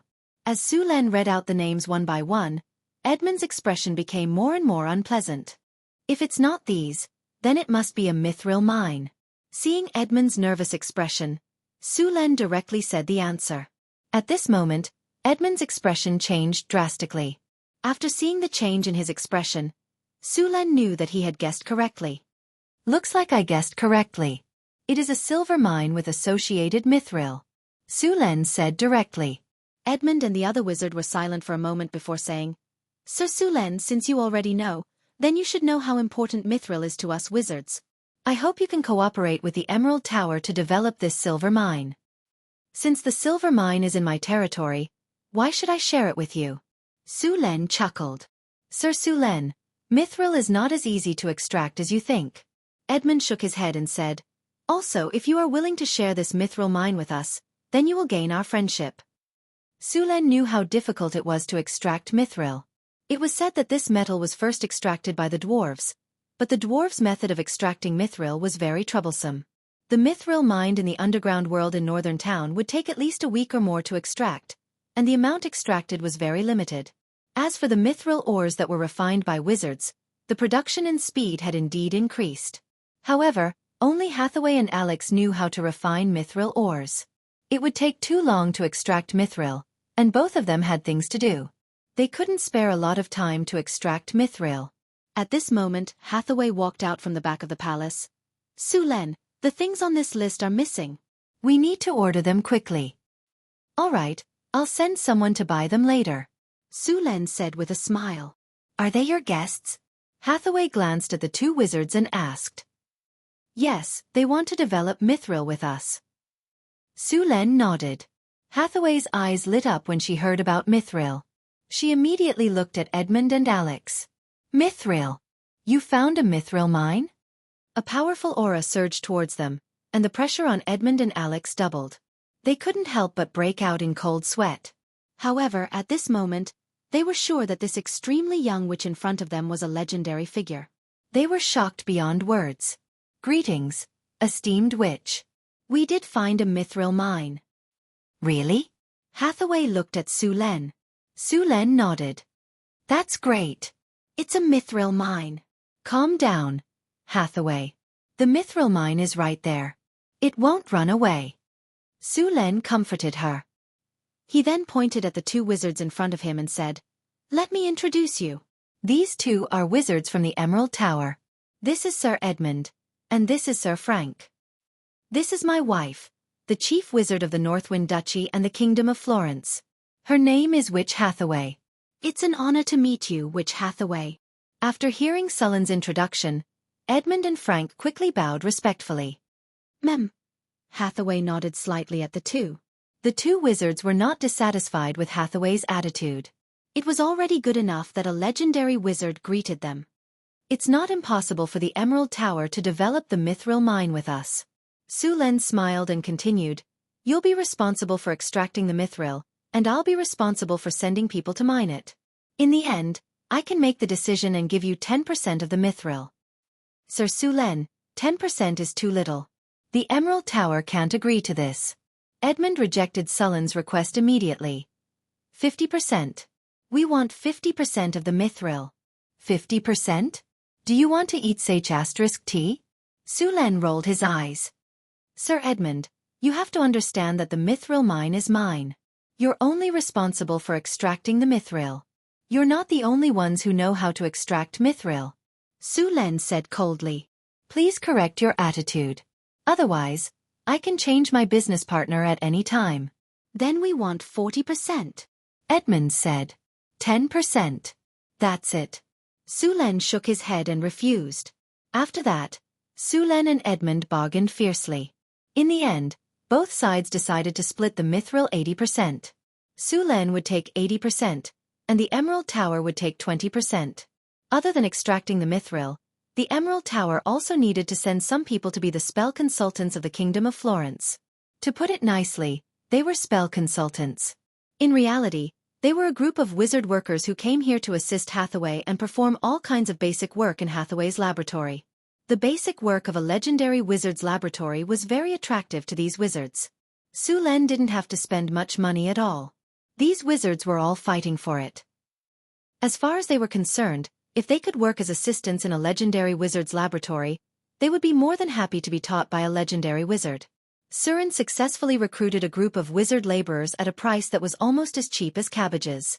With these workers, many of the transformation plans in Sanfelto City could be carried out.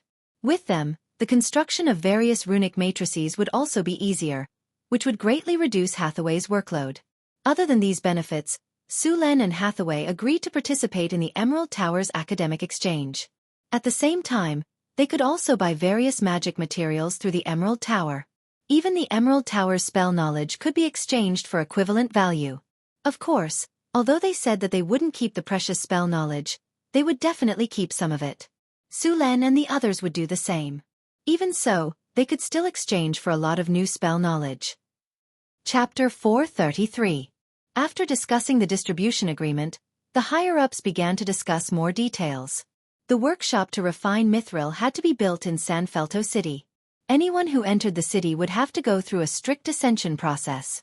The reason for this was to prevent the wizards from embezzling the mithril during the refining process. The mithril mine that Edmund discovered wasn't far from Sanfelto City. It was about 50 kilometers to the southeast of Sanfelto City. It was a mountain range. Not only did it have a silver mine, but it also had iron, copper, and coal mines. It could be said that it was an important raw material base for Sanfelto City. There was a small town at the foot of the mountain.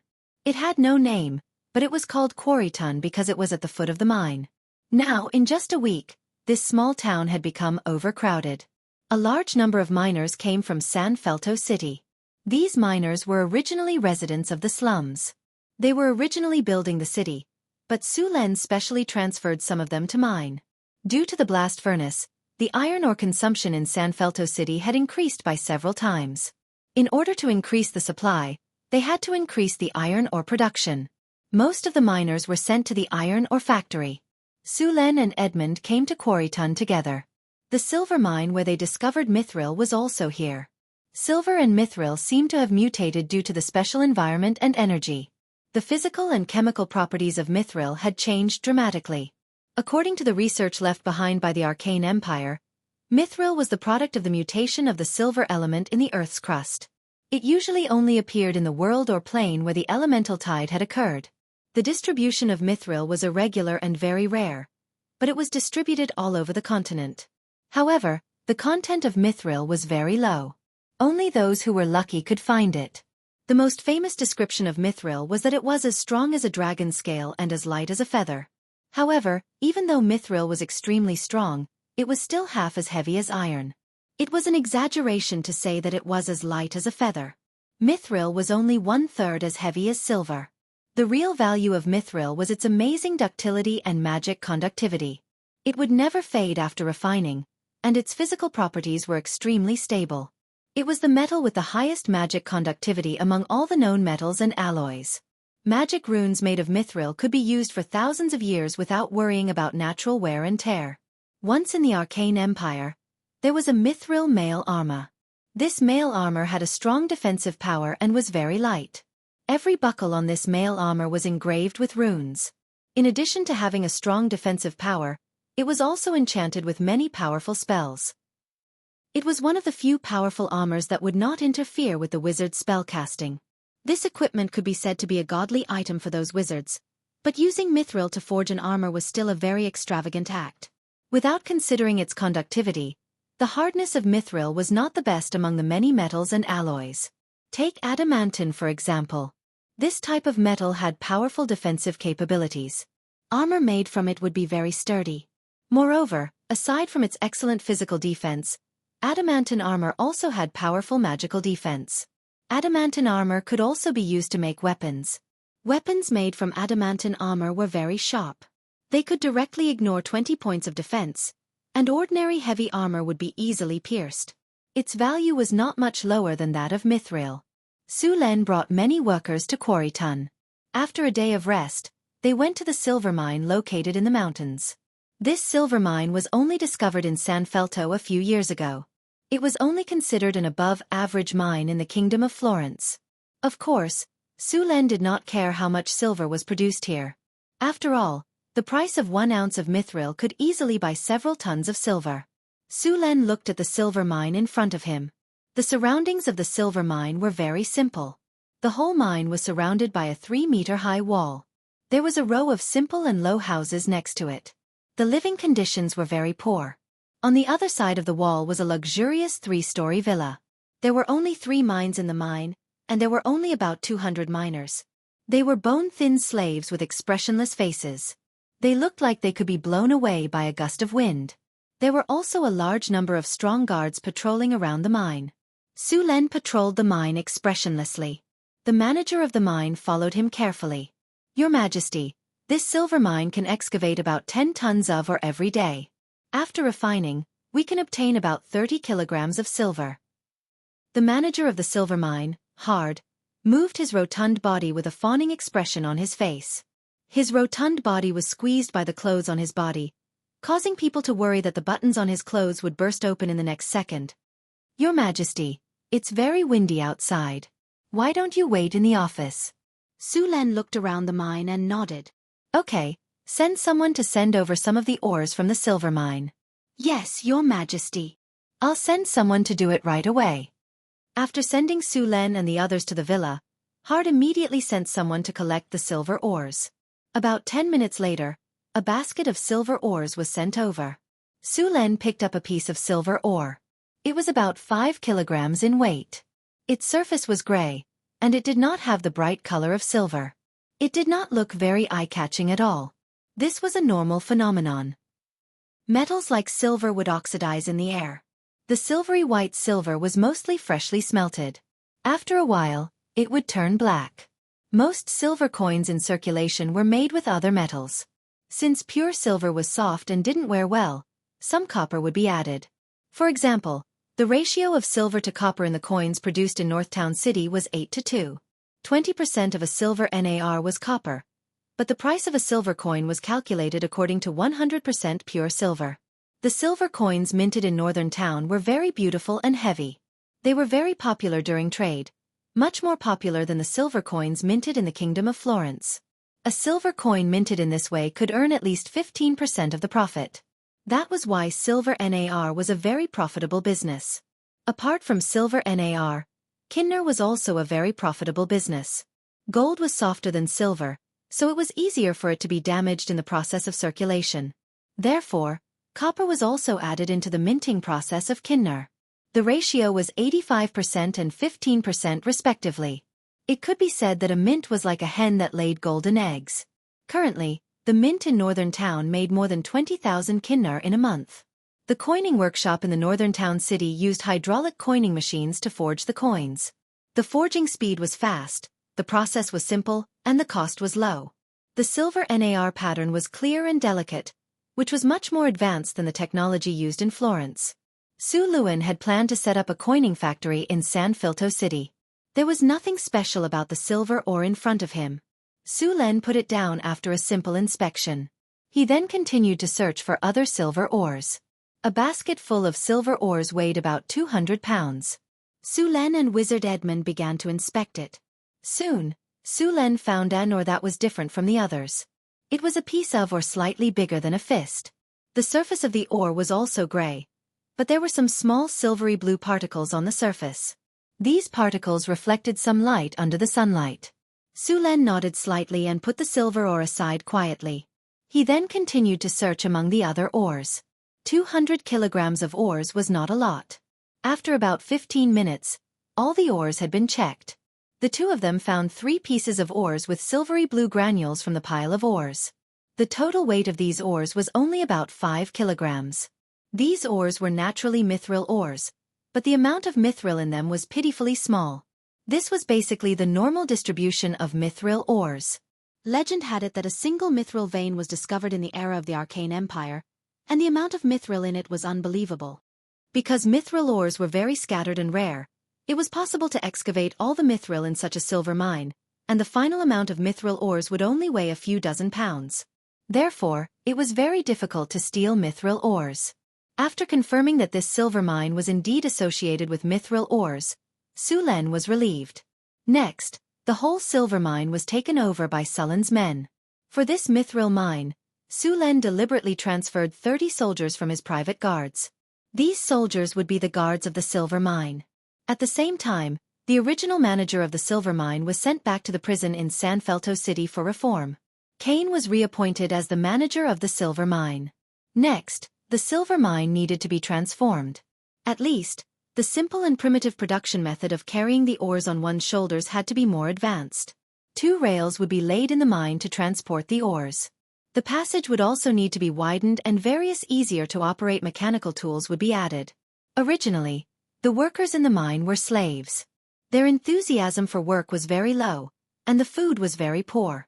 The work was also carried out under the beatings of the foreman. Of course, their work efficiency was pitifully low. Su Len naturally would not do that. He was going to use a method of quantitative production and set a minimum standard for everyone to collect ores every day. After the minimum standard was set, everyone would have food to eat. Of course, the food was better than before, but it was only enough to cover the basic consumption. There were also different levels above that. Once the number of ores collected reached a certain level, they would receive corresponding treatment. As long as they worked hard, they would have meat for every meal. In addition to these, Su Len also stipulated that as long as the workers worked in the mine for 3 years and collected a certain amount of ores during this period, they would be able to obtain the status of a free person and be rewarded with 10 silver nars. P.S. 2 more updates. Please subscribe. Watch pirated versions. Chidian books can now earn money by watching advertisements. You don't have to spend money. Chapter 434. As for Sullen's reforms, the slaves in the mine were only slightly agitated, but they soon calmed down. On the other hand, the poor people who came with Su Len were all very happy. They were very convinced by Sullen's conditions. This was mainly due to Sullen's previous policies. These poor people were different from the slaves. They were paid according to the amount of silver ores they mined every day.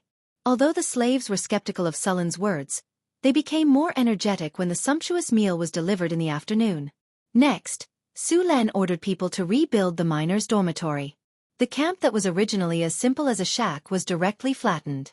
If he wanted the workers to work hard, he had to make sure they were paid well. Those who didn't talk about salary and only talked about sleeping together with you were completely acting like hooligans.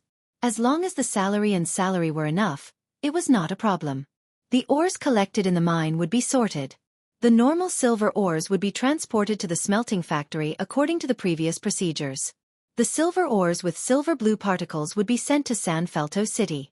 Then, these mithril ores would be handed over to the wizards to be refined. The original manager of the silver mine, Hard, was reassigned to the silver mine as the production team leader after going through a round of ideological re-education in prison.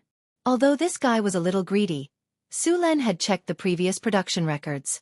During the time he was the manager of the silver mine's output was at its peak. It was obvious that this guy had some standards. Su Len was currently lacking in all kinds of talents. Although Hard had many shortcomings, Su Len still decided to use him. After going through the ideological education in prison, Hard had obviously realized his mistake. The fact that his originally fat body had slimmed down twice in just a week was the best proof of this. It was also the first time Su Len knew that prison had a weight loss function. For the sake of Hard's health, Su Len had decided to let him experience it once every 3 months. Hard would surely be grateful if he knew that Su Len was so concerned about his health. Then the matter was settled happily. After working with the Emerald Tower to develop the Mithril mine, the construction of the elemental pool and teleportation portal in San Filto City had also begun. The teleportation portal and the elemental pool required a large amount of magical materials. After working with the Emerald Tower, most of these materials could be obtained from the Emerald Tower. Of course, the Emerald Tower would not sell those precious magic materials. With the materials from the Emerald Tower and the help of the sorcerers, the construction of the elemental pool and teleportation portal was completed very quickly. The smooth marble floor was very beautiful. In the middle of the hall, there was a pool with a diameter of about 6 meters and a depth of 1 meter. The pool was seamless, as if it was a hole. A large number of runes were engraved around the pool. This elemental pool was located on the nodes of the surrounding earth veins. The entire elemental pool was plated with a layer of thorium. Thorium was an alloy created by the arcanists to replace mithril. It was mainly made from silver and other metals, and it was quite good at conducting magic. In the 4 directions of the elemental pool, a carving knife was rapidly inscribing runes. The sharp carving knife quickly slashed, and lines of intricate runic matrices appeared. It's finally done. Hathaway casually put away the carving knives, and then checked the runes that were carved out. She then returned to the workbench at the side and took out 4 magic gemstones that represented the 4 elements of earth, fire, wind, and water. Then, she took out 4 pieces of blue-silver metal that were only the size of a thumb. It was mithril. Hathaway snapped her fingers, and a blue elemental fire appeared on her palm out of thin air. She used the elemental fire to melt a piece of mithril, and then used the sorcerer's hand to control the melted mithril to the top of the elemental pool that was just carved out. She softly chanted a spell, and the melted mithril solution began to slowly fly up and turned into silver threads thinner than a strand of hair. They fell little by little into the elemental pool. The requirements of this process had reached the level of microns. The blue-silver mithril was quickly integrated into the runes, and the deviation could not be more than 10 microns. Under the control of Hathaway's powerful power of the will, the mithril perfectly drew the complex elemental array. Next, she used the same method to draw the remaining 3 elemental arrays. The cost of building such a medium-sized elemental pool was about 300,000 to 500,000 kinner. Ruby, topaz, sapphire, and emerald. The 4 magic gemstones were carved into 12-faced crystals, respectively replacing the 4 elements of earth, fire, wind, and water. Then, they were integrated into the 4 runic arrays of the elemental pool. Hathaway stood on the edge of the elemental pool and snapped her fingers. A magic light flashed, and then a powerful magic energy instantly gushed out of Hathaway's body and entered the 4 runic arrays in the elemental pool. The runic arrays were activated at this moment, and the 4 runic arrays emitted a dazzling light. Powerful elemental fluctuations appeared in an instant, and the entire elemental pool rose up at this moment. Gotcha! There was a sound like an eggshell cracking. Then, a crack appeared in the space above the 4 runic matrices. Through these cracks, one could clearly see what was behind the cracks. There was a boundless sea of fire, a thick yellow land, an abyss-like ocean, and a howling wind in the sky. After these cracks appeared, they began to gradually stabilize. Rays of light constantly flashed, and a large number of runes appeared around the cracks, enveloping the 4 cracks. As the runes gradually disappeared, the 4 cracks became illusory like phantoms. Then, a ray of light flashed, and strands of elemental energy slowly flowed into the elemental pool from the 4 cracks. After these elemental energies mixed in the elemental pool, a drop of dark blue elemental water appeared in the elemental pool. With the appearance of the first drop of elemental water, more and more elemental water continued to pour in, and soon covered the entire pool. As the light dissipated, the 4 cracks gradually disappeared into the elemental pool. These cracks were the elemental channels connecting the 4 elemental planes. The 4 elemental planes were the oldest planes in the multiverse, and they were also the foundation of all material planes. They were constantly spreading elemental energy to the multiverse. The elemental pool was connected to the 4 elemental planes to quickly gather elemental energy. The elemental pool in front of her had a standard elemental energy of 300,000. It was a medium-sized elemental pool. Although it couldn't be compared to the elemental pool in Northwind Tower, it was enough for San Filto City. Maintaining a small team of low-grade stone golems, 12 stone golems, required about 5,000 elemental energy.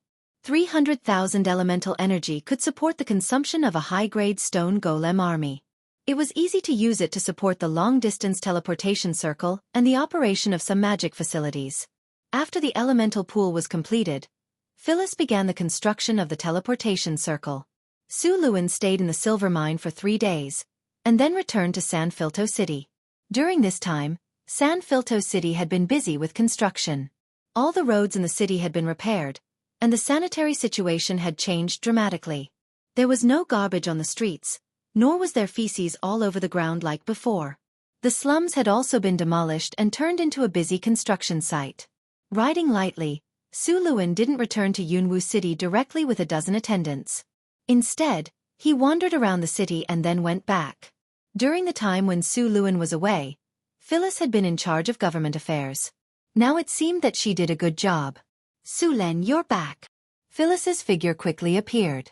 She was dressed like a queen and should have just finished discussing matters with the ministers. You've done a good job. Su Luan hugged Phyllis directly and then kissed her on the face. Phyllis's delicate face instantly turned red. She whispered, "Let go of me.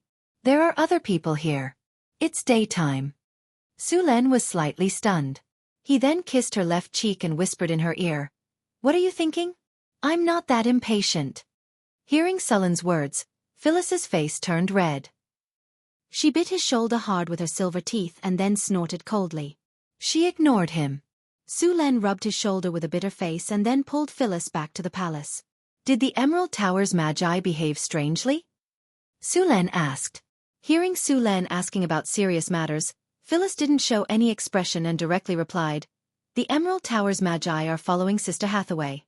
Some of them are enchantment on the water pipes and the water tower reservoir. Many of them are following Sister Hathaway to engrave runes. Seems like they're quite obedient." Su Len nodded. "Oh right, the elemental pool has been built. Sister Hathaway said that it's a waste to only use the elemental pool to support the operation of the teleportation portal. She wants to build a Magus Tower here." Su Len frowned. "The cost of building a Magus Tower is too high. We've been spending money like water recently. The treasury can even run horses." Su Len frowned. Of course, he knew the purpose of a Magus Tower. However, the scale of the business now was too big, and the funds were a little tight. It would be very difficult to build a Magus Tower. It's not a Magus Tower like the one in the northern city. It's a small Magus Tower, Phyllis said. The construction cost of the northern town's Adepts Tower alone was several million gold nars. The total cost of the whole thing was over 10 million gold nars. If it weren't for the supply of magic materials from the secret plane and the underground world, Northern Town would have gone bankrupt on the spot. Of course, this was for a large Magus Tower. The cost of a small Magus Tower was much lower. Many magi built a small Magus Tower after becoming a great Magus.